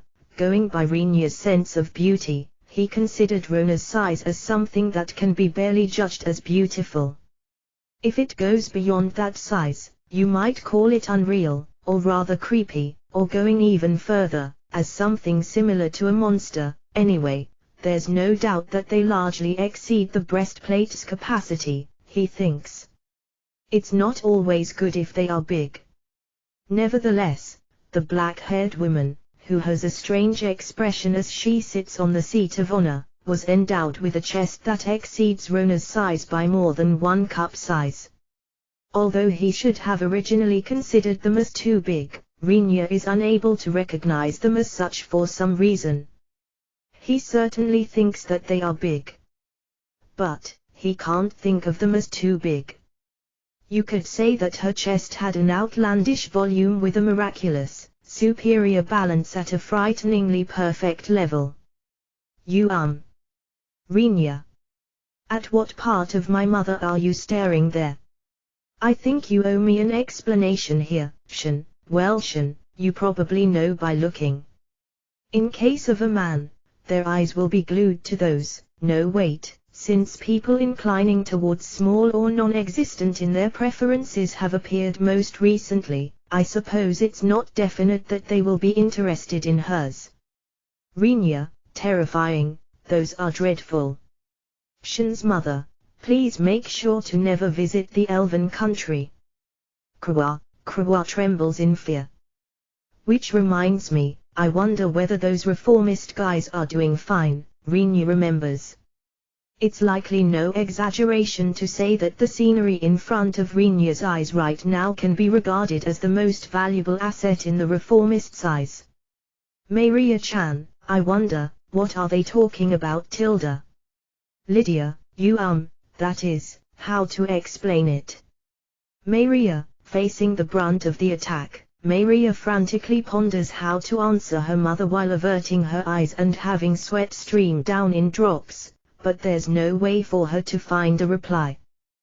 The Archduchess pressed her index finger against her chin with a tilde and clapped her hands together once with a slap after thinking for a moment while looking at Maria, who continues to avert her eyes.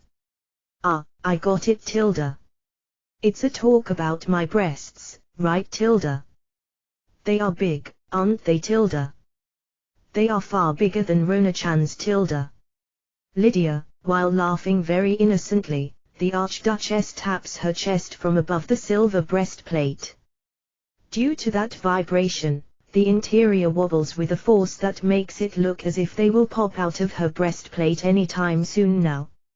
Mother, Maria, somehow, she's different from what I imagined. Rinya expresses his impressions while looking at Maria, who is flustered after having been bluntly told such a thing. For Rinya, there's no way to imagine the Archduchess' appearance in front of him from Shin's and Maria's appearance. It's not like she's always like that. Shin whispers into Rinya's ear with a murmur. It's just that there's a big difference between her Archduchess mode and her normal mode. Shin, this is her normal mode. Rinya, no, this is her mother mode, I guess. It's been a long time since I have met with her. Shin, it's good that we are currently in the midst of being on standby as we prepare for battle, Shin says. Thanks to that, even the Archduchess is armed, even though it's just a light armament. I'm horrified to think about what would have happened if that breastplate wasn't there. Why? You know, our mother, has an habit of embracing others. Shin says while looking as if it's very difficult to speak about the topic. Now that she mentions it, didn't Shin have that habit as well? Rinya recalls. Look properly at that volume. The sensation might be heavenly, but it's definitely suffocating. Shin, yeah. I suppose parent and child have the habit of hugging others. Is it the same for Maria as well? Rinya, due to the style of being suddenly talked about by Rinya, not only Maria's body twitched with a start, but it also triggered the following words to spill from the Archduchess' mouth, who is still sitting in the seat of honor, about Mei-chan. You know, Tilda, she has the hugging habit and also a thumb-sucking habit, Tilda. Lydia, mother. Maria is in a state of panic due to the unexpected vulnerability exposed by the Archduchess. However, as there's no way for her to physically plug the Archduchess' mouth, her talk about Maria's secrets continued even while Maria herself was grinding her teeth in vexation, wondering what she could do about it. Most of the reasons for her to suck her thumb have vanished already, Tilda. But well, if you bully her, Mei-chan will end up crying, Tilda. Lydia, stop it, mother. That story, from just how many years back is it? Stop bringing up old stories. Maria, I guess I will stay quiet for a while. She's going to stop once she runs out of material, right? Rinya, without paying any attention to Maria, who desperately protests with a blushing face, the Archduchess continues exposing Maria's secrets, all while grinning. Rinya, who judged that she's doing so because she's completely enjoying Maria's reactions, sat down on a chair while thinking it looks like there's no other option for now but to wait until she gets bored of messing with Maria. Well then, Tilda, moving on to the main topic, Tilda.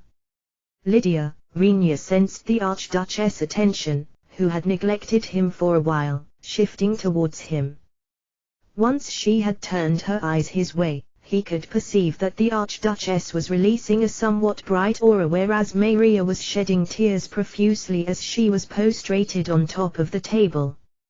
Next to him, Shen, who had become ghastly pale, was frozen in, standing on attention while her body was trembling. Since Rinya is in the same room, it's only natural that the secrets revealed by the Archduchess would reach his ears as well. But somehow thinking that it was a conversation that he must not listen to, Rinya made sure to consciously omit the Archduchess' words until she was satisfied. As long as he doesn't try to understand it, other people's conversations are nothing but noise that barely scratches the surface of his consciousness. As such, Rinya perceived the Archduchess' conversation, close to its entirety, as incomprehensible noise. However, because some of the words that plunged into his ears happened to have some sort of meaning, Rinya feels that he ended up hearing around 10% of the secrets Maria doesn't want others to learn about. I wonder what kind of information you might have brought with you.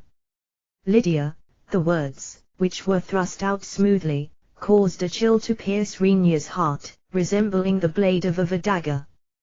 While reflexively patting his chest, he agrees, I see, so this is her Archduchess mode.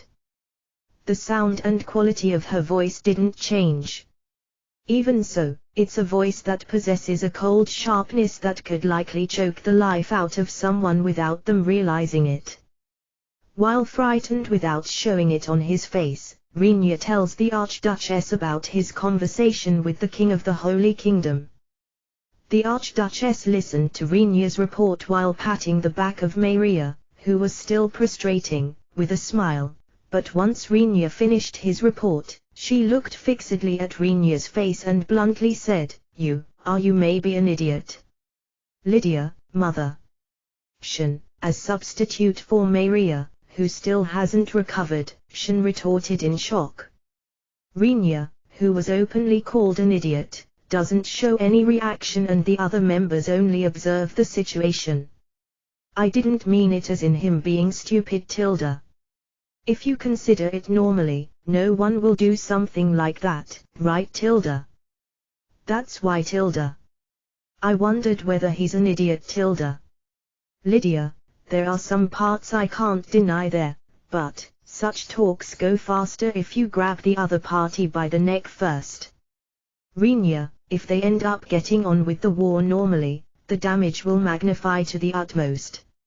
It's very likely that it would take a long time until they would commence negotiations.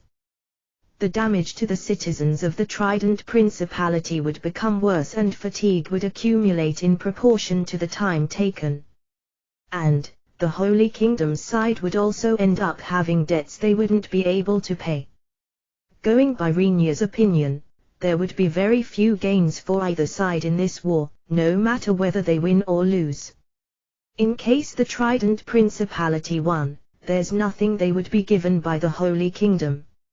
Or rather than there being nothing, you could say that the Holy Kingdom would lose its leeway in paying the Trident Principality anything due to the remunerations and reparations they would have to pay to the other participating countries if they lost. In case the Holy Kingdom won, it would certainly result in them obtaining the entire Trident Principality, but beyond the payment of rewards to the various participating countries being large, they would instead lose the Trident Principality as a shield against the threats brought forth by the miasma forest. The expenses caused due to that should be far higher than anything they would be able to gain. That's certainly true, I guess. Lydia, this battle should come to an end in a small amount time and with few losses as long as we get rid of that pervert. Renia, meaning, you will be the one to do that. Lydia, yeah, I will finish him off. There's no one else who could, right? Trident's national army needs to suppress the damage by focusing on defense. Renia, true. Lydia, while nodding and saying that with a lifeless voice, the Archduchess' eyes were definitely appraising Renia. She's in a position where she can't agree with his story that easily, and due to such a position, she also bears great responsibility. It wasn't a very likable gaze, but Renia decided to let her assess him while staying silent. I'm sorry, but I'm in a position where I can't bet on a gamble that has no chance of success. Lydia, do you have a plan if you aren't going along with mine? Renia didn't consider himself to be a tactician. If he was pushed to say, he was well aware that he always somehow managed to get through things with brute strength while making many mistakes and slip-ups along the way. For that reason alone he even considered the possibility that the woman in front of him, who holds the position referred to as Archduchess, possesses a plan that goes beyond his own. If the Archduchess' plan is far better than what I have to offer, I should cancel my ideas regarding the Holy Kingdom's matter and join in on that, he even believes, but unfortunately the Archduchess shook her head sideways.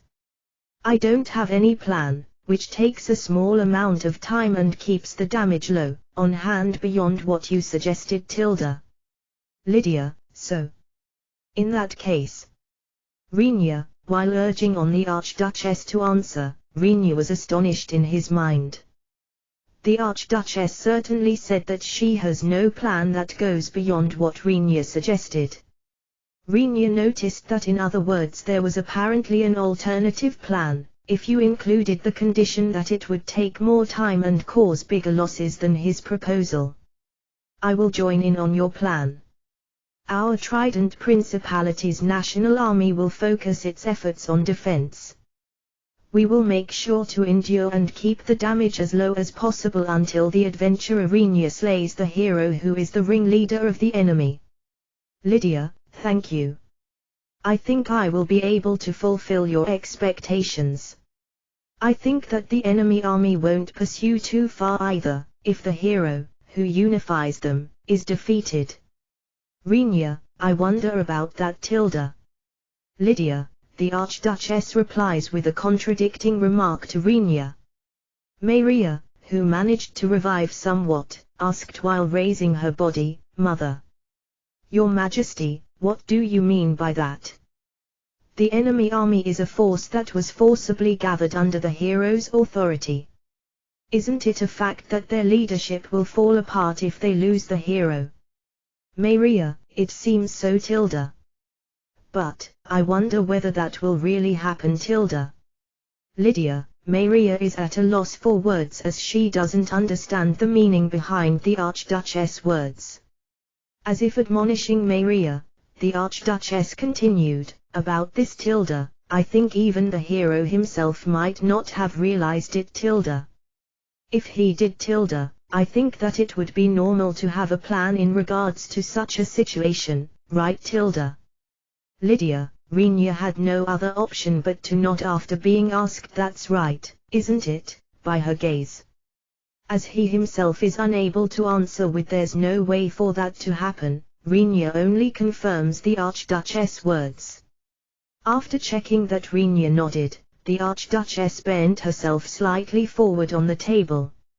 Even though everyone fully knew that her frightfully massive assets would stick out like a sore thumb due to having their shape changed from being crushed against the table's top, they unintentionally ended up observing that spectacle. Only Renia averted his eyes in an instant. That's because he sensed that it was the Archduchess' method of gathering the attention of those present. The Trident Principality's army will stall for time until the adventurer Renia defeats the hero and also offer support to that end, as first plan. But, in case it takes too much time, or if it's judged that defeating the hero is impossible, we will shift to the second plan. Lydia, second plan. You have something like that? Emil asks while looking doubtful. Knowing the current state, the combat power ratio between the Allied forces and the Principality's forces has become 3-1. Assuming the Principality's side hold itself in completely, you could call it a difference in combat forces that would allow the Allied forces to somehow manage to win with a brute force approach. On top of that, the Allied forces have a being called the hero that possesses absurd combat abilities as a standalone unit. If there's no one like Renia, who can inhibit the hero's actions by clashing against him alone, just the being called hero would be a huge problem. And yet, if one adds the difference in combat power, it would be fine to conclude the whole conversation by saying that there is absolutely no chance of victory. With that as a precondition, Emil couldn't believe that, despite all of this, there's a counterplan that left Renia out of the equation. This is also something Emil judged after having personally experienced fighting against Renia. Yes, there is Tilda. Lydia, even after having a look full of doubt pointed at her by Emil, the Archduchess' response wasn't incoherent. With that attitude it could be said that she possesses quite a bit of courage, if she's bluffing. If she isn't bluffing, it means that she really owns a plan that can work as an alternative to Renia's suggestion. Is it fine for us to hear that plan? Kwa, even if she doesn't doubt the Archduchess to the same extent as Emil, even Kwa seems to be unable to believe in the existence of an alternative plan. She tries to ask the Archduchess in a reserved manner, but this question was immediately shot down by the Archduchess. I don't know from where the information might leak, Tilda. It's a secret until that time comes, Tilda.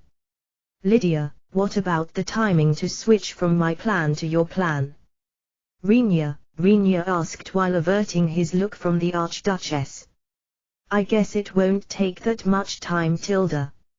As for the time until the alternative plan starts up, Tilda, it will only require that our military forces stop the enemy army during the start-up phase, Tilda.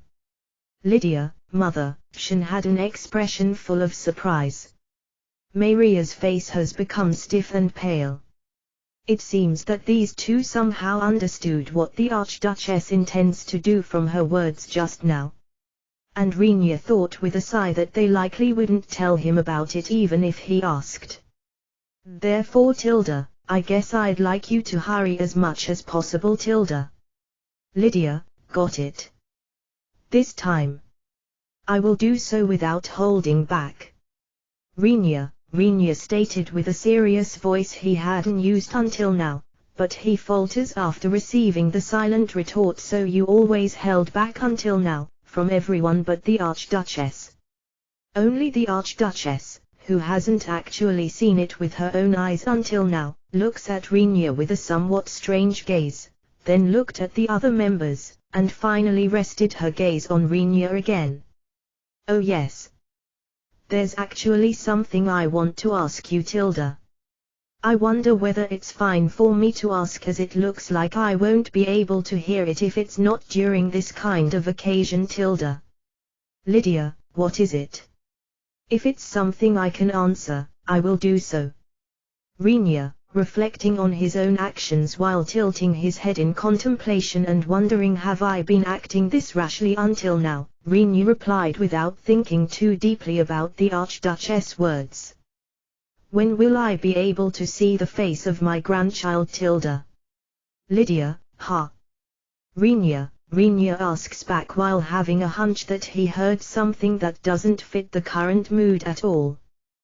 The Archduchess stared at Rinyu while showing a friendly smile and asked once more, as I said, Tilda, my grandchild's face, you know Tilda. Lydia, why grandchild? Rinyu is completely unable to estimate from where such talk originated, but the Archduchess advances the chat without minding him. For someone like you, Rinyu-san, Tilda, your heart's desire is Shin-chan, no? Lydia, hey, don't move the conversation forward by yourself. Rinyu, I'm sure you have difficulty choosing since there are plenty of cute, young women around you, Rinyu-san, Tilda. I recommend our Shin-chan, but I also think that Maria-chan will become an excellent wife, Tilda. Lydia, aren't you promoting your own daughters here? Rinyu is astonished, but Shin, who was on the side of being promoted, didn't look all that dissatisfied. Maria ends up hiding her face by prostrating herself on the table once again. But, forcing you is not a good thing, I suppose, Tilda. After all, Rona-chan is big, Tilda. And that elf over there has rarity value. Lydia, being called tiny-breasted in a roundabout way, Krua hangs her head in a crestfallen manner. However, she can't deny it. After all, her small swellings can be called as non-existent with the big masses in front of her eyes. That child with the side tail over there is average, I guess, Tilda. Lydia, do you have any complaints about that? Emil, while answering back with a stiff smile, Emil's eyes wander towards Rinyu for some reason. Rinyu answers with just his eyes, don't turn the topic in my direction. In the end, it's no good if you make a move on anything you can lay your hands on, Tilda. By the way, what do you think about a 36-year-old widow, Tilda? Lydia, being asked with a flirtatious glance while putting on a slightly coquettish air, Rinyu raised his voice. As if I'd care. Rinyu, though I won't lose to Rona-chan if it's in volume and springiness, Tilda. Lydia, the Archduchess shows them off by lifting her breasts with a squish. In a panic, Rinyu looked into the far distance and thrust a finger in front of the Archduchess. Don't try to compete. Be faithful to your husband. Rinyu, Tilda, Lydia, the Archduchess looked dissatisfied, but Rinyu had no intention to pay her any attention. That's because he somewhat felt that she would succeed in her dangerous play if he paid her any more attention. I don't want to call Rinyu father. Shin, I agree with Shin-sama. Maria, Shin and Maria whisper with expressions that look completely reluctant. You two are sisters, so what are you worried about? Concentrate on the war now. Rinyu, do these guys really understand that at the current rate the country might be destroyed, the Archduchess executed and the capital city fall, if we lose? Rinyu cocked his head in puzzlement. Beneath a cloudy sky, the 100,000 soldiers of the Allied forces have been deployed in a battle formation, making it look like they are flooding the ground. The ones squaring off against them are the Trident Principality's 30,000 soldiers. They have prepared for a defensive battle, which is why they are secluding themselves in the capital city Trident, which is hidden behind the outer wall. Based on the circumstances, if the Trident Principality were to lose this battle, they would immediately be cornered into a situation of near annihilation, but there was pretty much a reason for this. It's because the Trident Principality never thought that it would get attacked from within the human continent in the first place. The Trident Principality, which exists as a shield in the anti-demon war on the human continent, is a country lacking any value and appeal so as to merit an attack in the eyes of the other human countries. It's not like it's especially wealthy. If forced to comment on it, you could say it was the best on the continent only in regards to the number of monsters in its territory. It doesn't have any special industry. If forced to comment on this as well, you could say it is the top country in the continent only in terms of the amount of magic gems produced. It is constantly exposed to the threat of monsters due to its location. It's the first country that receives damage if a war against the demons starts, and it will keep suffering damage until the very end. One could say, it was a country that drew the short end of the stick.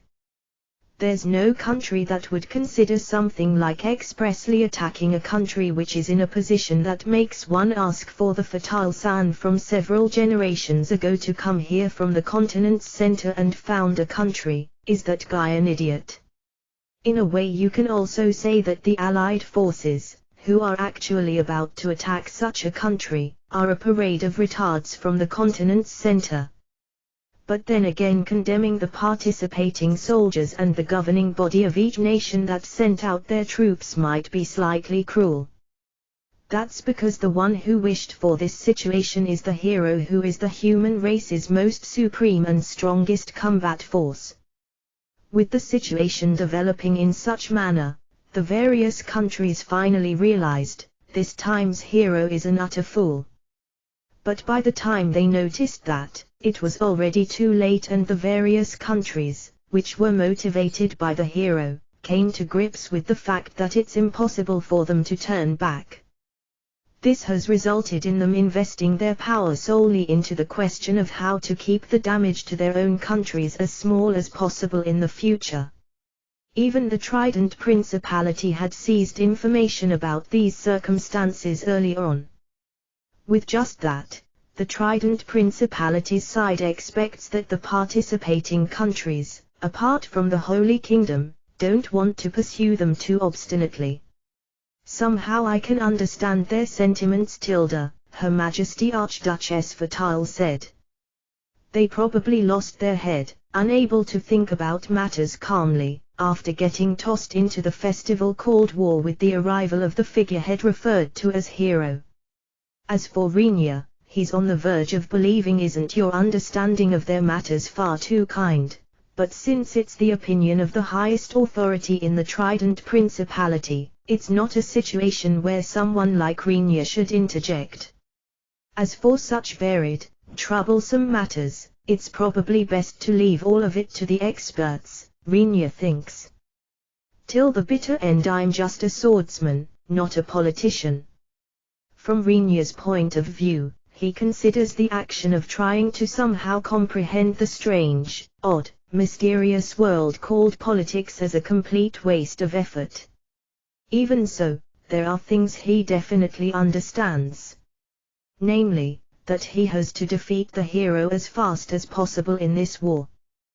That alone will probably bring about the very best outcome that the current me can achieve. Renia turns his gaze towards the alliance swarming around on the ground while he securely stands on top of the outer wall that surrounds the city.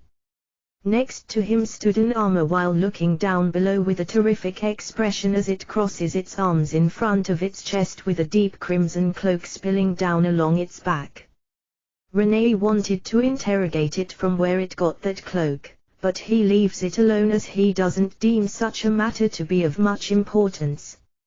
Its imposing appearance of standing with both its feet set apart at the width of its shoulder caused it to have a protagonist-like presence for some reason. And even though it's irrational, it scattered a sense of dignity around it as if forcibly transforming the people around it into support cast. Hey, you. The protagonist like Armor-san over there. Renia, while wondering how to think about the fact that he is calling out to an armor, Renia started to talk with it, since there were no other soldiers in the vicinity.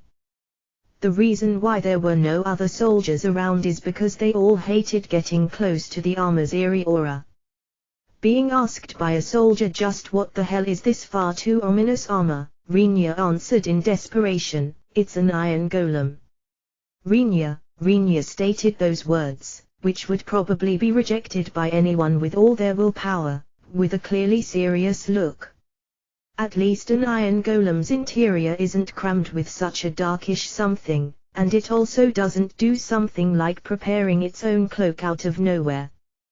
But, being asked just what this armor is, Rinya had no other prepared answers on hand either. Its basic material is more or less steel, and since it shouldn't be a living creature, it's not like I'm completely lying. Due to Rinya's reply, which is probably still too far off the truth despite all his reasoning, the soldiers showed stiff smiles and didn't try to approach them since then. I don't know what would be the best way to address you, Armor-san over there. Rinya, the called armor coolly looks down on Rinya from above without undoing its crossed arms. That was a natural outcome because Rinya was crouching beside that armor. But, getting irritated by its behavior, Rinya hit the armor's shin with his fist. Of course there's no way for the armor to feel pain.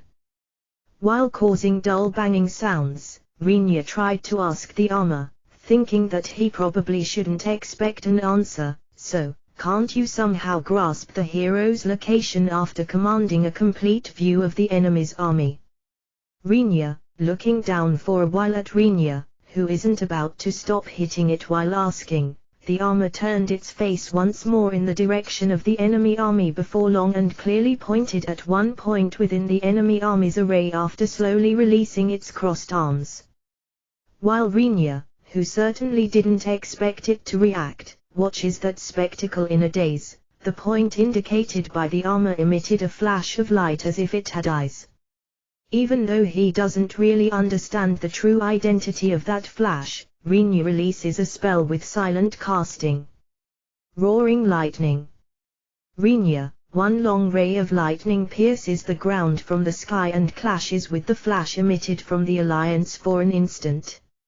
Alongside a thunderous roar, the Allied forces and the surface of the city's outer wall were struck by an impact to the point of making the vicinity shake. The scattered flash shallowly scratches the surface of the wall and the aftermath of the lightning runs through the Alliance's soldiers and makes some of them faint. Oh my, he really hates us, that rotten piece of shit, Rinya mutters as he grinds his teeth and unsheathes the katana at his waist while standing up. Below him, meaning at the bottom of the wall, the soldiers in charge of the defense ran around with pale faces. What was that attack just now? Damn it. Even the aftermath was capable of damaging the outer wall, which had been reinforced with a barrier. This is the power of the hero. There is no threat as dreadful as someone that was reassuring as an ally turning into an enemy. The soldiers of the Trident Principality were once again astonished by the hero's terrific power. However, at the same time they are harboring another thought as well. It's the soldiers who saw their ally, Rinya, displaying an attack that could rival the hero's tremendous might. I can't believe it, you know. That man, he fucking defended against the hero's attack. Equal to the hero, is that a demon king? This is the power of the demon king. Usually Rinya would have refuted the soldiers who were denouncing him by calling him a demon king while assisting with the strengthening of the wall, but on this occasion the situation doesn't allow him to do so. Restraining his desire to refute them, he starts his parallel magic formulae activation. The spell he uses is just like before, roaring lightning. He makes 8 lines of lightning converge and drives them into the area where the hero is most probably at. Even though the number of sorcerers who can fire this spell, which is listed under the highest ranked spells of the wind attribute, 8 times, on the human continent is unknown, it should be a number close to 0. Watching the attack, which almost no one should be able to use, getting scattered by some kind of defense barrier around the hero and seeing the flash that had struck the wall previously, Rinya feels slightly uncomfortable. Assuming that the flash is the hero's attack, the defense barrier that's attached to him is very likely something that was activated by magicians inside the Alliance in cooperation. But not only is Rinya's sorcery a cheat ability he was given by that little girl, but it's also something imbued with a huge amount of mana due to the mana enhancement training Rinya continues to carry out at all times. Even if 100 or 200 such sorcerers were to gather, Rinya knows that his sorcery isn't something that can be stopped by them. Adding to that, it was accomplished easily. Furthermore, if you exclude the one that offset the hero's attack, even the 8 lightning strikes got blocked. A thought from the Emerald Dragon reached Rinya, who was staring at his hands that had previously released the spell while wondering maybe I'm actually not all that great. It's strange, Rinya. The defense magic just now was weird. So they are using some kind of trick after all. Rinya, probably. Your attack just now could be blocked if several hundred magicians cooperated all at once with the same timing while matching the attribute of your attack. But I have never heard of such an ability existing among the humans. Imidra, Rinya asked the Emerald Dragon to fly in circles above the city of Trident for the sake of having it watch how the war progresses from the sky. In the eyes of such a dragon, a group of magicians, who would use the same spell all together, should appear odd. Is he using a strange ability again? Good grief, the guy hailed as a hero is annoying. Rinya, superseding his own abilities, Rinya describes the hero's abilities as annoying. It's not difficult to predict that the hero would harbor almost the same impressions if he heard Rinya. Be careful. What the hero is likely using is a type of subordination ability. Imidra, according to the dragon, there are 2 types of subordination abilities, contract and creation. As an ability, creation magic is superior to contract magic. In contrast to subordinate contract magic, which has various restrictions and an upper limit in number of contracts, subordinate creation magic seems to have either many or no troublesome limitations or contract number limits. Due to the hero being a cheat existence, I can guess that he probably possesses a subordinate creation skill placed in the skill's superior ranks, Rinya estimates. Moreover, I guess it's a cheat version that has no limits on the number of creations. A line said by the Archduchess at the meeting venue the other day revives in Rinya's mind. About this . I think even the hero himself might not have realized it . If he did . I think that it would be normal to have a plan in regards to that, right ? Lydia, I guess this is what she meant. Rinya clicked his tongue with an expression as if he had swallowed a bitter bug. Thinking about what would be the best thing to do with the alliance that will likely vanish like mist if he's defeated, the hero unified all the alliance's soldiers under his will by making them into his subordinates. It's no different from saying that matters will be settled once that Soul Hero is defeated, but the 100,000 troops will move with one will, preventing the hero from being defeated. So to speak, it's something like dealing with a giant composed of cells called people. Moreover, the hero, who is the vital spot, is the strongest among the cells forming said giant. Soldiers of Trident Principality. I leave the defense to you. Rinya Kunujai is going to cut into the enemy army from this point onwards. Rinya, if possible, he wants to avoid killing the soldiers of the Allied forces. That notion didn't change, but the situation has developed in a way that it doesn't allow him to state with confidence that he won't have to kill many soldiers anymore. How many do I have to kill to reach the hero? As if shaking off such a thought, which he doesn't want to think about, Rinya jumps off the wall. Chasing after him, the armor leaps down from the wall while still keeping its arms folded. The Trident Principality's soldiers showed up with a bustle on top of the outer wall where Rinya and the armor had just left. hiding behind massive shields and carrying large amounts of arrows in their hands. They are archers who will defend the city by firing arrows from atop the wall. Freely using his knee and wind sorcery as a cushion, Rinja soundlessly lands on the ground from the close to 10-meter high wall, but there's not a chance that the armor can do the same. It alights towards the ground while still having both arms crossed in front of its chest and both feet set apart at shoulder width. Rather than landing on the ground alongside a considerable impact, it went down with the momentum of crashing into the ground, but, seemingly thanks to its original sturdiness, it endured the crash without any scratches. However, it caused quite the loud sound. As if using that sound as a signal, the Allied forces started their advancement against the city of Trident. In response, the Principality's army released countless arrows and spells from the city where they are secluding themselves. This marked the start of the battle between the Trident Principality's army and the Allied forces led by the hero. A whirlwind of swords and arrows won. Such an expression exists.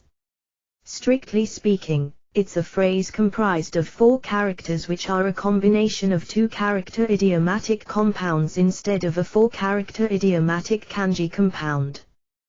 But that expression precisely explains the situation I am currently in, Rinja thought while running. In front, countless soldiers with weapons in hand are waiting while a hail of arrows is pouring down on him from the front and the back. The arrows coming from the front are those coming from the enemy's army, but the ones coming from behind are fired as defensive measures by Rinja's allies. Seeing that he's plunging into the enemy army by himself, or rather, by himself and one other object, he wasn't in a position to complain as he himself willingly leapt into the attack range of his allied troops. But it goes without saying that being in a state where one is attacked from the front and rear can't be called a desirable situation by any means. Reading the wind. Speaking of that phrase, it might be a truly worn-out, cliched expression, but Rinja is right now doing just that. From the various loud and quiet sounds of the wind being cut reaching his ears, he only repels the arrows which he perceives as being on a trajectory that might hit him. Or he dodges the ones he can see and those he can't see with a paper-thin difference by sensing the wind touching his skin. Rinja charges without any change in his expression at all while performing a feat any sword master in this world would flinch to do if ordered. The existence of the armor running behind him gave Rinja leeway, albeit only a bit. There's no way for the thick armor plates, which weren't even dented by clashing with wyverns, to be pierced by something as weak as arrows. The part of its body that acts as cover turns into a safety zone for Rinja. Even so, it's not like that safety zone is very large. A battle is a clashing and shaving of space between the fighting parties, such way of thinking exists. If that's the case, the space allotted to me in the current situation is extremely small, Rinja thought very bitterly. At the moment when Rinja once again braced himself in order to receive a hit, the armor running behind him tapped his shoulder once. Understanding that it's warning him about something, that flash shines in front of Rinja's eyes. While thinking you don't say. And on the other hand believing if it's that, I can handle it somehow, Rinja refines the mana in his body and forms a shield in front of him. Just as he finishes doing that, a single beam of light gushes out from within the enemy army and clashed into the shield Rinja had just managed to create. In various ways, he's an unbelievable guy, Rinja. The soldiers, who are manipulated by the hero's will, apparently try to evade the beam so far as it goes. Nevertheless, that doesn't mean that all of the countless soldiers finished doing so before the attack was released. In that situation, the hero fired the beam of light at Rinja. Was he able to secure a line of fire? To Rinja it didn't look like too many soldiers got dragged into the attack, but that still doesn't change the fact that the hero attacked his allies along with Rinya. The soldiers, who were swallowed by that attack, were torn to pieces, and the mana shield constructed by Rinya vanished after offsetting the attack. From the feedback, Rinya sensed that the hero's abilities have either grown considerably or that he went easy on him at the time when they fought before. The Wind Blade spell fired by Rinya as a return present cuts several soldiers apart and vanishes after getting obstructed by countless shields and armors. It seems that spells of the wind attribute are largely inferior to the light attacks used by the hero in regards to their penetration power. Thinking about something like that, Rinya quietly clicks his tongue as his path is blocked by a wave of people. As the opponent doesn't care about damage to his allies, he can release attacks with high penetration power at Rinya. Him knowing my location is probably owed to him extracting the information from the enslaved soldiers, Rinya assumes. He doesn't really know whether the attack itself, which looks like light, is really light or not even after seeing and receiving it. But, as the attack's speed seems to certainly conform with the speed of light, it's almost impossible to evade it after seeing the flash itself. Rather than directly defending against the light, which has an instantaneous offensive power, there's no choice but to defend the area appearing to be in the line of fire, or to go by the vague indications of the attack actually taking place the moment it's shot and evade the attack. However, as Rinya doesn't have a direct view on the hero, latter option is quite difficult to handle, even for him. Moreover, he can't pick the option of evading the hero's attacks. He wasn't sure whether it's intentional or coincidental, but the hero's attacks were carried out by catching Rinya in the shooting line between the city of Trident and the hero. This meant that the wall surrounding Trident would be hit by the hero's attack right away if Rinya took evasive maneuvers.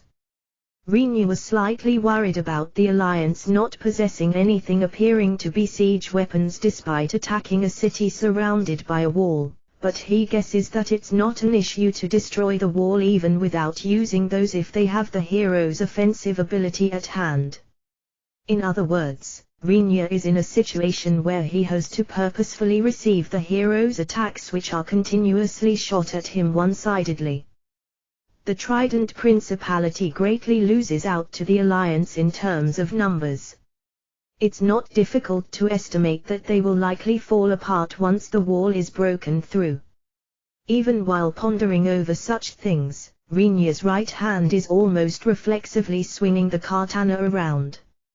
Mowing down the approaching spears and swords in one go, he chops down a nearby soldier with a diagonal slash from his shoulder. Dodging even the bursting blood spray, he thrusts the katana into the chest of another soldier and halves the top part of another soldier's head with downward slash using the momentum from pulling the katana out of the other soldier's chest. Even as he defeats two enemies in an instant, the hole opened up is filled by other soldiers. Immediately killing the soldiers, who came to fill the gap, Rinya bent down and yelled, "Get out of my way!" Rinya, the Roaring Lightning spell descends without any casting. It had the power to burn several enemies black within an instant with a direct hit and the aftermath, but even that hole is immediately filled up with a replenishment of soldiers. He has advanced somewhat, but the slow pace makes him feel as if he hasn't made any progress at all.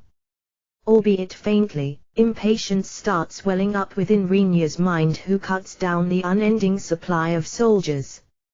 After all, what's troublesome is the hero's attack, which is fired at him from a place he can't see. Thanks to that, Rinya is unable to use large-scale sorcery or jump over the heads of the soldiers. Rinya, who moves by using his feet on the ground, had the confidence that he could defend against the hero's attack at any time in these circumstances, but the instant he flew in the air with wind sorcery or activated large-scale sorcery, his response would be somewhat delayed because of him focusing on the enchantments. Rinya felt uneasy thinking that he would fail to evade the hero's attack due to that small delay. Rinya also considered getting help from the Emerald Dragon flying circles in the sky, but he quickly rejected that idea. Certainly, if I borrowed the power of the Emerald Dragon, it would probably be possible to cause quite the damage to the enemy army, but that would make the Emerald Dragon itself the next target of the hero's attacks. If that happens, the hero would probably kill the Emerald Dragon by all means possible.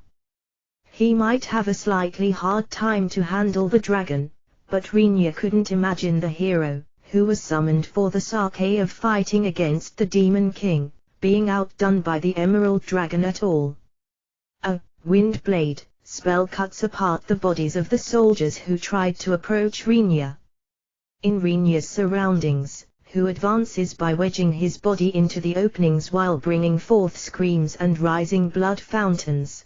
The soldiers are collapsing in various ways, such as having their screaming heads sent flying or having their bodies slide apart into halves, but the holes opened up by them falling are blocked by the next wave of people immediately. Slicing apart those soldiers again with his katana, Rinya realized that there aren't that many bodies of the soldiers he casually chopped down scattered below his feet. It occurs to him while thinking about it, but I should have cut down and burned a considerable number of soldiers, and yet their bodies, which should be lying on the ground, aren't there.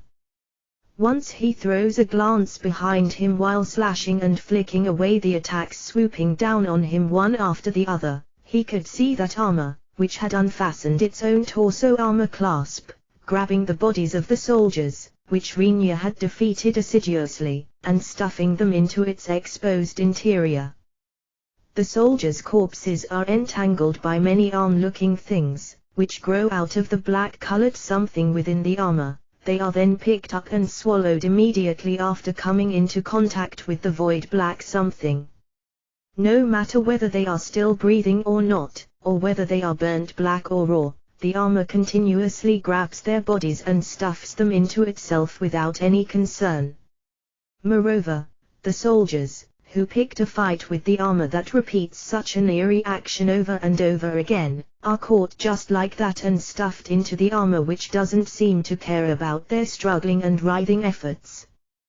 The sight of the soldiers' bodies being pulled into the armor after being seized by many pitch-black arms, all whilst screaming, struggling desperately to escape and making sounds as if twigs were broken, had an ominousness which made insisting that the armor was a golem absolutely impossible. Unintentionally Rinya ends up forgetting that he's in the middle of a battle and asks, "You, what are you doing?" Rinya, even while asking, he doesn't stop to wield the katana with his right hand. If there's an opportunity, Rinya slashes at the soldiers or crushes them underfoot after kicking them. Due to Rinya's question, the armor unexpectedly stops its hands from seizing the soldiers' bodies. Rinya didn't know at all where it's looking since it has no eyes, but it stops moving for a short moment with its face more or less pointing in Rinya's direction. Seemingly having eventually reached some kind of conclusion, it immediately resumed its work of stuffing the soldiers into itself. Come to think of it, this armor does use gestures, but at present there's no evidence of it having a talking feature. Thus there was no way for it to give an answer even if asked, but despite that, Rinya couldn't help but question it due to the armor's abnormality behavior. The armor probably wanted to give Rinya some kind of answer, but since there's currently no method for the armor to accurately convey its will, it apparently gave up after pondering about it for a short moment. It seems that it reached the conclusion that it's more important to diligently stuff its interior with soldiers for now rather than spending time on such pointless brooding.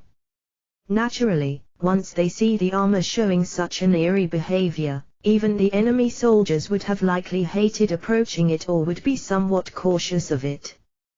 But the soldiers, who have been enslaved by the hero's will, can't take any action that goes against the hero's orders.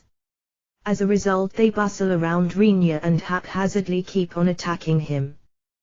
The spectacle of the endlessly repeating cycle of them easily being slaughtered by Rinya's counterattacks and then being collected and stored by the armor kept taking place in the center of the battlefield. Is there no end to this? Rinya, with every flash of Rinya's katana more than one soldier collapses. However, his opponents are soldiers that number 100,000 in total. Even if he defeats numbers in the 2 or 3 digits, he'll still be obeying the proverb of pouring water on a hot stone. Moreover, it's not like all the soldiers are heading towards Rinya. Both wings of the enemy's military forces have already gone past Rinya's location and have arrived before Trident's outer wall. Accordingly, the Trident Principality's soldiers have started a desperate defensive battle. No matter how much combat power Rinya boasts of, it's impossible for him to stall a big army of 100,000 soldiers by himself, even if he makes full use of said power. If I could at least bring the battle to the hero himself, harboring that thought makes Rinya lose his presence of mind little by little. Open, Rinya, many red lights rise up around Rinya. Quite a bit of mana has been poured into each and every single of them. Rinya shouts, a path. Rinya, the small fireball spells, which are originally nothing more than elementary fire spells, fly out while accompanied by a raging heat after having been supplied an excessive amount of mana. The spell, with power so low that it can be blocked by a direct collision with thick armor, is now burning the soldiers by transpiring its heat to the collision area, be it armor or shields, thus making the metal glow red and making combustible materials burst into flames all at once. At once a revolting stench of human bodies being burned envelopes the area, but as if cutting that apart, the hero's light attack assails Rinya once again. It was a strike that aimed for the gap that occurs after releasing large-scale spells, but predicting that the attack will likely target said gap, Rinya, who perceived the light being generated before the attack appeared in his visible field, once again safely offset it with a mana shield. This fucking asshole. Rinya, he activates and amplifies the manipulation spell. The target is the armor who is gathering enemy soldiers for dear life behind Rinya. Did the armor immediately guess that it had become the target of Rinya's spell? Stopping its hands from collecting the soldiers' corpses, it spreads both its arms apart open while the front of its torso armor is still open. Rinya, who understood from its action that it's guessing his intention, grasps the armor's body with the invisible sorcery arm, and threw its heavy body towards the crowd of soldiers in front just like he previously did with Lyris when defeating the wyverns. The armor, which was tossed into the crowd of soldiers with its arms wide open, drags several soldiers into its landing and squashes their bodies due to its considerable momentum. The flattened soldiers die without even having the time to scream. They are grabbed by the extending arms from the still open torso and dragged into the armor. And not just that.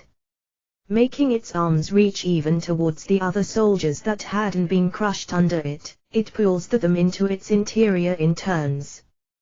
The panicked soldiers in the surroundings try to stab or slash the armor, but being hindered by the thick armor plates and the sturdiness of mithril, they are instead thrown inside the armor once they stopped moving.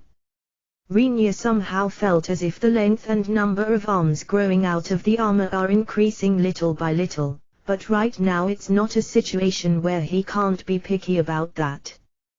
While maintaining the manipulation spell on the armor, he pulls the armor back to him for a moment and throws it once more with twice the momentum. The hero's attack came flying in the middle of the toss, but the attack's main beam was repelled by the armor's surface and vanished after having only extinguishing several arms growing out of the armor.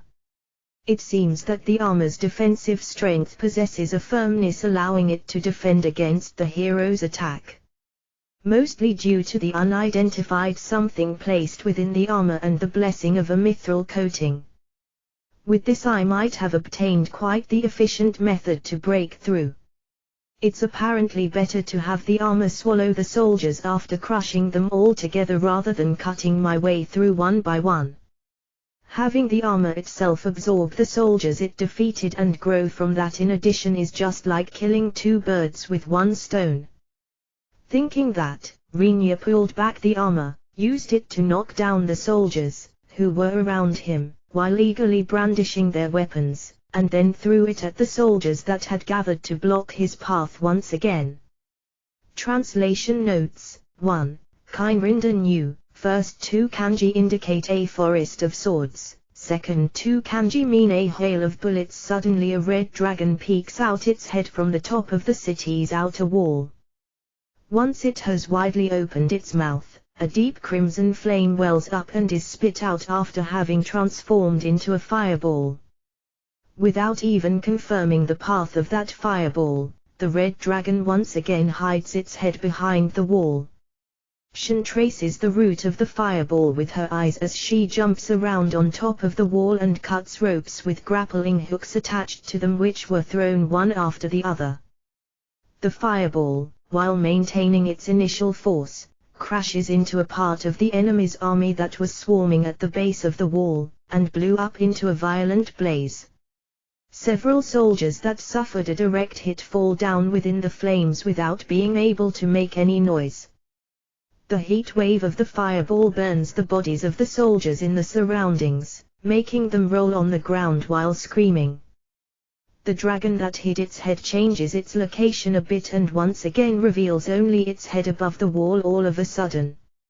Moreover, after firing yet another breath, it hides again. Somehow, that's cheap. Shin, slashing at a soldier, who was climbing a rope she wasn't able to cut off in time, with her longsword before he arrives atop the wall. Shin knocks the soldier directly towards the ground by kicking him as he flinches. The soldier, who fell while screaming, fell on top of the soldiers waiting below and got several of them involved in the landing. But without faltering, the soldiers kept on clinging to the ropes and tried to climb the wall once again. Even if you call it cheap, he's the dragon mount of a treasured dragoon. Besides, for better or worse, this is also Rinya-san's order. Lyris says in protest as she pours bucketfuls of oil on the heads of the soldiers directly below the wall. The bubbling hot oil is supplied via a bucket relay. The soldiers, who have taken up position on top of the wall, make sure the oil pours down on the enemy's heads one after the other. Shin cannot help but feel that it's extremely wasteful, but oil that can achieve a much higher temperature than water far surpasses water in the damage efficiency when used against the human body.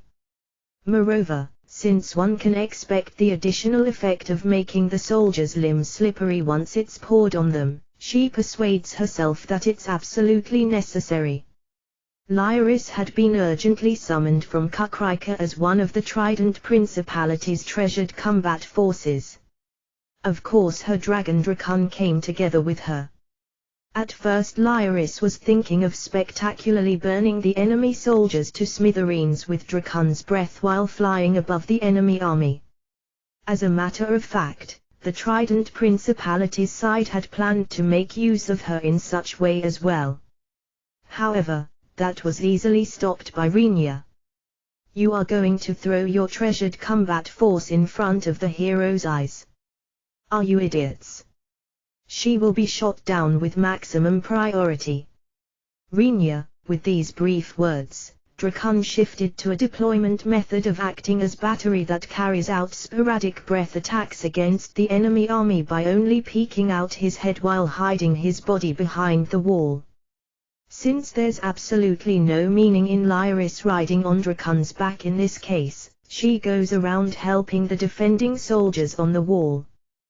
Given that the opponents will concentrate their attacks on her if they find out that she's a dragoon, the current Lyris wore the same equipment as the Trident Principality's soldiers. By the way, because AZ has been assigned to Kakrika's defense unit, he wasn't accompanying her. Keith's unit, which was trained by Rinya, also stayed back in Kakrika. Even though it would be much easier if they were here, Shin thinks. But as the cities will transform into hell if even a small part of the enemy army goes around to attack them, it's impossible for the Trident Principality to take away all the soldiers needed for defense. Drakon spit out yet another fire breath. If a human's body is directly hit by his high-temperature flame, it will transform into a lump of charcoal in a flash. The equipment they wear will heat up as well. The metallic parts will become bright red or melt, and the remains will blend with the charcoal. The fact that there were no arrows coming from the enemy's army is due to there being already a considerable amount of enemy soldiers that have arrived before the outer wall. It's only natural that the enemy finds it impossible to choose an attack method that would probably hit their allies. But Shin frowns due to the inexhaustible supply of soldiers climbing up one after the other. This might be bad. Shin, why? To me it feels like we are repelling them at quite a good pace though. Lyris, while asking, Lyris once again pours down a bucket full of oil. One more soldier, who had his skin burned with a sizzling sound, fell down. You will understand once you look down. Shin says while thrusting away a soldier, who came climbing up another rope ladder, towards the ground.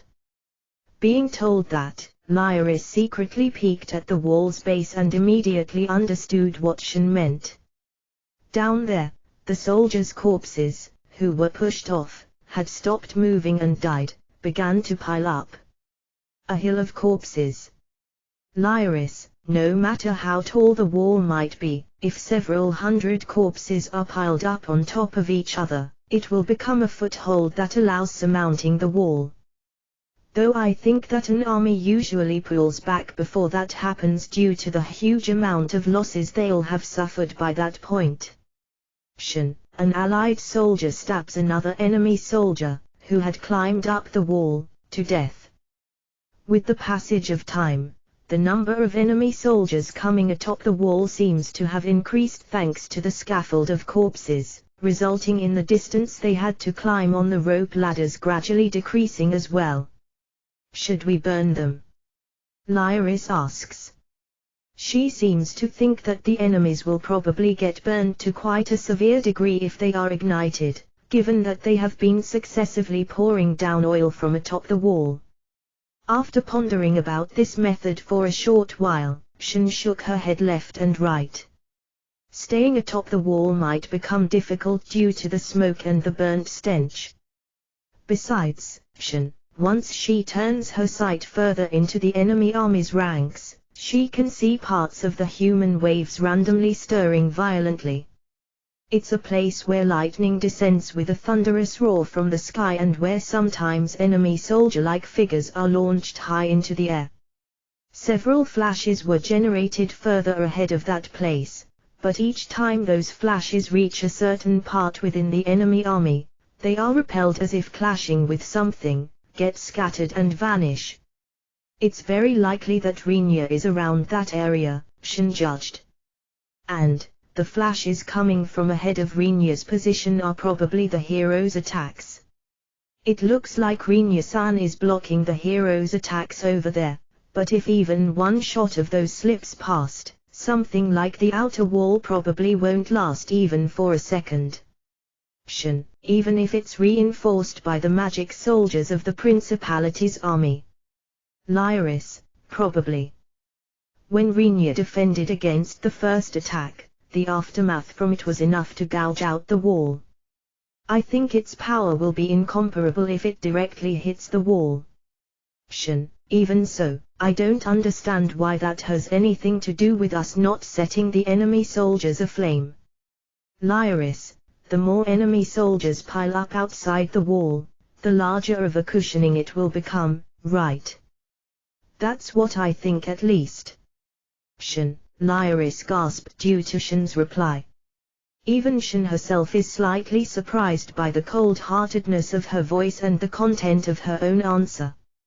In addition to the wall's natural strength, it has also been enhanced by sorcery. Even so, Shin wondered whether it wouldn't be possible to endure the hero's attacks with just a layer of corpses. Even Shin herself knows well that it's not a very praiseworthy method, but it's not like there are any other ways to strengthen the wall. Rather than having the wall destroyed, the option of having the number of soldiers climbing over the wall increase is still preferable. Shin, I see. In that case it might be better to leave the enemy soldiers as they are rather than burning them unnecessarily. Lyris, catching her breath for a moment, Lyris, who comprehended the meaning of Shin's words, nods her head. Even while they are doing this and that, an enemy soldier receives an arrow fired by an allied soldier to his throat and falls down. The hill has grown by yet another person. But, if it's like that, our allies' burden will keep growing as time passes, won't it? Lyris, what's welcome is that quite a large number of enemy soldiers are concentrating their attacks on Rinya so as to prevent him from breaking through their line. But, it hurts that Rinya has been restrained because of that. Shin, Rinya's situation is regularly transmitted to Shin and the others through telepathy from the emerald dragon flying high in the sky. According to that information, Rinya had cut quite deep into the enemy line, but although he was making progress, it seemed that his advancing speed had fallen remarkably due to the hero's attacks, although they are only individual shots, and a wall of flesh formed by the enemy soldiers. Once Shin turned her gaze towards Rinya's most probable location again, she saw the moment when a figure, somewhat bigger than a person, rose high into the sky and then was tossed at a crowd of enemy soldiers with considerably force. At the same time some thin, arm-like objects kept extending in all directions and drew several people from within the enemy soldiers' crowd towards themselves. Just what are those arms? Shin believes that she really doesn't want to know, but currently she harbored the feeling of wanting to depend even on those eerie things. Rinya, Shin, I'd like you to hurry, I'd like you to do your best, are things Shin can't say. Seeing as I burdened him with something like slaughtering the enemy army's general all by himself, which is the same as a suicidal act if you consider it normally, it would be far too greedy to mention the previous things to him, Shin believes. For now I have to simply trust him. I can't do anything but devote myself to defense. Even so, the matter of an alternative plan, which was mentioned by her mother, the Archduchess, doesn't stop clinging to a corner of Shin's mind. The Archduchess has said that she will shift to implementing that alternate plan if Rinya is late in defeating the hero. She can't help thinking that something very bad will happen if it comes to that. Even if I only had the power to fight next to you, Shin, it's inevitable for her to desire something she doesn't have. Nevertheless, feeling mortified after thinking about such a thing was unavoidable. Shin decides to turn that feeling of helplessness into a venting of her anger against the enemy soldiers coming up the wall. Meanwhile, as time passed, Rinya's situation was getting worse. At the beginning he even had the leeway to avoid blood sprays, but Rinya, who became irritated due to his slow movement pace, started slaying the enemy soldiers standing in his way, doubting whether there's any need to mind his own appearance at this point in time. If he's able to create even the slightest opening in the human wave, he keeps thrusting himself forcibly into it. If he can't create an opening, he throws the armor and then continues to forcibly advance while pushing his own body even further into the enemy line alongside the armor. Rinya, who experienced that not only the blood sprays, which he doesn't try to avoid, but even attacks at the level of grazing him are apparently blocked by Frau's special clothes, only dodges the attacks that seem like they would directly hit him, and focuses his strained mind on just advancing. He splits heads apart, sends heads flying, cuts limbs and mows down torsos. Rinya keeps moving forward, weaving his way through things where he doesn't know whether it's blood that gushes out or something else. Pruning countless blades that are pushed out in order to hold him back with a flash of his katana, he tosses many, small fireballs, at the enemies in return. One shot after the other of the fireballs, which were charged with a large amount of mana to the point where the only thing that identified them as fireballs was their name, were fired. These fireballs could steeply increase the surrounding temperature by simply materializing, but once they collided with the soldiers, it resulted in dozens of living torches appearing. Moreover, several dozens of people fall due to wind blades, which cut through the atmosphere that is wavering due to the human torches. As if to finish it off, several roaring lightnings pour down from above. Enemy soldiers, who trample on the corpses that had turned into ashes after having collapsed into crumbles, try to flood into the opened space, but having their bodies enveloped by a strong gale that suddenly arose, they are taken away without being allowed even the slightest resistance and dance up high into the sky. It's the spell, Tornado, which is the common version of the spell previously used by Rinya to induce a downburst. The soldiers, who carelessly tried to shorten the combat distance between them and Rinya, are caught by this tornado and launched high into the air. The soldiers' bodies, who were once launched up, immediately leave the tornado's effective range and plummet onto the ground after being affected by gravity. Even if they ended up lucky on impact, they still become incapable of fighting any longer. In case they are unlucky, it ends with instant death for them. Rinya proceeded by sliding his body into the spaces created in such manner. The armor, from behind Rinya, leaps with quite the force against the human wave trying to push Rinya back again. Countless black arms grow out of the armor that plunged into the human wave as if countering them. The soldiers who were near the armor's landing zone suffered a direct impact from the crashing armor, while the soldiers that were slightly further away are tightly held by those arms and dragged into the armor's torso which had remained open.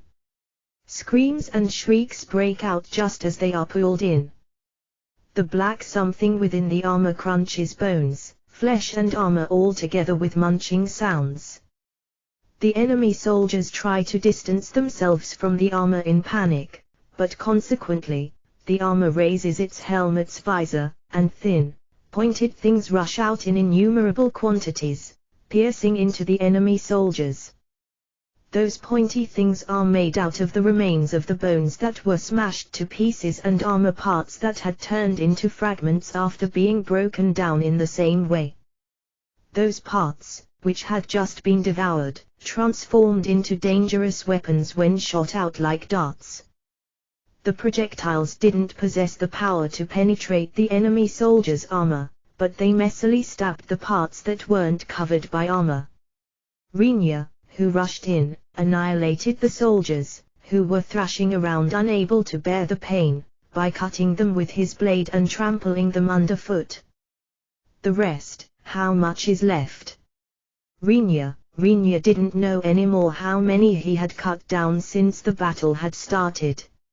Even if Rinya makes use of his techniques, gore will start to cling to the blade if he cuts such a large number of people in such a short amount of time.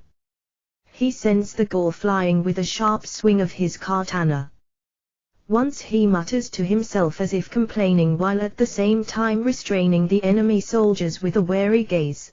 The armor, who indifferently collected the corpses scattered on the ground while protecting Rinya's back, pokes Rinya's shoulder several times and then points at the other side of the human wave in front of Rinya.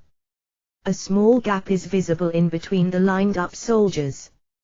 On the other side of that, he can see a really small portion of a figure.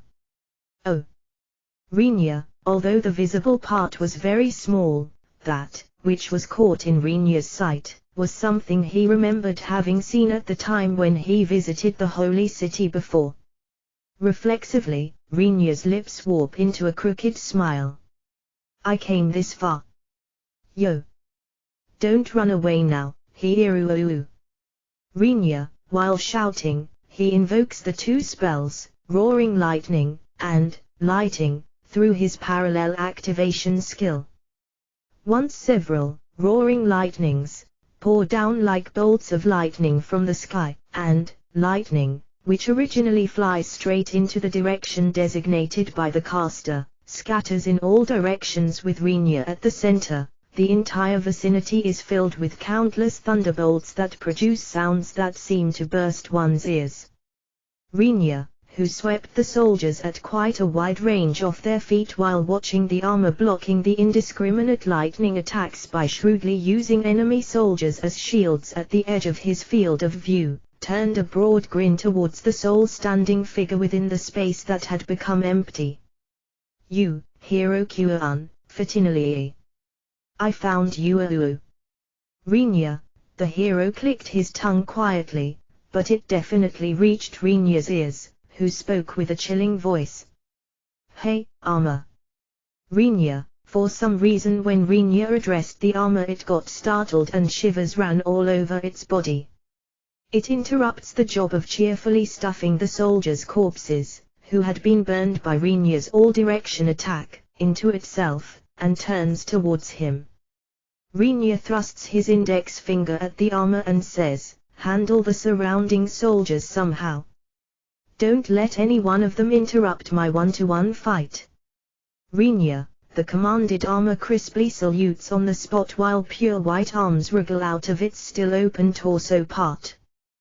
What next appeared out of the armor's torso, as if it were the exit for something, is a doll with a tough-looking body that is dyed in pure white. Upon closer inspection, its body's composition is made out of bone-like objects that had been pulverized into tiny bits. It's obvious that the bone fragments and iron scraps, which had been spit out earlier by the armor as means for attacking, had assembled themselves. Something similar to a black fog was thinly clinging all over the doll's body. Its height was slightly lower than that of the armor, but it has a solid body build. It was tightly gripping battledore-like weapons, which consisted of a simple, rectangle iron plate and a grip, in its hands. Upon closer inspection, it's clear that those are items simply formed by smashing things such as plate armors and broken longswords flat. Crawling out of the torso, it drops onto the ground head first and then slowly stands up. Brandishing the weapons in its hands, it swoops down onto the enemy soldiers, who were fiercely trying to get close. However, the number of things that crawled out isn't limited to one either.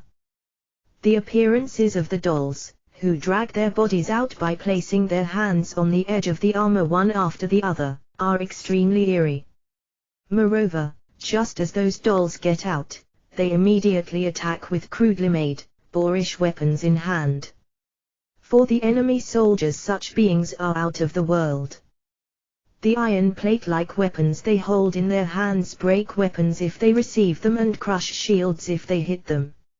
If they hit a body, the enemy soldier gets easily blown away. With the suddenly bursting out screams and jeers in his back, Rinya slashes at the hero with his katana in one hand. As long as there's nothing obstructing him, something like a bit of a combat distance is equal to nothing for Rinya. The hero swings his holy sword at Rinya, who charges straight at him with a single move. It still wasn't a distance where his sword would reach, but in an instant a flash occurs and a light attack surges towards Rinya. That one blow was released with the intent to pierce Rinya, but for Rinya it was well within his expectations. He has already activated the compiled sorcery code without chanting, making a pillar of lightning pour down from the sky. Once that attack impacts right in the midst of the large army, the aftermath after scattering causes enormous damage. The light attack, which flies in a messed up direction due to being broken apart, stabs countless soldiers and kills them. The scattered lightning burns the living and the dead altogether. Brandishing the katana while the power of the aftermath is still lingering, Rinya dashes forward. Hiru! Rinya, at the moment he saw Hiroyuki in his shining armor trying to meet his attack by preparing his holy sword that was clad in a pale light. There was a sound as if the gears in Rinya's head got disconnected in some way. Don't move from there. Rinya, the face of Yuuki, who tried to stop the downwards swung blow, cramped up. Muttering something in a hurry, Yuuki vanishes from sight. At almost the same time, Rinya's swing, which vertically severed the space where the hero had been moments ago, vertically cuts apart all the soldiers who were in the attack's direct line of damage without producing a single sound. Sending a sword slash flying, such a concept doesn't exist in Rinya's mind. But, by firmly cladding that blow, which was swung down loaded with all his fury, with mana, he managed to make that slash fly. The sharp slash, which was amply charged with Rinya's bloodthirst, not to mention his already high magic power, had such strength that it was unclear just how far it would fly, but there's no doubt that at some point even the last line of the Allied forces will be torn apart. If there was someone present there with a normal train of thought, they would likely open their mouth to the extent of dislocating their jaw. However, Rinya turns around without even looking at the result from his attack. The hero's short-distance teleportation is certainly an annoying ability, but it's not like he can leap into a distance where he can't be seen anymore. In front of Rinya's gaze, after having turned around, was Hiroyuki, who was on the verge of brandishing his holy sword with both hands. The slash, which is swung down with all of his body's strength behind it by using the hero's power at full throttle, possessed a destructive power output and speed that doesn't dishonor the hero's title, but Rinya, who lost all his mental bindings, laughs without even showing any intention of trying to stop it. That blow, which was swung towards the laughing Rinya's head in order to smash it into pieces, is stopped a good distance away from Rinya's body as if it had hit an invisible wall without having allowed the blade to reach Rinya's head. Yuuki's expression was dyed in shock. What the hell? Yuuki, the hero, tries to overcome the resistance somehow by once again putting his strength into the static sword, but the blade shows almost no indication of advancing from its fixed spot in space. Dear me, Hero-kun. Aren't you a gentle one to stop it? Rinya, squinting his eyes while exposing his head right under the naked sword, which was slightly trembling, Rinya laughs. Due to Rinya's complacent smile, Yuuki pulls his arms back while having a stiff expression. He once again unleashes a slash, but even that one is stopped before reaching Rinya's body. If he was capable of seeing mana, he would likely doubt his own eyes due to the view unfolding before him.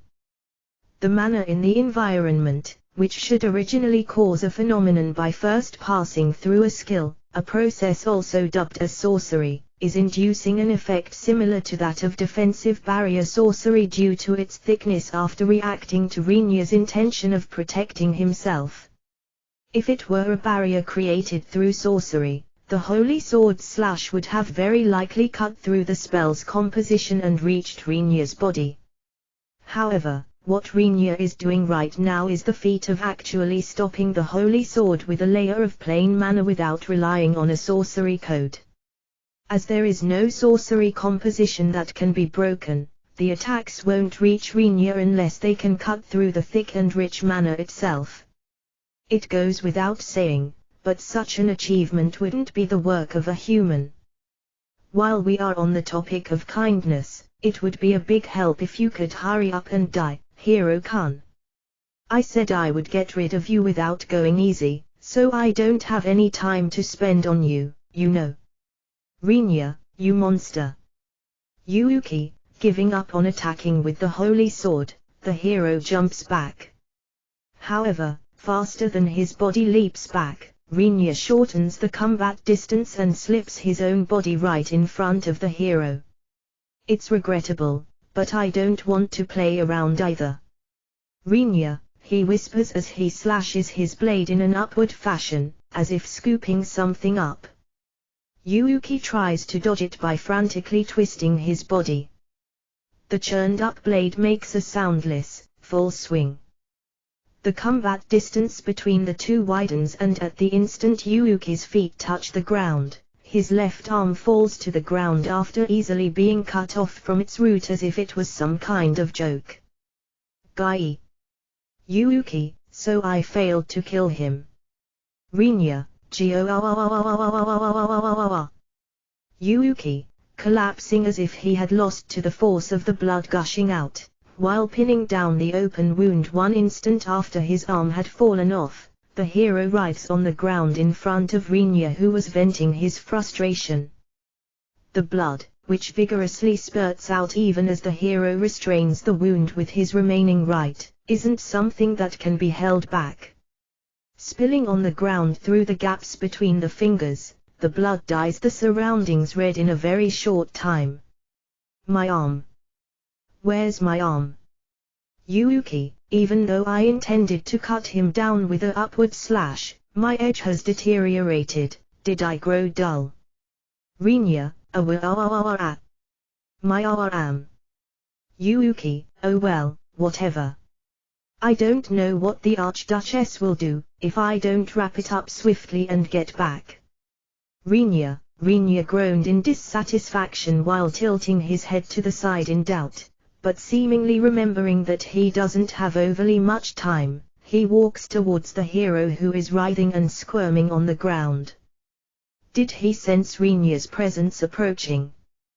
The hero, who squirmed due to the pain of losing his arm, kicks the ground trying to somehow gain some distance while looking up to Rinya with a pale face. Even while slipping on the ground that was muddy due to his own blood spewing out, the hero retreats little by little. Is he looking pale because of blood loss? Or is it because of the fear as he perceived that he will be eradicated? Rinya doesn't know. Goddess Summer. Please save me. Goddess Samawa. Yuuki, letting go of his holy sword and staining his shining armor with dirt, the hero shouts towards the empty sky. Am I not a hero? Am I not the most amazing human on this world? What a fraud. Yuuki, of course there's no answer towards the hero's screams. Rinya only slightly hoped that the supervisor would respond to the hero's call by chance, but he breathes out slightly, guessing that it's only natural for that not to happen.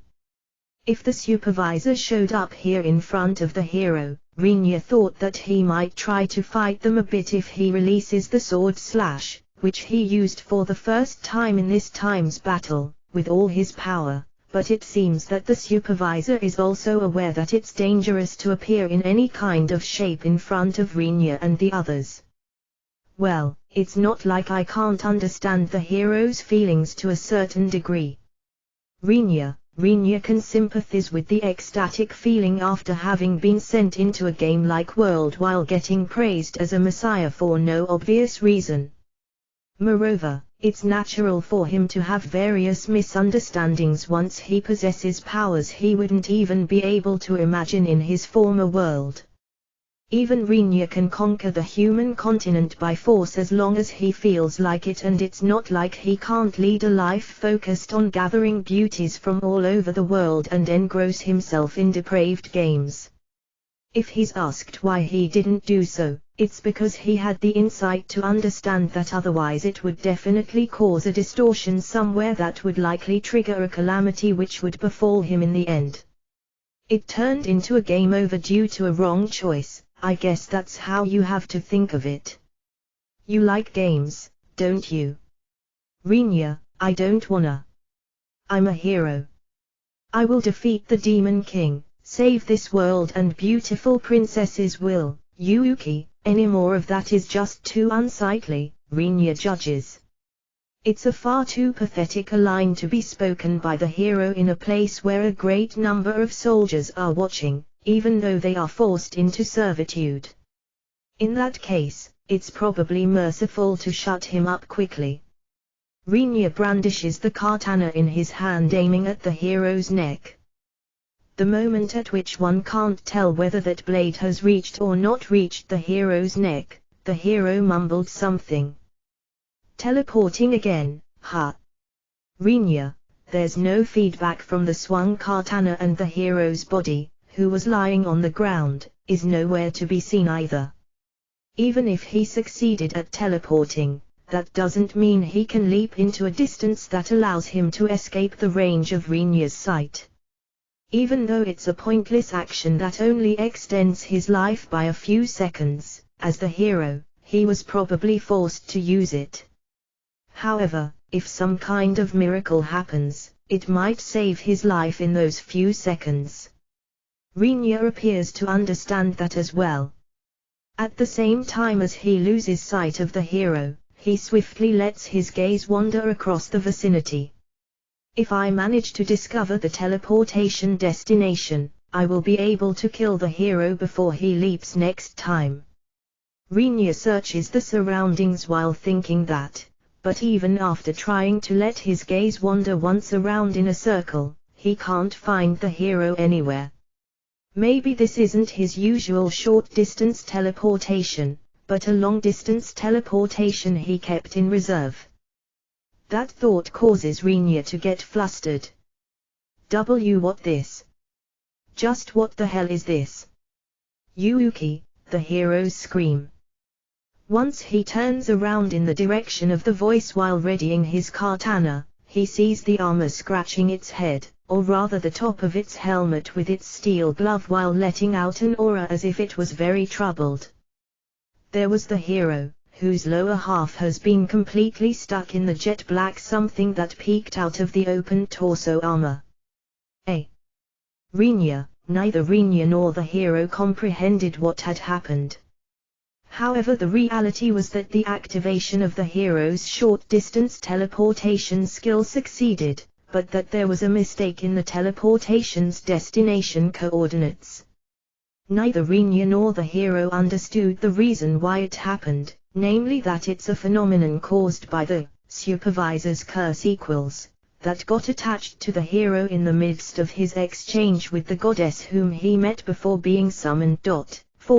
Supervisors, only the human supervisor, who knows of those conditions, was taken aback and greatly perplexed after ascertaining the full details from an unknown location. It hurts, hurts, hurts, hurts, hurts, hurts, hurts, hurts, hurts, hurts, hurts. Yuuki, at the same time as unspeakable sounds of biting or crunching can be heard coming from the parts that have completely sunk into the black mass, the hero screams and writhes while trying to pull his body out from there by thrusting his hand into the armor's abyss and struggling with his upper body half. But, no matter how much he pulls or wriggles, his lower body, which is tightly stuck, doesn't budge. And not only that. It's little by little, but the exposed upper body half started to get swallowed as well. Countless arms appear from within the black mass and crawl onto the surface of the hero's struggling body. In the end, Rinya wasn't able to completely understand what the shining armor was capable of.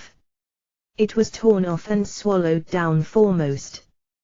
Then, the remaining upper half of the hero's body was seized all over by the extended arms. Yuuki, the countless arms holding onto the hero's body, gouge out his skin, cleave open his flesh and break his bones with their fingers. The more he struggles, the more his wounds widen, but the hero shows no indication of stopping his squirming. Let me go. Let me go, let me go, let me go, let me go, let me go, let me go, let me go. Yuuki, both eyes of the hero are covered by black hands as if being blindfolded. Black hands also rush into his screaming mouth. Several fingers latch onto his upper and lower jaw. Fingers are also stabbed into his throat. Red blood gushed out of the part where a hand ripped out the collarbone. Higher. Higher, Fuhiha, Yuuki, somehow guessing what is going to happen in the next instant, Rinya turns his face away. Two sounds are produced, one similar to a tree's branch breaking and one similar to a wet dust cloth being torn apart, both of which reach Rinya's ears at the same time. In some unknown and barren place, a woman with emerald hair, wearing a simple, white clothing, had her body fixed into the odd position known as doing the bridge, all while at her wit's end. After keeping up that posture for a while, she suddenly lowers her back to the ground, and makes a headstand after assuming the windmill position. After demonstrating a series of moves with an increasing oddity, namely an arrow stand after a head spin, she finally stands up with a alley whoop. Her appearance is quite scandalous, but what she's wearing is a large piece of cloth with a hole in the middle for the head, therefore she exposed various things that shouldn't be exposed in the midst of her previous series of acrobatic moves.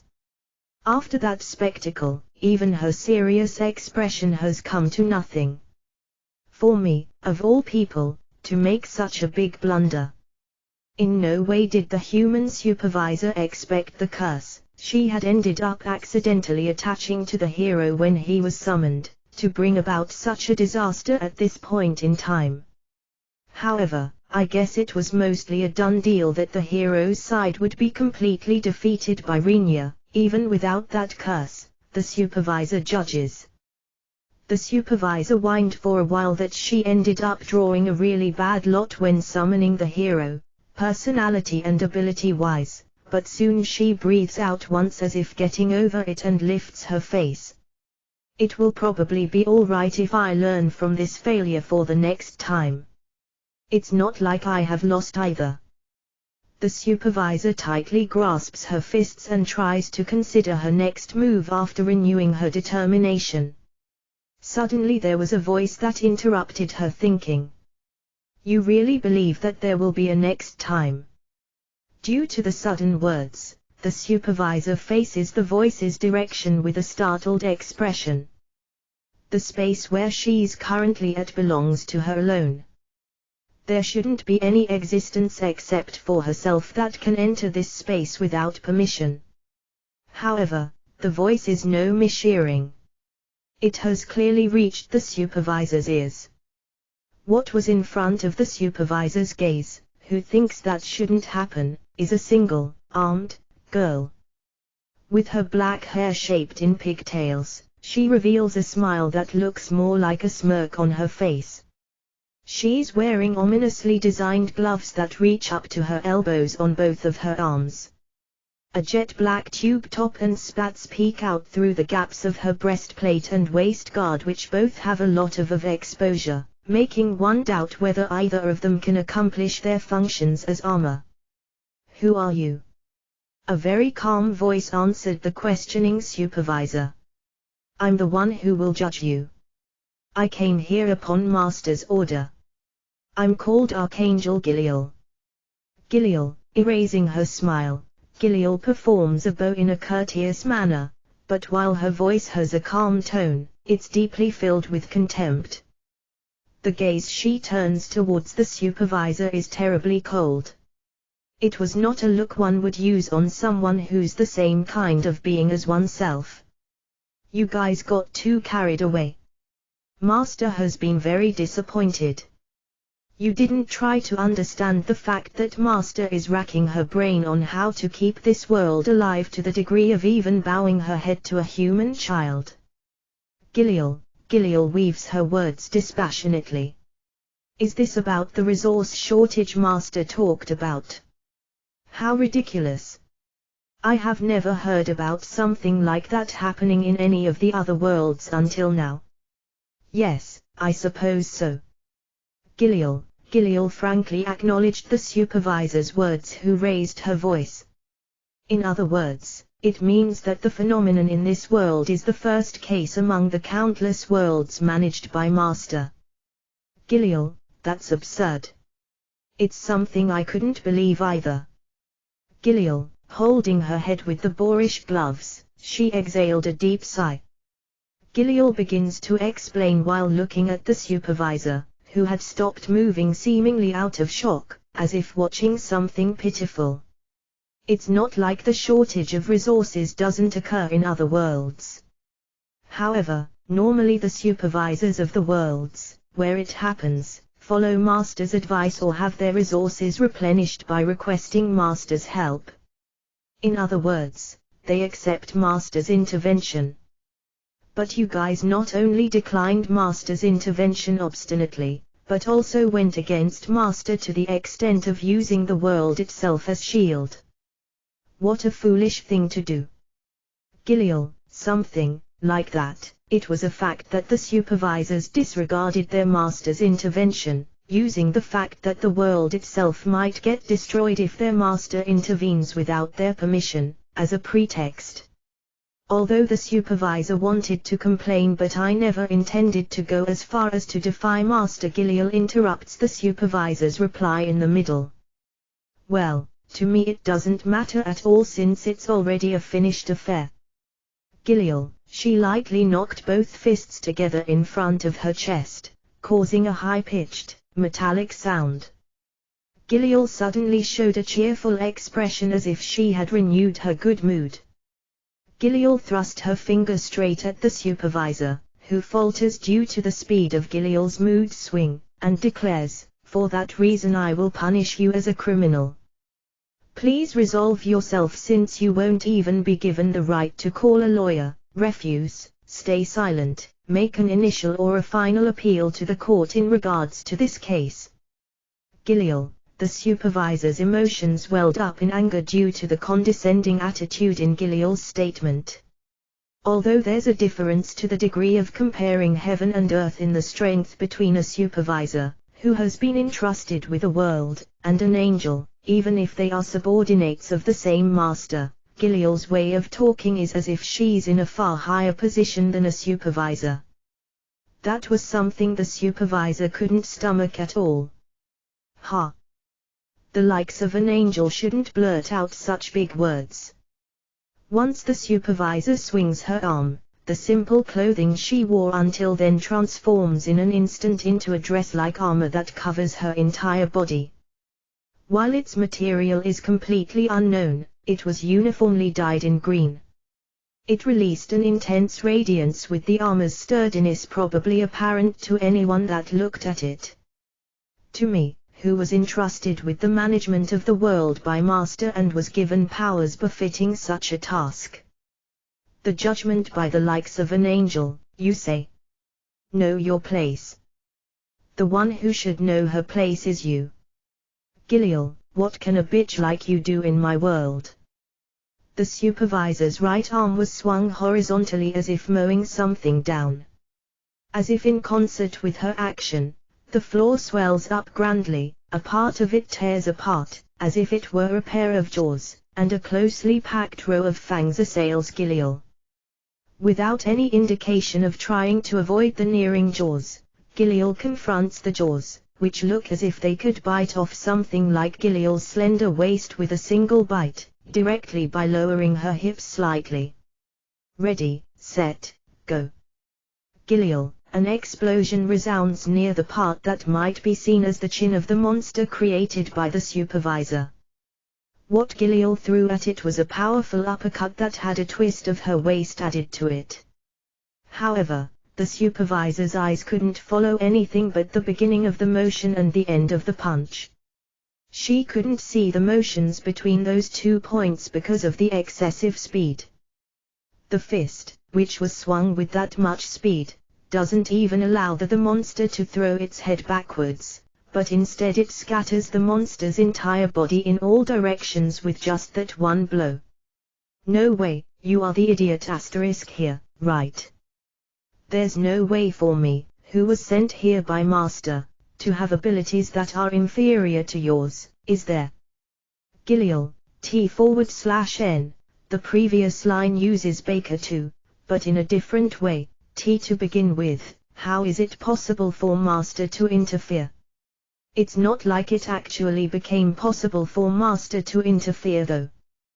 Giliel, Next the supervisor releases countless light arrows with the intention of restraining Giliel, who was about to shorten the fighting distance. Giliel intercepted and extinguished them, which were pouring down just like a heavy rain, with a continuous series of jabs at such a speed that the parts of her arms past the elbow become blurry. By supporting the hero, you shifted the power distribution in the world to one side, didn't you? Giliel, the divine art's weakening for the priests on Trident Principality's side was owed to the human supervisor abating the power she distributes to them.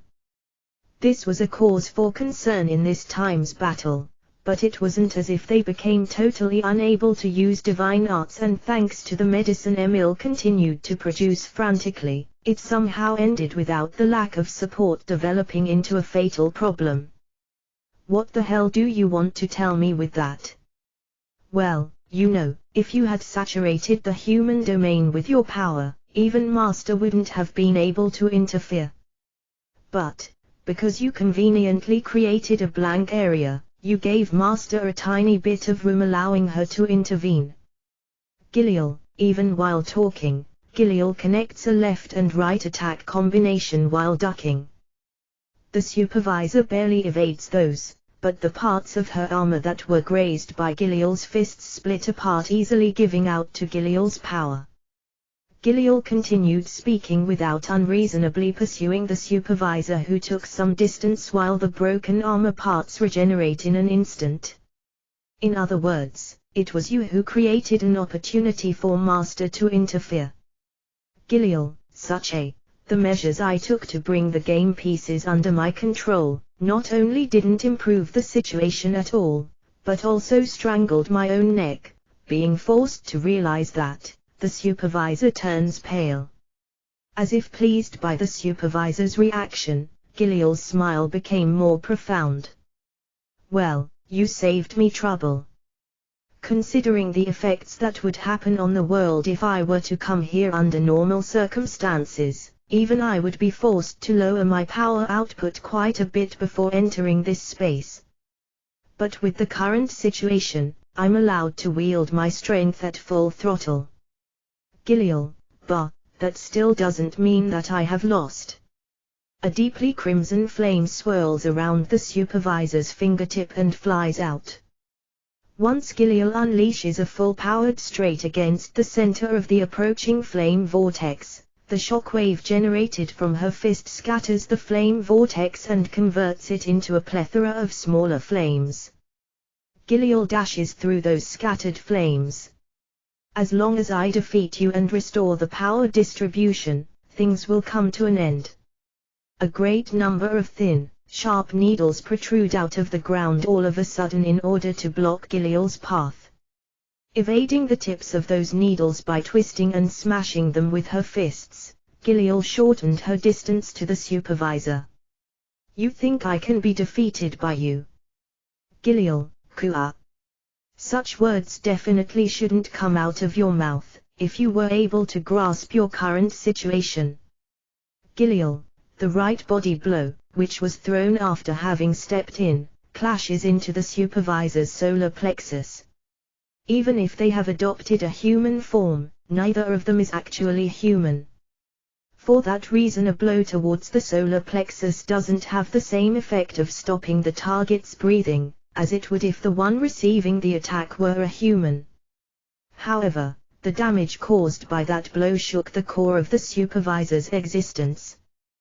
Without even waiting for the armor, which protected that part, to fall apart, Giliel steps in even further and drills her left fist into the supervisor's right abdomen.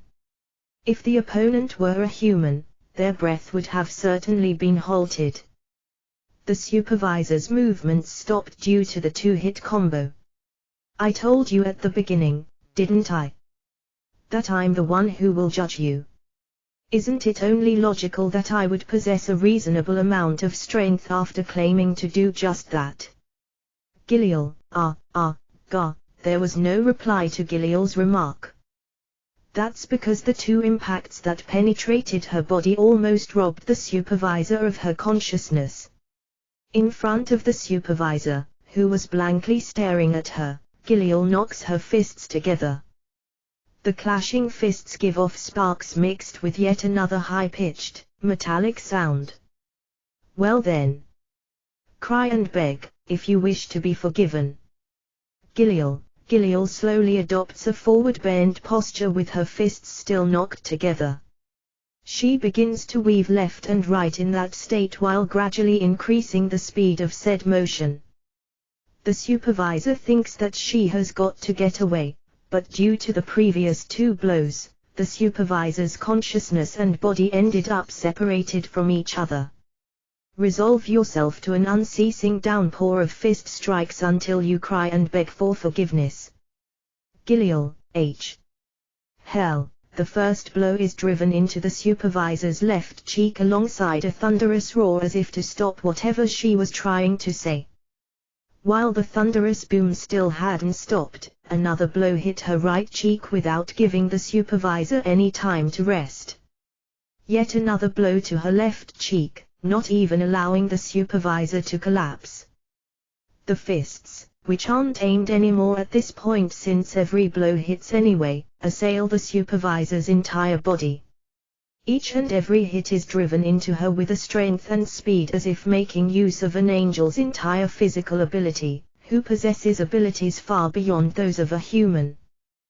The way the supervisor was swaying her head left and right while her body keeps standing upright, unable to even defend herself, was just like the motion of a rock-en flower with a completely broken power output, if observed from the side. 2. Giliel. Giliel. How is it going over there, oh, master? I finished the job, perfectly. Giliel replied to her master's telepathic communication with a fresh smile, as if she had completely let out all the piled-up stress. In the end she never heard the words "I beg for forgiveness" from the human race's supervisor after she had started her attack. Although Giliel told her that she wouldn't stop until she said those words, she did stop hitting her since she got tired of whacking her, as one might expect. With her heavy armor thrown off, she had a slovenly appearance that she couldn't really show others as she's only wearing her spats and tube top right now. The object at her feet, which was in a state that made it impossible to identify what happened to it due to the excessive beating, had been abandoned without it being able to even twitch. Giliel neatly wraps that into a bamboo mat, forcing it into a condition where it couldn't do anything at all even if it recovered to some extent. Can't you grasp hold of the human domain quickly then, as you wish, master? Giliel, you have also taken over the supervisor's authority, right? For the time being I will leave the acting as proxy to you. I'm not overly thrilled, but, understood, master. Giliel, now that she had invaded the human supervisor's domain and disabled the supervisor herself, it was child's play for Giliel to deprive the supervisor of the authorities she owned. Moreover, by temporarily granting those authorities to herself, Giliel could take over as the human supervisor. After completing that process, Giliel immediately returned the power distribution in the human domain to its normal state. With this we have taken back 20% of this world's management authority, haven't we? Giliel, attempt invading the other supervisor's domains with that domain as a base, by myself. Please send some helpers over, master. Giliel, nah. I will dispatch several assistants after picking up the defeated supervisor for starters. Master likely fears that the number of angels performing her work will decrease the more angels she sends over to my place, Giliel judges. Even so, if she doesn't send a set number of angels, Giliel herself won't be able to meddle with the other supervisors on top of her regular duties as the human supervisor. I'd like you to at least spare me from that, Giliel wished. But, going to the other supervisors' domains from now on. I'm sure the future looks dim. Giliel, the other supervisors will probably notice right away that the human supervisor had been replaced, Giliel predicts. I think they will immediately take up countermeasures once they realize it. She believed that it would probably be impossible to invade the opponent's domains from the front unless the supervisors made some kind of huge blunder like the human supervisor who's currently lying at her feet. Anyway, I guess I will go for it since it's an order. Giliel, I'd like to be pardoned from the work of a supervisor by all means, Giliel thinks, but it might make it a bit easier for Master and Renya if I take the job. In the bitter end this was nothing more than an assumption, but to ignore it, even if the possibility wasn't zero, would be slightly regrettable. Therefore, Giliel took up the task of eliminating the human supervisor, even while considering it as bothersome. Well then, I suppose I will do my best. Giliel, while trampling on the human supervisor lying at her feet, Giliel thought I will start to steadily work on the things I can do by myself until the angel assistants arrive, after getting all worked up by herself. If there's only one problem, one can give it their undivided attention, but as soon as there are several problems, it becomes obscure as to what the problem is to begin with, and you end up going left and right not knowing where to start. As soon as that happens, one gives up on all their problems while thinking that they don't give a damn anymore. In other words, unless you crush each and every problem immediately after they appear, they will keep on accumulating, and once they have accumulated beyond a certain point, they will only vanish when one resigns themselves to them. Ah ha ha ha tilde. Renya sat tilde and don't you want to take my place as the Archduke? Lydia, Her Majesty the Archduchess laughs while being halfway buried under a mountain of documents. Renya, who was summoned to her room, sends a very frosty glare at the Archduchess who started to speak about something outrageous while smiling. Noticing his gaze, the Archduchess' body trembles and her cheeks blush for some reason. Then with both of her arms she hugs her own body.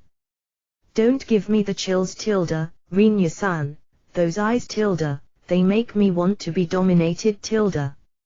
Lydia, if you have the time and energy to spout stupid shit, how about redirecting those resources into decreasing that mountain of documents a bit? Renya, the location is the Archduchess office. 3 desks with mountains of documents piling up have been set up in the room. The Archduchess, Maria and Shaniche sit at one of the desks. The one freely handling a stamp and quill while clinging to the desk frantically, as if not noticing the conversation between Renya and the Archduchess, is Maria. Shan doesn't even twitch anymore, her eyes were completely white and wide open, while leaning her back into the chair's backrest, though it was unknown when she entered such a state. Isn't the act of trying to have Shan, who is mainly suited for physical labor, help out with the filing of documents far too unreasonable in the first place? Renya wonders, but he leaves it alone without commenting on it as it's probably the Archduchess' idea. To begin with, just what the hell happened for so many documents to have accumulated? Renya, it's the post-war handling tilde. I mean, it's because we have to deal with the country's entire defensive force. The Principality's army was dispatched at almost full force tilde. We had also requested the cooperation of the adventurer guilds in every city tilde. It's at such a degree that even I don't understand how many organizations were mobilized if I also include those similar to Vigilante Corps tilde. Lydia, get a hold on the situation. You are the highest authority. Renya, you tilde, Lydia, the Archduchess is on the verge of tears, but even if she were to cry, there's nothing Renya could do. Even though it's not to the same extent as Shan, Renya also belongs to the physical labor faction, if forced to choose a side. Rather than being stuck to a desk and having a staring game with documents, running around with a weapon in his hands suits him more. So, what's the business you called me here for? Renya, wait, don't hurry so much. First take a seat tilde. Lydia, apparently believing that it would be pitiful for him to have a conversation while being made to stand, she had prepared a single chair in the middle of the room. After waiting for Renia to sit down on said chair, which she had encouraged him to do, the Archduchess moves the documents on the table to the side and faces Renia. Aren't there usually minister-like people who deal with such miscellaneous matters? Renia, several days have passed since the war against the Holy Kingdom came to an end due to the hero's demise. Even Renia understands that they have probably just started with the post-war procedures, but with the Archduchess appearing to be close to death already, he ends up worried about whether they will be able to finish this matter safely. But their side has to handle even more, so the daily handing in of letters of resignation from them doesn't stop, the Archduchess says with a sigh mixed in. She's rejecting all of them, but even so it seems it doesn't deter the nobles from approaching her with the wish of resigning one way or another. Even more than the work pressure, there seem to be some nobles among them, who meddled with you in various ways in the past, and from this time's event they belatedly noticed that you are someone they can't manage by themselves and shouldn't take on by all means. Their train of thought seems to be that they want to wait for things to cool down by staying in their own territory, even if they have to quit their official posts, Lydia says. It will be a nuisance if they are that scared of me though, you know. Renia scratches his cheek. Certainly that kind of harassment is an act that dampens the mood, but Renia can't get accustomed to idea of systematically eradicating them, just like this time's hero, merely because of such actions. Of course, he doesn't possess a character that would hesitate on getting rid of them if there was even the slightest chance of harm befalling his friends. But if it's a low degree of harassment and if they go at it moderately, it's not like he won't tolerate it to some extent. Speaking of the hero I wonder, what happened to that armor To begin with, just what is that thing? Lydia, Renia shortly and bluntly answered the Archduchess, who asked while tilting her head to the side, that's what I want to ask. Even Renia didn't understand the armor's true identity at all. After the battle against the hero, Renia had to frantically stop the armor, that had started to systematically and furthermore greedily devour the Allied forces, which had lost the one leading them. Though he didn't do so for humane reasons, but simply because he didn't approve of harming those who had already lost the will to resist any further. However, even when he tried to pull it back by binding its arms behind its back, there was no way for Renia to stop all the hands growing out of the armor's torso, even after somehow having immobilized the armor, not to mention the difficulty brought about simply due to the armor's weight. In the end Renia somehow stopped its gluttony after threatening it by thrusting the tip of his katana inside the armor and making it choose whether it wanted to be chopped up on the spot or to make do with the dead soldiers around the perimeter of the outer wall, which was manned by the garrison. Renia wondered whether it didn't hear his orders properly, but according to the armor's gestures afterwards, the armor itself had apparently fallen into an unrestrained rampaging state after preying upon the hero. It apparently managed to somehow recover due to Renia's truly angry mode and the coldness of the katana's blade thrust into it. I wonder, was the thing it ate too wicked? Renia ends up pondering, but the thing it devoured had also created a fateful problem. The subordination affecting the Alliance's soldiers wasn't undone. For Renia, who thought that the problem would be somewhat solved as long as he crushed the head, it was an unforeseen incident. In front of Renia, who thought that the restrictions would normally vanish alongside the disappearance of the one who subordinated them, one armor quietly averted its eyes.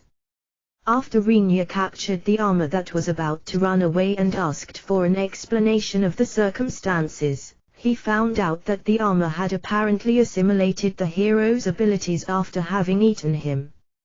It's unprecedented, isn't it, Tilda? Lydia, currently that armor is standing with an imposing stance on the outer wall while holding the holy sword, which was the hero's possession, with both its hands like a cane after it had picked it up from the battlefield. Since it possesses a body that doesn't require any sleep, food or rest, it stood stock still the whole time unless it was called by Renya. Its entire body is wrapped up in a pale glow. Its unmoving appearance has earned it the depressing evaluation of being somewhat disgusting among the citizens of Trident Principality's capital city. That thing, if you try to somehow classify it, I think you would call it an undead knight, right Tilda? Lydia, I guess so. Renya, the outcome of the appraisal ability used by Renya, who thought it's probably necessary to precisely appraise it at least once, resulted in it being identified as an undead knight just as the Archduchess stated. However, A was shrewdly attached next to its title. It's an undead, right? Lydia, so it is. Renya, the human race's hero is an undead, how ridiculous Tilda. Lydia, the armor that took over the hero's abilities had seemingly also completely adopted the title of hero. Even the result of the appraisal clearly stated occupation, hero.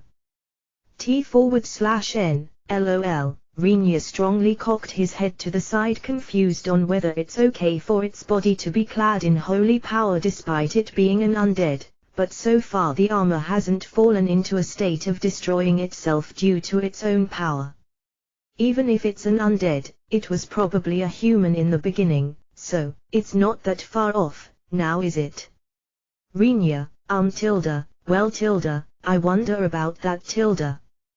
Lydia, the Archduchess' expression makes it apparent that she isn't fully satisfied with the explanation, but since the phenomenon actually exists in front of her eyes, it's meaningless for her to deny it.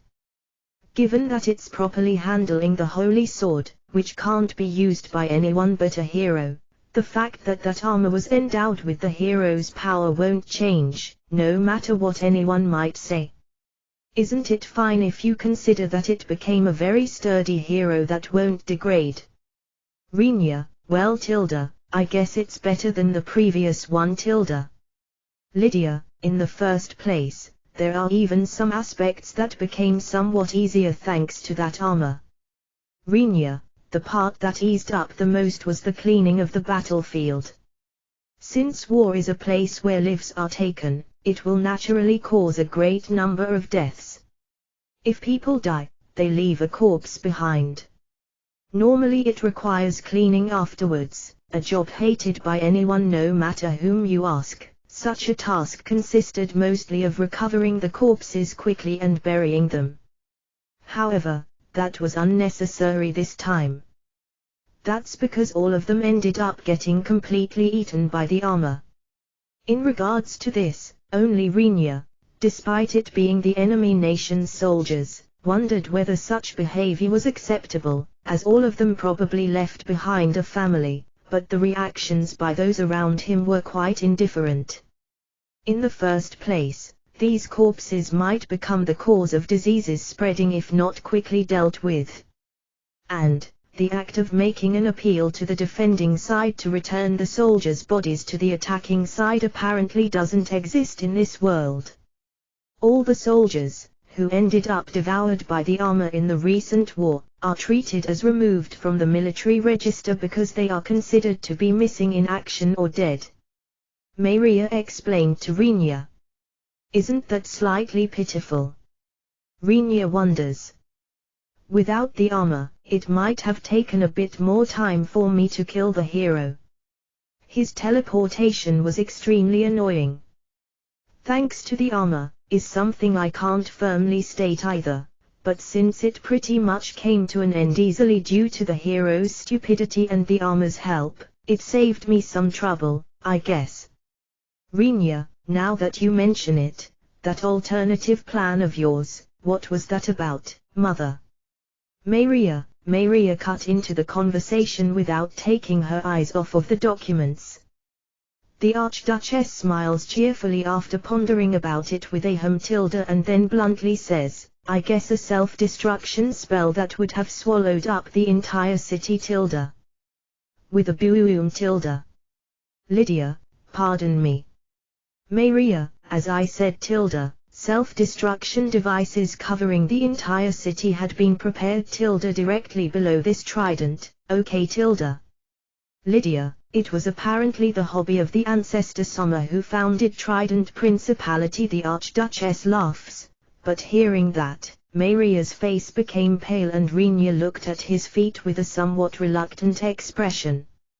In other words, the Archduchess' alternative plan was to draw the alliance into the city, and make the entire city explode the moment the hero entered as well. Of course, the Archduchess expected to die after getting swallowed up by the explosion, in case she picked that method.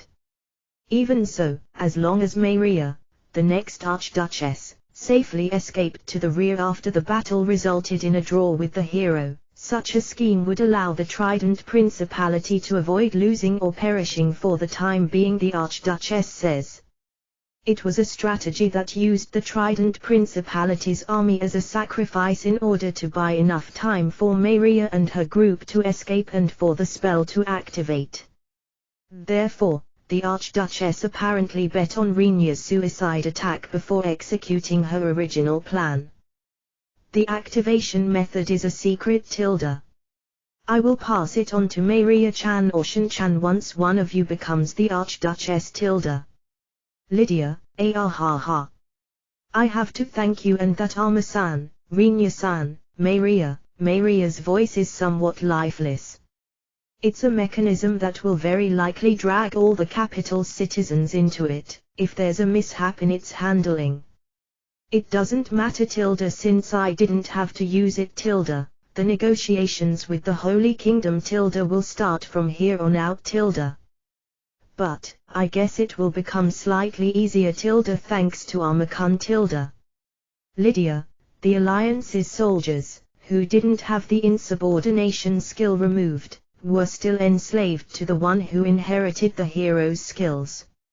A group of tens of thousands of soldiers that treated that armor as their master. The Trident Principality unexpectedly got its hands on a very big number of workers. Putting it like that, it was a wonderful miscalculation.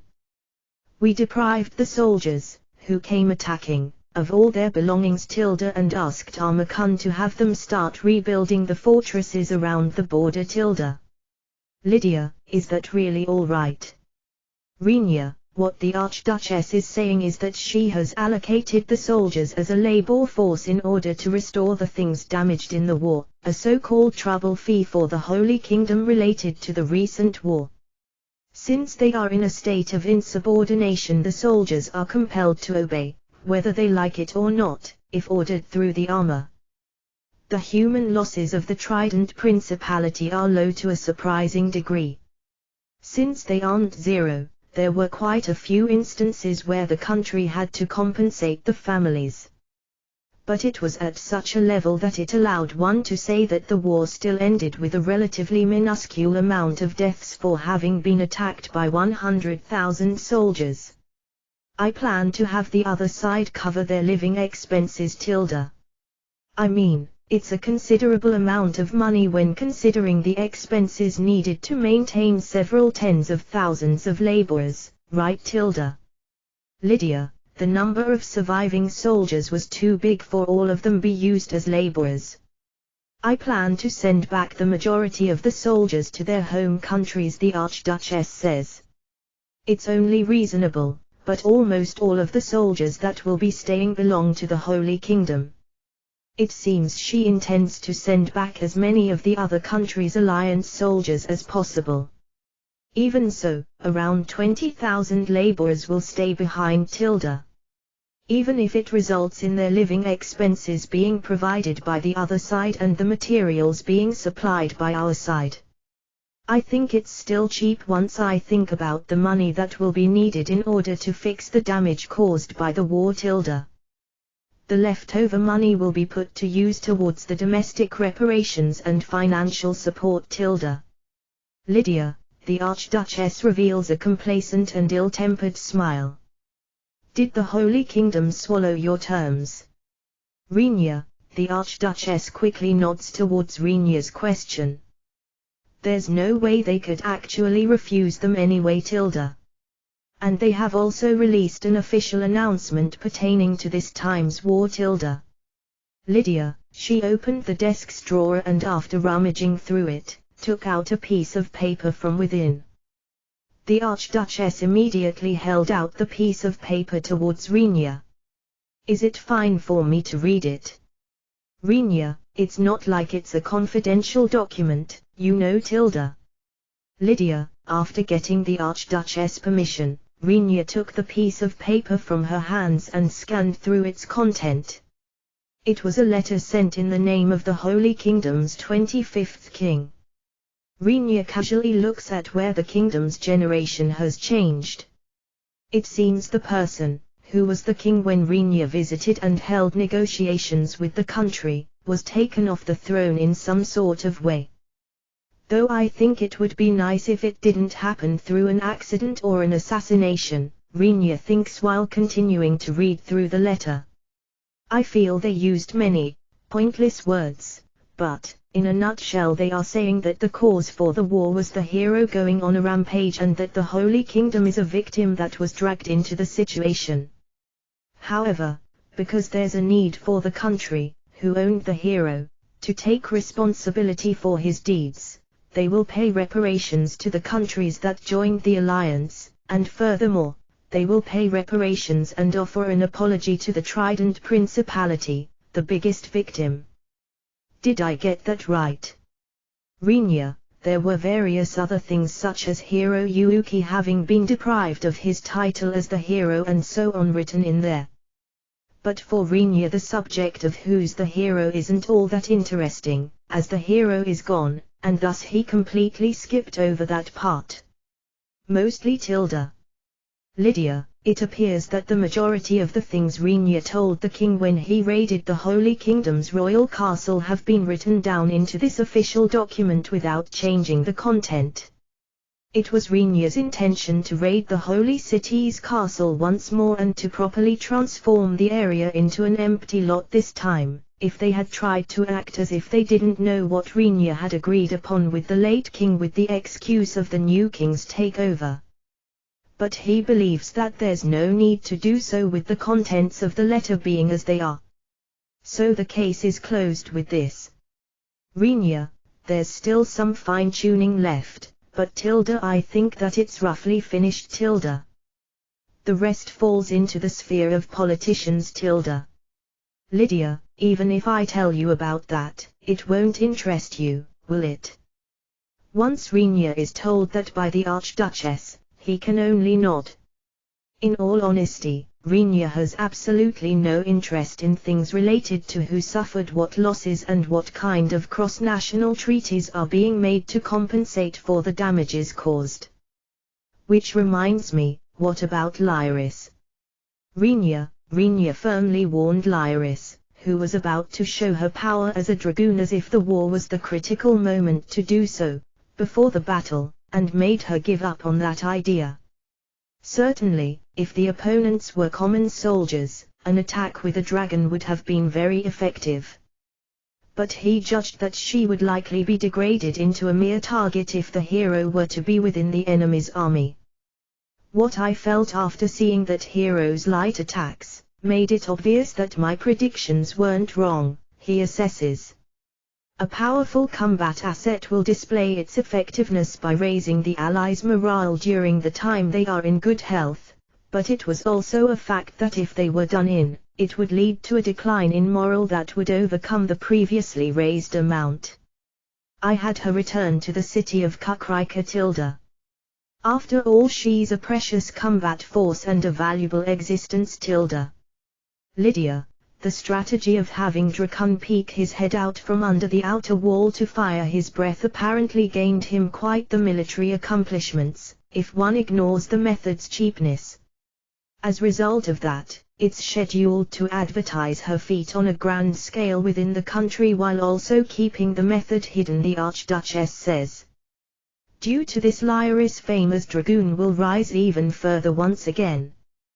Did Imidra return together with them? Rhaenyra, definitely don't get involved with the battle over here, Rhaenyra had instructed the dragon with a firm voice when the war had begun. The reason was the same as for Lyris, but it also included Rhaenyra's fear that if the Emerald Dragon were to die here by any chance, it could possibly trigger many different problems in many different areas that he isn't aware of, going by Dracon's and Croix's behaviors towards the dragon. From Rhaenyra's standpoint, he recognized the red Dracon and the green Imidra as the same type of flying lizards. Isn't that one tilde still flying around somewhere close tilde? Lydia, I see, if it's still here, I will try to ask it if we can use it as transport back home. Rhaenyra, regardless of whether a dragon is a flying lizard or not, there's certainly no mistake in it being a quick transportation method in this world. Rhaenyra knows that it will probably be expensive if one considers a dragon's maintenance costs, but it's difficult to get your hands on a vehicle with the same speed as a dragon in this somewhat wide world. If I consider it from there, I'd like to own at least one dragon for myself, he ends up thinking. Even if the Emerald Dragon is impossible, going by Dracon's and Croix's attitudes, isn't it alright to catch at least one as long as it's one of those living in the Rocky Mountains, just like Dracon? Rhaenyra wonders, but once he went to ask Dracon, the talk caused his deep red body to become ghastly pale. Ah ha ha tilde, just so you know, dragons are pretty much the strongest monsters and regarded as symbols of fear, okay tilde. Lydia, that's no concern of mine. Rhaenyra, yeah, you might be right tilde. So tilde, now it's time to talk about your reward for the work you got done this time, Rhaenyra-san tilde. Lydia, okay. Rhaenyra recalls that he told Maria at the time she requested his cooperation to pay a reward, even if it's just a small one, since he doesn't want to work for free. Given that I told her that it would be okay to stay reasonable with the reward, it probably won't be anything special anyway, Rhaenyra thinks. The Archduchess smiled at him and said, I will give you a peerage and a territory tilde. Lydia, what? Rhaenyra, the Archduchess clearly told Rhaenyra, who thinks that he might have misheard, while speaking slowly, as I said tilde, I will give you the rank of Earl and a territory tilde. The Qnudai Margraviate will be newly established tilde. Lydia, I don't need it. Rhaenyra, Maria's face cramps up due to the Archduchess' completely unexpected words. Seemingly sensing somehow that the mood has changed, Shan, whose white eyes were opened widely, recovers her spirit and raises her body atop the chair. The Archduchess looks at Rhaenyra with a face as though asking, why did you reject it immediately tilde?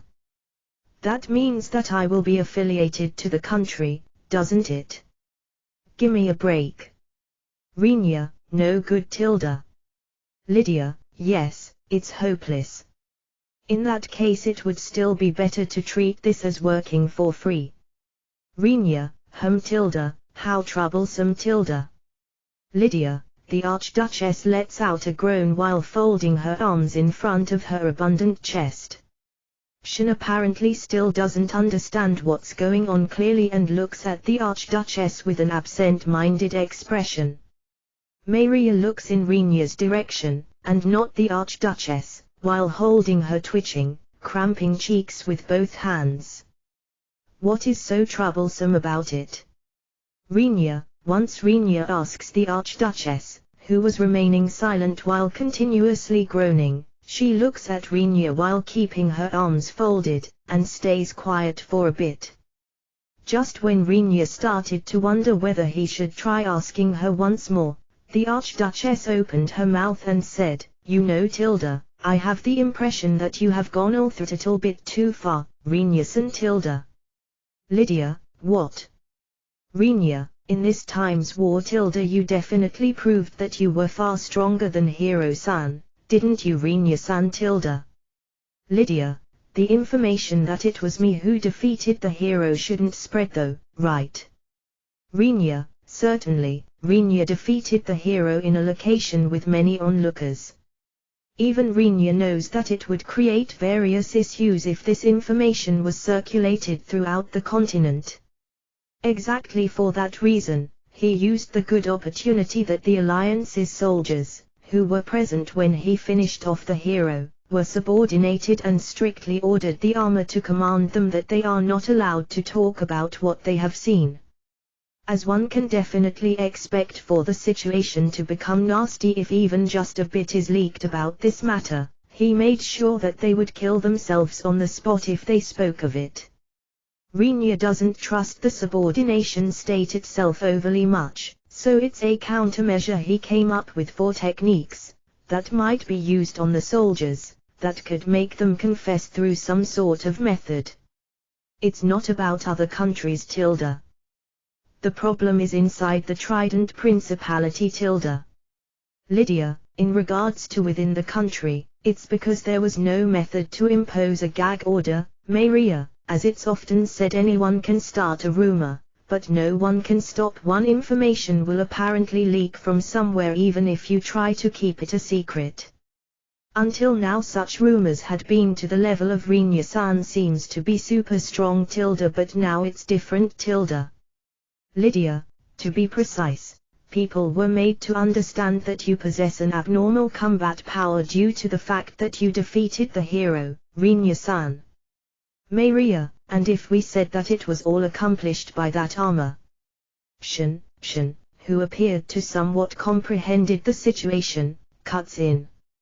And who's the master of that armor-san Lydia, if we said there isn't one, Shin, if we announced that the hero was defeated by a masterless armor moving about on its own devices it would cause panic among the people, right Lydia, the reason that the armor's reputation, who is currently standing stock still on the outer wall, has now settled at the level of it giving off a somewhat bad feeling is that the people, who see it, think that it's probably under someone's control. If that perception is changed into the armor being under no one's control even though it's a being that possesses power to the extent of completely defeating the hero, that fact would likely cause quite a lot of chaos, the Archduchess said. That argument applies to Rinya himself in the same way as well. It doesn't matter whether it's as the armor's master or as a person who possesses enough power himself to defeat the hero, either way it doesn't change the fact that there's a being in the Trident Principality that exceeds the hero while also being under no one's control. Even if you put the common people aside, it's a truth that scares even the nobles, who are the essential building blocks for the Trident Principality's governmental system. In other words, you are telling me that you will put a collar around my neck. Rinya, though it's not like I clearly said it in such way Lydia, the Archduchess nods while assuming a slightly gloomy look. It has become cumbersome, Rinya sighs. But seeing that I have taken an openly aggressive stance against the hero, I think that I would have been exposed sooner or later anyway. However, I didn't predict what would happen afterward. Come to think of it, it's not incomprehensible for it to turn into a conversation of what kind of monster is that, if some unknown stranger crushes the hero, the strongest combat force of the humans in this world, all by himself. Though I consider such a conversation to be still better than it turning into people shouting "kill that monster," which would be the worst case. Even if you were to escape to another country, it's all a little bit troublesome at the moment I mean, it looks like that armor-san has inherited the powers of the hero Lydia, what about emigrating after handling the armor somehow? Rinya, that's okay In that case I will even give you a farewell gift and keep it a secret from the nobles to where you emigrated But Lydia, releasing her folded arms, The Archduchess places both her elbows on the desk, puts her chin on top of her palms and stares at Renia. Going by the way you live your life, you will probably get exposed sooner or later, no matter where you go. Lydia, Renia can't deny that assertion. If he's asked whether he can live hidden from society like a hermit after having gotten rid of the armor that possesses the hero's abilities and emigrated to somewhere else, Renia has no other option but to reply that he can't. Even if he was able to do it, for argument's sake, it's easy to imagine that he will most likely resolve a similar situation with force, just as he did this time, if it happens somewhere close to him. However, if he did that, his surroundings would learn of him having an abnormal combat power just as it happened this time. And in the end they would start moving, trying to attach a collar to Renia's neck in the same way. However, if it's me Tilda, I believe I can somehow handle those situations Tilda. Lydia, the Archduchess says to Renia, who's asking himself what would be the best option. "'Cause I'm the Archduchess."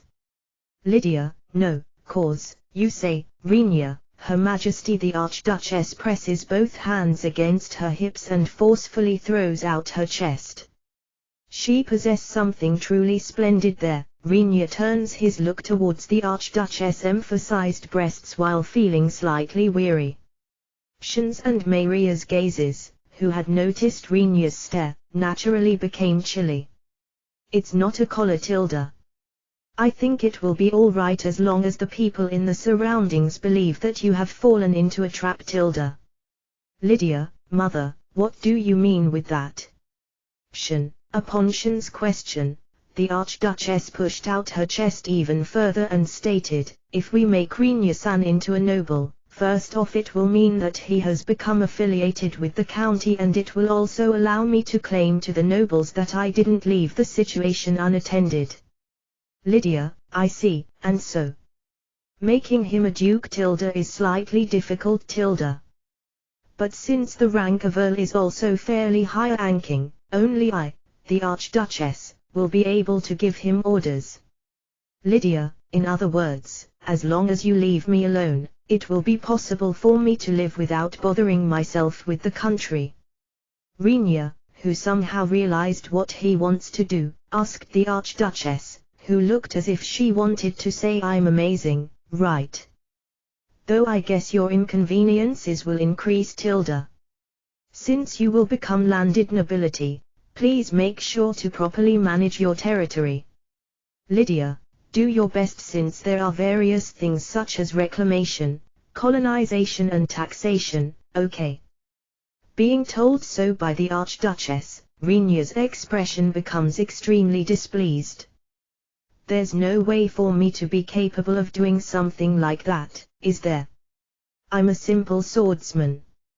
Renia, "I will give you Maria-chan as your aide." Lydia, once the Archduchess says that while raising her index finger, Maria stares at the Archduchess' face with a surprised expression. "Moreover, I will also add Shan-chan as the one in charge of military affairs." Lydia, the Archduchess raises her index along with her middle finger. Not only is there the strange situation of a mere adventurer being appointed to nobility, but the Archduchess even says that she will send both of her daughters to him. Due to the abnormal terms added on top of the already strange situation, only the feeling of it being too late to say anything stands out, but Renia was able to comprehend what the Archduchess wanted to do. By attaching both her daughters to him, she will apparently appeal to the other nobles that she shares a friendship with Renia, and at the same time she will make it clear that he's under her strict control by her having placed watchdogs at his side. It seems that's what she wants to emphasize. Though, if you have any other requests, I will accept them as long as they are within my capabilities. How about it, Renia-san? I do feel bad about it, but I wonder whether I can have you accept it. Lydia, in the Archduchess' eyes, the current Trident Principality is in a situation where it possesses two mighty combat forces, namely Renia and the armor that became the hero. Given that the Archduchess roughly understands Renia's nature, she can't state for sure that she doesn't intend to use those two combat forces at all, but she also didn't have the intention to handle them imprudently. However, if Renia decides to emigrate, it will result in these two combat forces being immediately gone, which will be a huge loss for the Trident Principality. Taking things into consideration up until there, the Archduchess planned to compromise quite a bit for Renia. Renia ponders. I will leave the country since it's becoming troublesome. That idea was extremely attractive, but the matter of him having to wander from place to place each time he's exposed wasn't very appealing. Even while taking the matter of him having been told to travel around the world as he sees fit when he came to the world over here into account, having a proper place to call home is much better than trying to wander around with no goal in mind. Moreover, the style of visiting various places is also soothing on an emotional level. Can you really promise me that you won't push me around for the good of the country? Renia, I can't put it down on an official document but I will have Maria-chan and Shin-chan secretly hold on to a written oath signed by me . However, I wonder if I can have your permission to make various requests if the situation develops into a national crisis . Lydia, well, I don't mind that, but it won't be free of charge, okay? Renia, there's no noble that serves the country for free . Lydia, can I also get your permission to assign Rona to me? Renia, she's your party member after all, Renia-san . I will approve it . Lydia, what about support by the country in regards to the territory's administration? Renia, financially, funding is impossible . No matter what we do, I think it would take the shape of a loan . Though I will somehow handle it so that it becomes an unsecured loan with no interest . Lydia, Renia started to wonder whether he can ask for any more favorable conditions from the Archduchess, who also stated that it would be okay for him to continue his adventurer activity after having assigned a governor. It takes around 2 days by coach from the city of Kakrika to the miasma forest that divides the humans from the demons with its large range. On the way there, there's almost nothing but plains continuing for the whole while. Pioneer villages that have been established continuously as part of the Trident Principality's national policy can be found here and there in the circumference of the miasma forest, but most of them repeatedly carried out the unproductive cycle of being destroyed by monster attacks or raided by bandits without achieving almost any results and then getting rebuilt again. This vast region has quite the bad public order, and one can't say that its soil is rich either. Given that there are no nobles of the Trident Principality who desired it, it has naturally taken the form of being a state-owned region under the Archduchess' direct control. In an area of the land, closer to the miasma forest by more than a day's travel from Kakrika, a scene spread out that made the travelers, who were using the road, doubt their own eyes. Around 10 red dragons had gathered at such a place. Dragons, which would cause a tumult with just having one of them appear, have turned up in such numbers. Moreover, they have gathered in one place. It was a view that made the travelers, who witnessed it, strongly wonder whether the time of the Trident Principality's demise had come, but the reality went beyond their imaginations.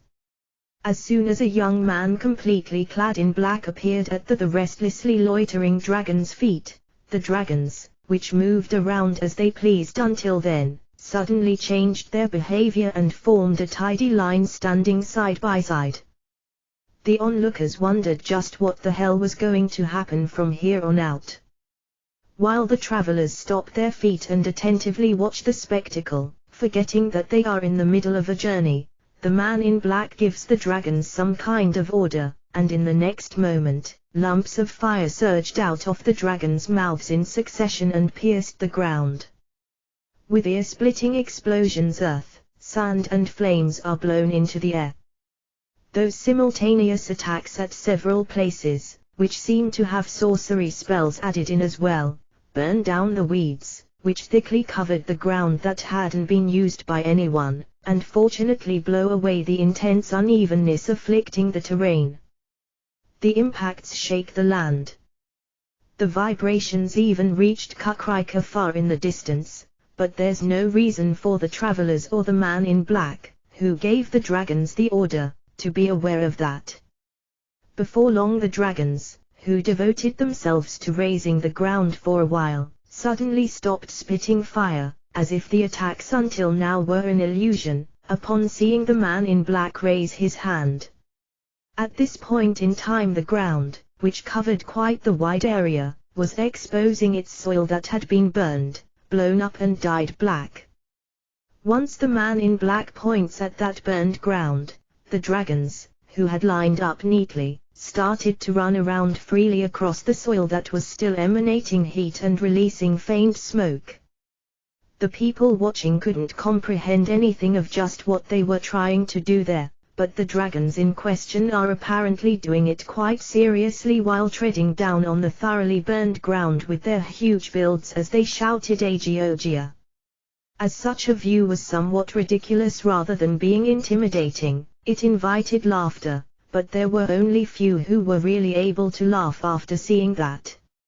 After some time has passed, the dragons stop stomping across the ground they had burned, and then start to tread on the ground once more, using their body weight while being careful of their steps and surroundings as they cautiously took one step after the other. Seeing that happening, several among the travelers, who stood stock still as they watched the transition of the situation, thought, could the dragons perhaps be preparing the ground? Immediately the feeling that such an idea was ridiculous gains in strength, but besides that, they don't find any other words to explain the situation taking place in front of their eyes. Furthermore, as if supporting such an opinion, a completely level surface became visible from the ground that had been carefully tread upon by the dragons. Damn, I didn't expect it to be necessary to start from urban development. Rinya, the man in black, repeatedly mumbled on purpose as there was no one to listen to him, while gazing at the ground that had its soil prepared with a staggering momentum. I should have realized it at the time when I heard the words Margrave Kunuchai, Rinya thinks, but because at the time there were various other matters he had to consider apart from becoming a noble or managing a territory, he had ignored it. Although it's a digression, the ranks of the nobles in the Principality Trident, or rather on this human continent, will be explained here. If you limit the scope to being nobility, the rank of Duke is the topmost. Below that are Marquis, Earl, Viscount, Baron, and then below these, Knights and lower Knights. Knights and below are ranks that end after one generation. The Baron rank is split into around half-half when it comes to whether or not they possess territory. The ranks above Viscount always own territory. Moreover, they are allowed to employ a private army unrelated to the maintenance of public order. The rank of Margrave that was bestowed on Rinya is commonly an earl who possesses territory close to the national border, so to speak, a noble assigned with the task of guarding the border. Their authority can be compared to that of a marquis who is one rank higher. In the case of the Principality Trident, a duke is above a marquis and there are no more than two nobles who hold the rank of duke. The most important one from those two has been assigned as Archduke family, a position that allows them to give Rinya orders without listening to his circumstances. By the way, it's needless to point out, but the other family with the rank of a duke is the Duke Bolton family. However, due to the current family head suffering a crushing defeat after having challenged Rinya to a mock battle and having ended up in a state of having been beaten green and blue, their family's position had been weakened severely. Though, even if his position hadn't weakened to begin with, he probably wouldn't have the guts to meddle with Renia any further after having suffered such a devastating experience. Therefore, Renia currently only has to be cautious of the Duke Fatale family, the Archduchess family. Well, if it's that Archduchess, I don't think that she would make a blunder in this kind of situation though. Renia, if the ground becomes too hard, it will become troublesome later on when construction work is carried out on top of it. If the soil below the ground becomes too tough when laying the foundation, it will be difficult to drive stakes into it. Nevertheless, as strength issues will crop up if it was tread down too weakly, I told the dragons to stomp on it quite a bit. In the end Renia decided to accept the reward offered by the Archduchess. There might be various merits and demerits because of that. However, what Renia thought as the very first was that there likely wouldn't be any other countries that would give him any better terms. If I can, to some extent, properly perform my task of paying taxes to the country after having accepted the title of a noble, the rest will somehow work out, since I won't be told anything too unreasonable. Once he ponders about the conditions past that level, he judges that, at least I probably won't be asked later, please manage the country since I will give it to you. Besides, it was very unlikely for a country that would give such an absurd condition to exist. If there's actually a country like that, it means that it's governed by a ridiculously foolish ruler. In addition to that, wouldn't it be fine for me to escape or defect to another country if the Trident Principality creates demerits beyond those I can think of? Renia wondered. If I defect after receiving a request from the Archduchess or if I defect after not accepting it, it would result in me losing almost everything I acquired up to this point. Meaning, if there's no big difference no matter what I choose, I will accept the things I can do for starters, and if it becomes really dangerous, I will throw everything away and escape. That might be called irresponsible, but it's not like I could deny it either. This was something Renia clearly told the Archduchess when he informed her that he would accept her reward. It's because he thought that it would be slightly dishonest to abandon everything without saying anything, even while considering such a choice as irresponsible. Putting it differently, even if it's something I would get blamed for after doing it without saying anything about it, if I do it, I can include the possible excuse of didn't I tell you properly at the time, into my calculations. Apparently Renia's way of thinking was seen through by the Archduchess. The Archduchess limited her reaction to showing a troubled smile while saying it can't be helped, can it? In the Archduchess' eyes, Renia's mentality was probably something she didn't really want to accept, but since she fully understood that she would likely be told then I don't need the title by Renia if she pecked at it imprudently, she apparently avoided commenting on Renia's remark, putting the highest priority on having him accept the title for starters.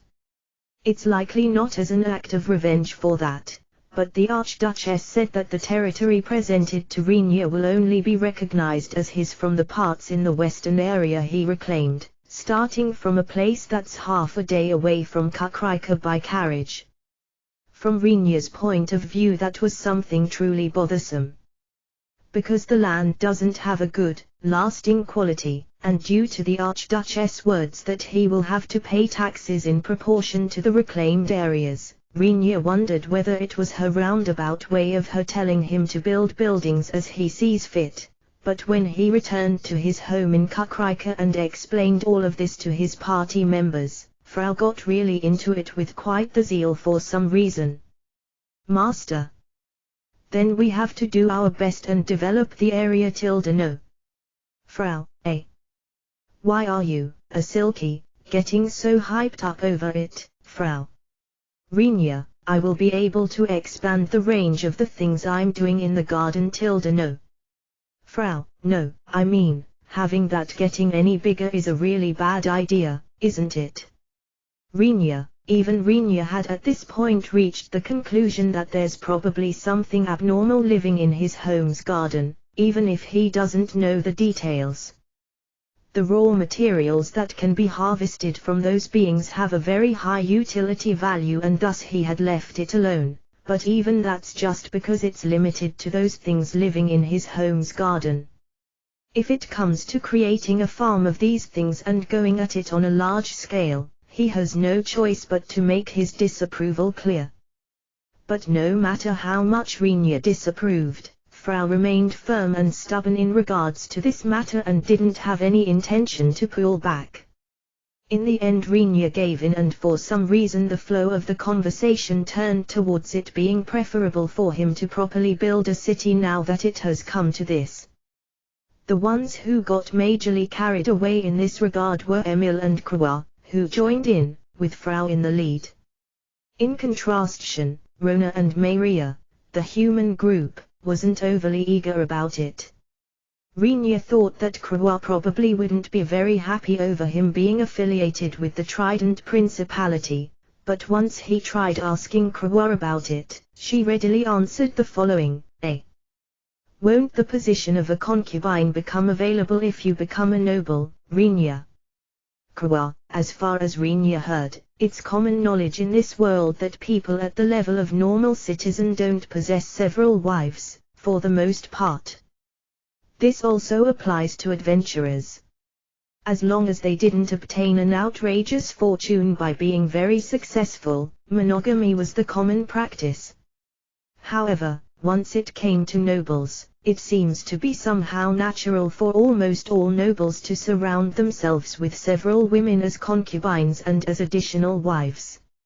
On the contrary, it's said that nobles, who marry only one woman, are considered heretics and get treated as oddballs. If I consider the fact that nobles have to leave behind an heir, or rather definitely must do so, things turning out this way might be something unavoidable. But, if this also applies to the noble ranks of knights and below, who retain their ranks for only one generation, isn't going as far as establishing this common practice a bit too much in some way? Rinya doubts the noble's motives. Is something like becoming a concubine really all right for a daughter of the Elven Emperor? Rinya, due to Rinya hinting that her ambitions were probably far too low, Krua clearly answered, rather, I reached the point of wondering whether even becoming your concubine will be fine, as I'm the daughter of that emperor. Krua, if I'm treated as a legal wife, that emperor's shadow will linger, no matter what. It will probably become difficult to have Rinya affirm my love because of this, Krua judged, but won't all the issues be resolved in one go if it's the marriage of an imperial princess as a concubine? Rinya admired her for her truly strong-willed way of thinking. However, the question of whether he will marry her or not was actually a separate matter. The one who he thought would also disapprove, in addition to Krua, was Emil. She came to live at Rinya's place in order to distance herself from the demons. However, Rinya's territory is in an area that's closer to the demons' domain than to the city of Kakrika. Rinya thought that she would hate this fact. However, even she easily gave her consent to moving after having brooded over it for a bit. It's not like we are really going beyond the miasma forest. If I can stay on this side of the forest, the distance between Kakrika and where we are going is like a measurement error. Emil, is that how it works? That's how it is. Also, if I can live in your territory, Rinya, it will be more comfortable than Kakrika for me. It looks like I will be able to add various things if you are going to build a new city. Emil, Rinya felt slightly worried due to Emil's broad grin. Rinya warned her to not go too far, but at the same time he decided in his mind to run away at full speed if something really absurd came to light. This is the sequence of events that led to the launch of the project called Let's Build a City in an Empty Plain. There's no way for Rinya to have knowledge about something like urban development. Fundamentally, Rinya is the type of person who does physical work. If pushed to say, his attitude towards knowledge is, he only knows the things he knows, but as for those things he doesn't know, he doesn't really care. That's the type of person he is. So of course he doesn't possess any knowledge regarding public work either. What he's capable of doing is limited to somehow providing the building materials and securing manpower. As for the question from where he secured them from, Rinya kept his mouth firmly shut and never talked about it. However, from the rumors that normal people hear by chance, news, which makes one doubt their own ears, that a single rocky mountain near Kakrika has vanished, that several dragons are present at the construction site and are being forced to carry things such as lumber and stones, or that a unit of 100 soldiers, wearing the Trident Principality Army's equipment, tilled an unbelievably wide plot of land in a short time with hoes in their hands, fly about every day. While giving Frau, who was in her maid outfit, a ride on his shoulders, Rinya thinks, somehow I have been pulled into something rather bothersome, haven't I? Frau managed to sever the connection with the house in Kakrika so easily that it actually surprised Rinya. The various types of plants thickly growing in the garden have completely disappeared without a trace, making Rinya question where they could have gone after only using 2 days to prepare. Even the basement, where Frau and Emil had been doing suspicious things, had been completely emptied out and only a deserted space surrounded by stone walls was visible through the entrance, which was left open. No matter how much Rinya questioned Frau about this, she stayed silent. I don't know whether all this is under Frau's complete control. I wonder whether this hasn't been leaked somewhere unbeknownst to me. Rinya doubted so. But as soon as he tried to press her for answers in a slightly more forceful manner, Frau immediately resisted by using her final weapon, a girl's secret. As expected, even Rinya wouldn't be able to pursue the matter any further with those words thrust in front of him. Therefore he only confirmed with her that nothing inopportune had been leaked to the outside and that she's properly finishing the management, processing and cleanup. Apart from that, he has mostly left the topic alone. The city's layout was entrusted to Emil and Maria. The biggest reason for this is that there is a lack of other, more capable, personnel, but even on this side various problems have started to crop up. Sorry, Emil, just what the heck are you doing? Rinya, I wonder what you are talking about, Rinya.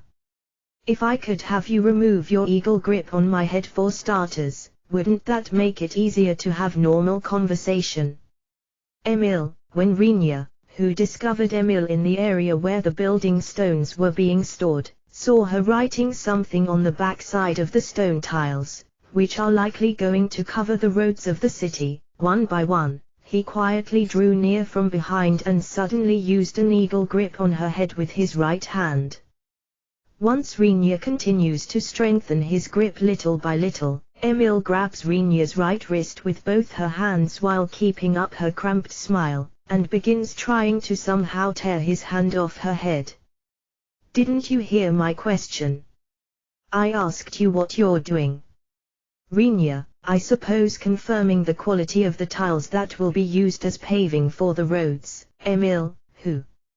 Rinya, it hurts. You don't believe me, Rinya? Somehow I just heard creaking sounds coming from parts that must not provoke such sounds. I have the feeling that this isn't the grip strength of a normal human. Emil began to thrash about while raising her voice in a way that resembled a scream, but she's unable to escape from Rinya's palm. In fear, Emil surrendered to Rinya, who silently started to further increase the pressure. I'll talk. I'll do it, so can't you loosen your grip a bit? It'll burst open. My head'll burst open. Emil, keep it short, okay?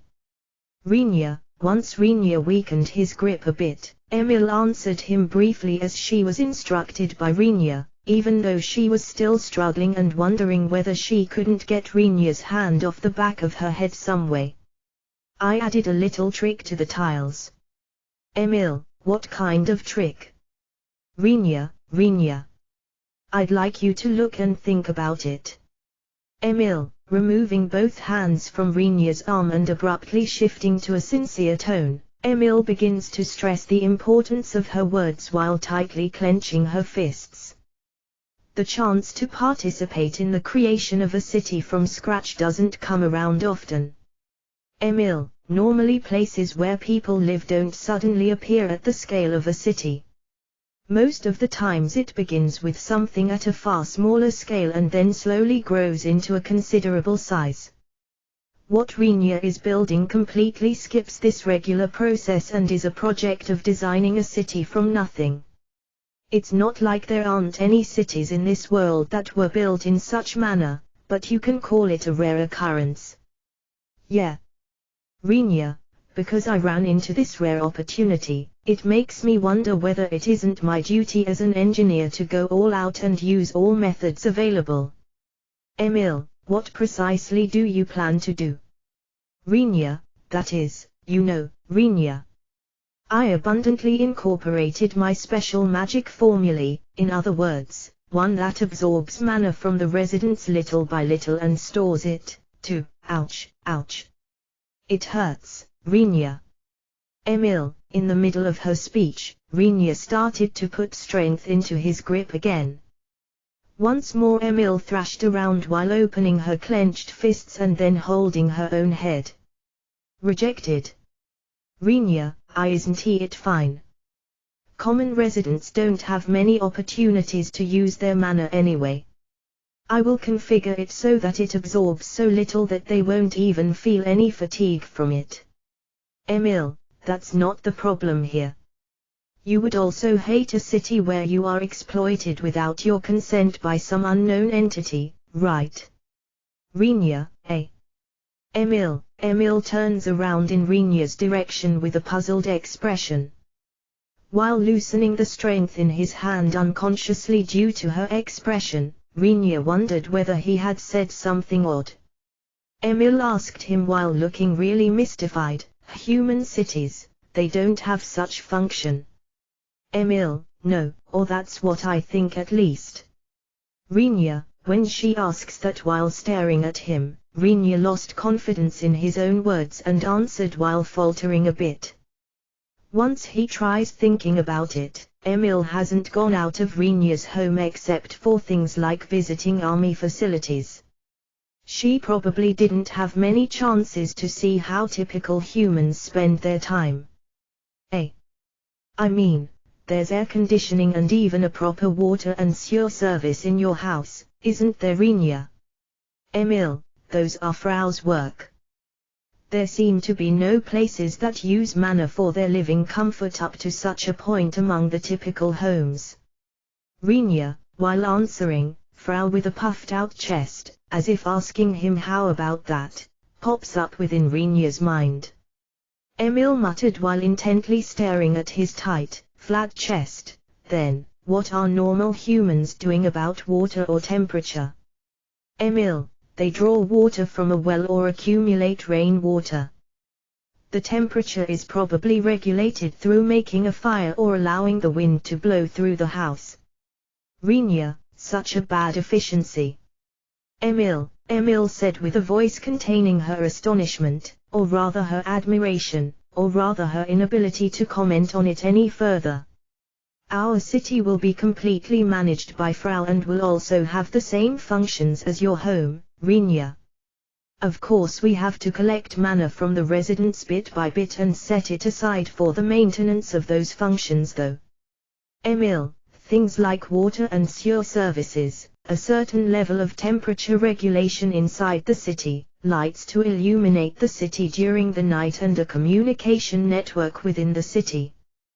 The city where Emil lived, in other words the Demon's City, has a difference in its scope and a few disparities. Most of the communities with a size that allows them to be called cities use a system to collect mana from their residents and a system that uses the accumulated mana to maintain the city's functions, according to Emil. Though the quantity taken from the individual demon is slightly larger because we possess a lot of mana. Since the humans have larger numbers, albeit possessing little mana, I think we will be able to somehow handle it even if the collected amount per person is small. Emil, I guess that might have a certain charm, Rinya, although all the structures within the city might be inferior to my home in Kakrika, if they can maintain the same functions. Won't we be able to present that as merit which would compensate plentifully for the demerit of absorbing a little bit mana? Rinya wonders. In the first place, don't you believe that you are overthinking things a bit too much, Rinya? Emil, really? Rinya, after all, this system, it was also set up in the capital city of the Trident Principality. However, it looks like the system over there isn't used for maintaining the city's functions, but for something else. Emil, due to Emil stating that without hesitation, Shin's body, who came to pick up building stones by chance, trembled with a start. Having been assigned to Rinya as the one in charge of military affairs, Shin is mainly the same type of physical worker as Rinya.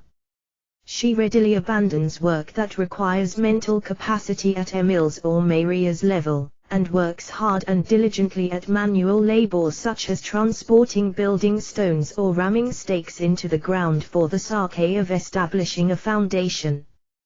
Being referred to as the military official might sound nice, but currently an organization that could be called military doesn't exist in the Kunujima Graviate. In other words, Shin had a lot of free time as there was no work for her to do as a military official. Somehow Rinya has the feeling that Shin would still have plenty of free time even if they reached the point of actually having an army, but as he believes that it's probably wrong to voice that out, he stays silent and limits himself to only thinking about it. As for the reason, it's because Rona has been employed as Shin's assistant. The opinion that all practical and business-like matters will be very likely handled by Rona was shared by almost everyone in Shin's surroundings. Shin. Do you know something about that? Rinya, no, nothing. I was just startled that you suddenly started speaking about the Trident Principality. Shin, while answering in a fluster, Shin lifted up all the stone tiles that were piled up over there and ran off as if escaping. Due to Shin's all too obvious attitude, Rinya and Emil fully comprehended that she knows something about the function of the Trident Principality's capital that Emil was talking about, but neither of them were in the mood to chase after Shin and confront her about it. After all, that was something relatively insignificant to either of them. Rather than that, Emil grins broadly while seeing off the escaping Shin. The stone tiles, which Shin took, were apparently materials with Emil's bestowal magic applied on them. So I guess that means it's already too late even if I told you to stop now, huh? Rinya, to begin with, it looks like I noticed it far too late, Rinya realizes. If he had done this before the city construction, he likely could have stopped it, but now the city's construction has already started with the pavement of the roads and the construction of several buildings in work. There are even parts that have been completed. There's no way that Emil hadn't meddled with those. I feel sorry for having stayed silent about it. But I never actually thought that such functions don't exist in human cities. Emil, I will look the other way if you promise me that the functions will be put to use for improving the livelihood of the citizens. And please make sure that magic stones can be used as a substitute. Rinya, it's probably necessary to inform the residents about it in a roundabout way, Rinya feels. If the residents stopped settling down in the city because of this, we will somehow still be able to handle it with a mass production of magic stones through Frau, Rinya assessed. You can leave that part to me. The elevation of the city's living standard is directly linked to the easiness of my livelihood. Emil, you plan to settle down here? Well, whatever, but, Rinya, I think it'll become a city where it's easy to live. At any rate, it will be a lushly green city with a set ratio of 50 hours 50 minutes between architectural structures and green tracts of land. Emil, wait a moment. Rinya, when he turned his look upwards at Frau who is riding on his shoulders, Frau tried to escape Rinya's gaze by fully concentrating on looking up to the sky. Seeing that, Rinya grabs both of Frau's ankles, which are swaying on both his sides, and starts to swiftly put strength into his grip. Frau, who was watching the sky, became pale due to the pain and pressure assaulting her ankles, tightly grasped her small fists and began to launch a barrage of punches towards Rinya's head in silence. Frau, I haven't heard anything about this, have I? Rinya, master, it will be fine Nano. I will only plant the children with gentle temperaments. That's why I'd like you to take your hands off my ankles No. Frau, children with gentle temperaments, you say? What children? Rinya, ha. This was to be kept secret from Rinya. Emil, Frau glared at Emil, who had apparently spit this information out on purpose and was currently patting her head that had just been released from Rinya's hand, with eyes that had a dangerous glint dwelling within. Emil. I will remember that No. Master. Frau's ankles are completely different from strong legs like those of Shanae Sommer or Rona Sommer No. If you grasp them like that, they will be torn off No. Having a lot of green land is a good thing Nano. The human heart will feel at ease, and it will be an environment also making it easy for the elf Croain Sommer to live in No. That's why I'd like you to remove your hands No. Frau, only that an ominous place outside the human world will extend to the size of a city, right? Rinya, that's not it No. It will be fine since Frau will manage it properly No. They might break No. Frau, in the end Rinya wasn't conscious when his hands separated from Frau's ankles. Frau, who was unable to bear the pain any longer, took the decisive action of headbutting the top of Rinya's head as if planning a double suicide. Only when both were knocked out, were Frau's ankles released from Rinya's grasp. Emil, who quietly moved both of them, who had lost consciousness, into a corner hidden from people's eyes, once again started with her work at the stone tiles as if being possessed by a demon. It's common to need quite a bit of time in order to build a single city. If it goes through the process of growing from a small-scaled community, it will require around 10 years to develop to the average scale of a city. Moreover, the amount of money that needs to be invested isn't something to sneer at either. However, the first city built by Margrave Kunujai finished its construction in a fairly short period of time when contrasted to the little money invested into it. The disparity went so far that it became a popular topic to be talked about within the Trident Principality. One can predict that there are various reasons for such conversations to occur. The first big reason is that almost no manpower was used to prepare the soil, which is usually done by using a large number of workers. It went so far that the other nobles were suspicious about what kind of magic had been used there. But the soil preparation, which was completed casually and even mercilessly by the dragons who Rinya had brought along after asking them nicely, according to Rinya's account at least, transformed an unbelievably vast plain into the level ground needed to build a city in a flash. Those who learned of that method through the rumors of passing travelers and the reports from spies they had sent out, became speechless due to the information being absurdly outside their common sense. There was no way for them to imitate that, even if they tried. It's a world where only the appearance of a single dragoon, namely Lyris, caused an uproar. Before even debating about the credibility of the facts that many dragons were used, and of all things to work on soil preparation, the act itself of being in contact with many dragons was feared by the nobles as an event that would make anyone doubt the sanity of the person who had perpetrated such a deed. Furthermore, the acquisition speed of the materials for the sake of building the city was abnormal as well. Given that the process of lumbering and preparing after drying the wood already existed, as one might expect, money was apparently flowing to lumber wholesale stores to a certain extent, but as for the building stones that made up most of the city, it was completely unknown from where such a large amount of stones had been acquired and brought into Renia's city. Among the plausible rumors whispered in the streets, there was one story circulating where several of the Rocky Mountains of the Rocky Mountain group, where the dragons are living, had spotlessly disappeared within a period of several nights. The things called maps in this world have only very vague records of the terrain.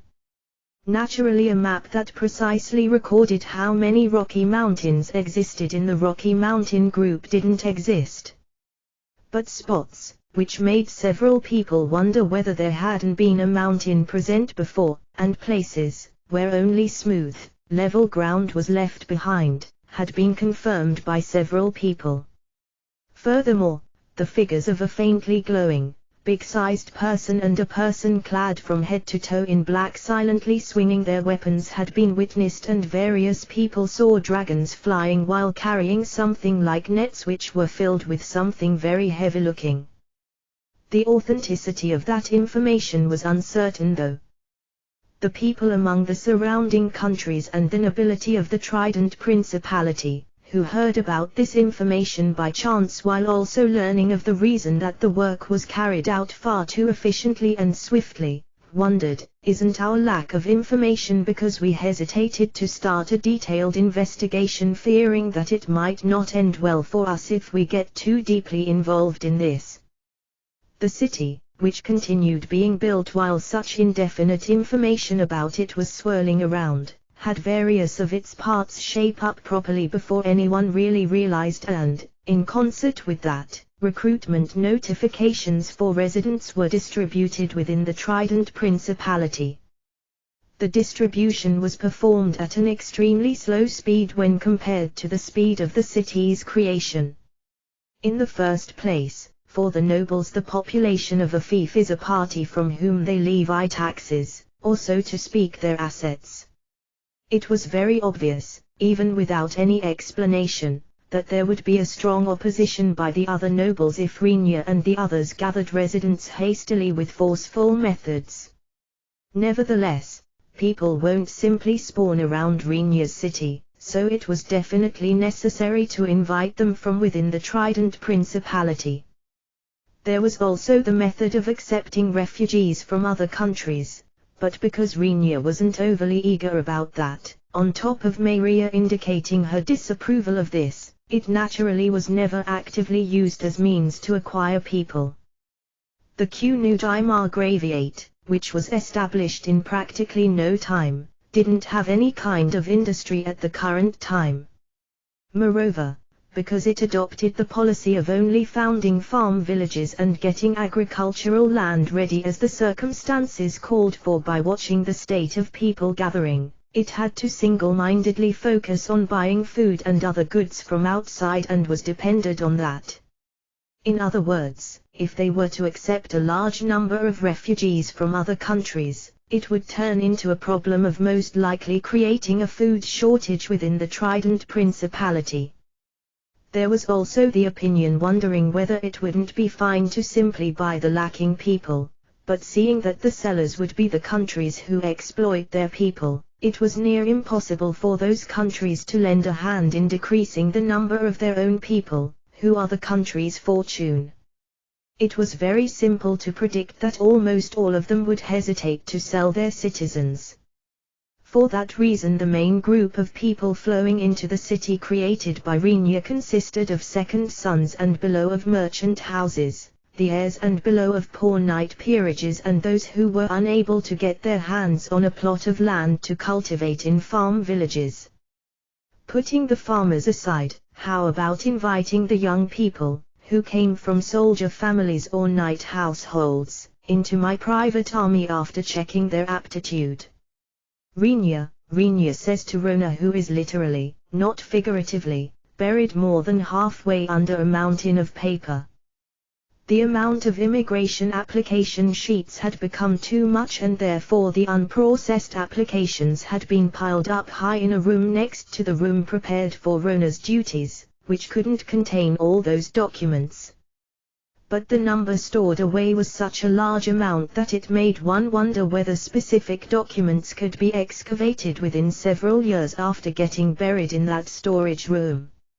Looking at this disastrous scene, you are going to increase my work even further, Rinya. Are you a demon? You are, definitely a demon, right? Rona, I'm a human. To begin with, what's up with this amount? There's no way that so many immigrants are going to come to a remote territory close to the miasma forest, is there? Rinya, no, I mean, Rinya, you constructed and put up ready-made houses for immigrants for sale, didn't you? Rona, if I tell them to build a suitable house after simply assigning them a plot of land, the people living there will likely build similar houses through various means, believed Rinya, and thus it took the shape of selling the buildings, which they had built to a certain extent in advance, to the immigrants. In this case the residents would be able to live in houses that had been built in the same way. That's because Rinya didn't want to be bothered with miscellaneous problems such as being asked to dig wells for drinking water or there being no drainage installation because of lacking funds. Since the scenery of the city would be neat as well, Rinya considered it to be a completely positive aspect. If the people don't like it, they don't have to come here. It's not like we are going to force them into it. However, since it would be too saddening if no one came, he set the sale prices quite low. It's a set of cheap land and a house fully equipped with water and sewer services, no. Moreover, as the maintenance costs are free of charge, people will likely buy it outright if they can. Besides, it might certainly be true that this is a somewhat remote territory, but, Rona steals a fleeting glance at Rinya's face. Rinya tilted his head to the side, not understanding the meaning behind that look. It's because the Lord is Margrave Kunujai, various rumors are circulating about you as no one can stop people from talking. Rinya ended up wondering for an instant about who she's talking about. Since coming to this world, he hadn't used his surname almost at all. Moreover, once a peerage title was added in front of it, it rung strange in Rinya's ears as if hearing the name of some distant, unknown person. What kind of? I didn't do anything significant, did I? Rinya had absolutely no use for the word called rumor. Rona sighed deeply after seeing Rinya's expression. I guess the biggest rumor is about you being the owner of the armor hero. Moreover, there are also rumors about you being a dragon tamer, friend of elves. By the way, quite a few elves have handed in immigration applications. It's fine for me to reject all of them, right? Rinya doesn't have any particular intention to hide these facts, but he doesn't have any plans to purposely spread these rumors. Even so, it looks like rumors or whatever will spread either way. Is that not a legal problem? Rinya asks while stopping Rona, who was about to tear apart a bundle of applications with all her might. Although it's not like there are absolutely no elves on the human continent, they are very rare.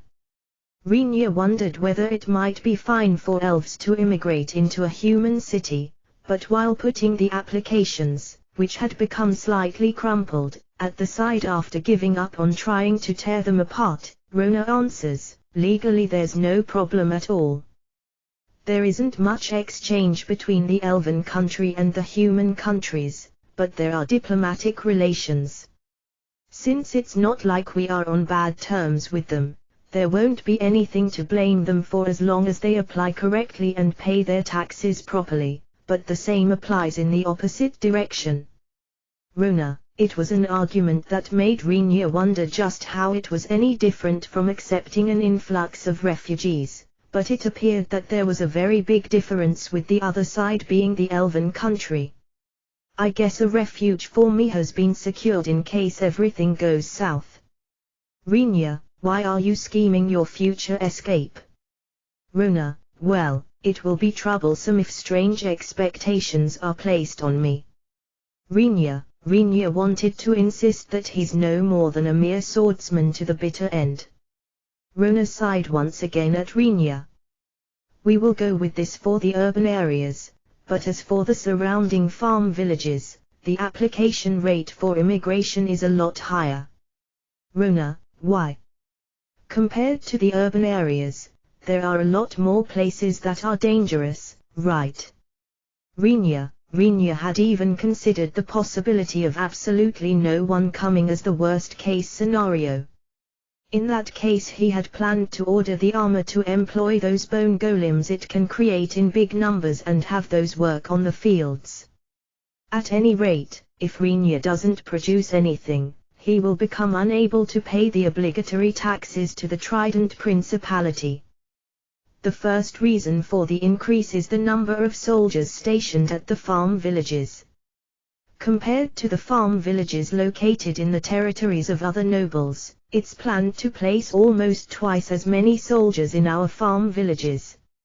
Runa, compared to other territories, it's more dangerous over here, so it's a reasonable measure, right? Rhaenyra, there are no other nobles who would increase their soldiers and even go as far as mobilizing their private army just for farm villages. Runa, nobles possess private armies only for the sake of defending themselves, Runa explains.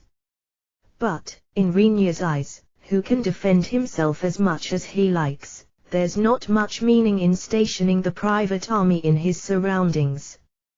Wouldn't it be all right to not have a private army then? He harbored such thoughts as well, but Rhaenyra, who thought that the country doesn't have enough soldiers dispatched so as to protect the country and to defend farming areas, decided to set up a private army with the goal of defending farming areas as its main objective. If you like, I can somehow handle the defense of this city all by myself, you know.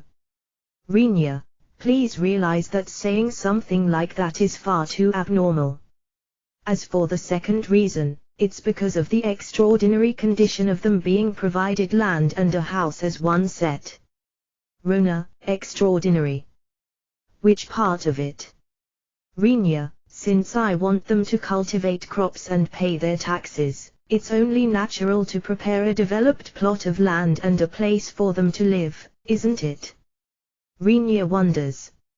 It's just side information, but upon Rhaenyra's order, both fields and paddy fields had been created in all farm villages.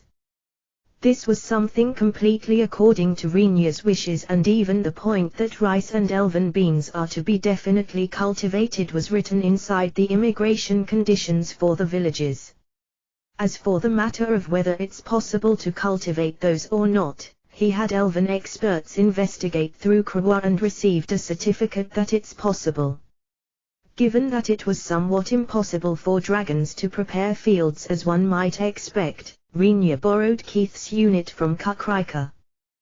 Probably because of their experience of earnestly digging through the ground during Rhaenyra's training, Keith's and the other soldiers' work proceeded very quickly, and once left up to them, who had built a fortress inside the miasma forest during their training, they even constructed wooden houses at a speed that seemed like a bad joke.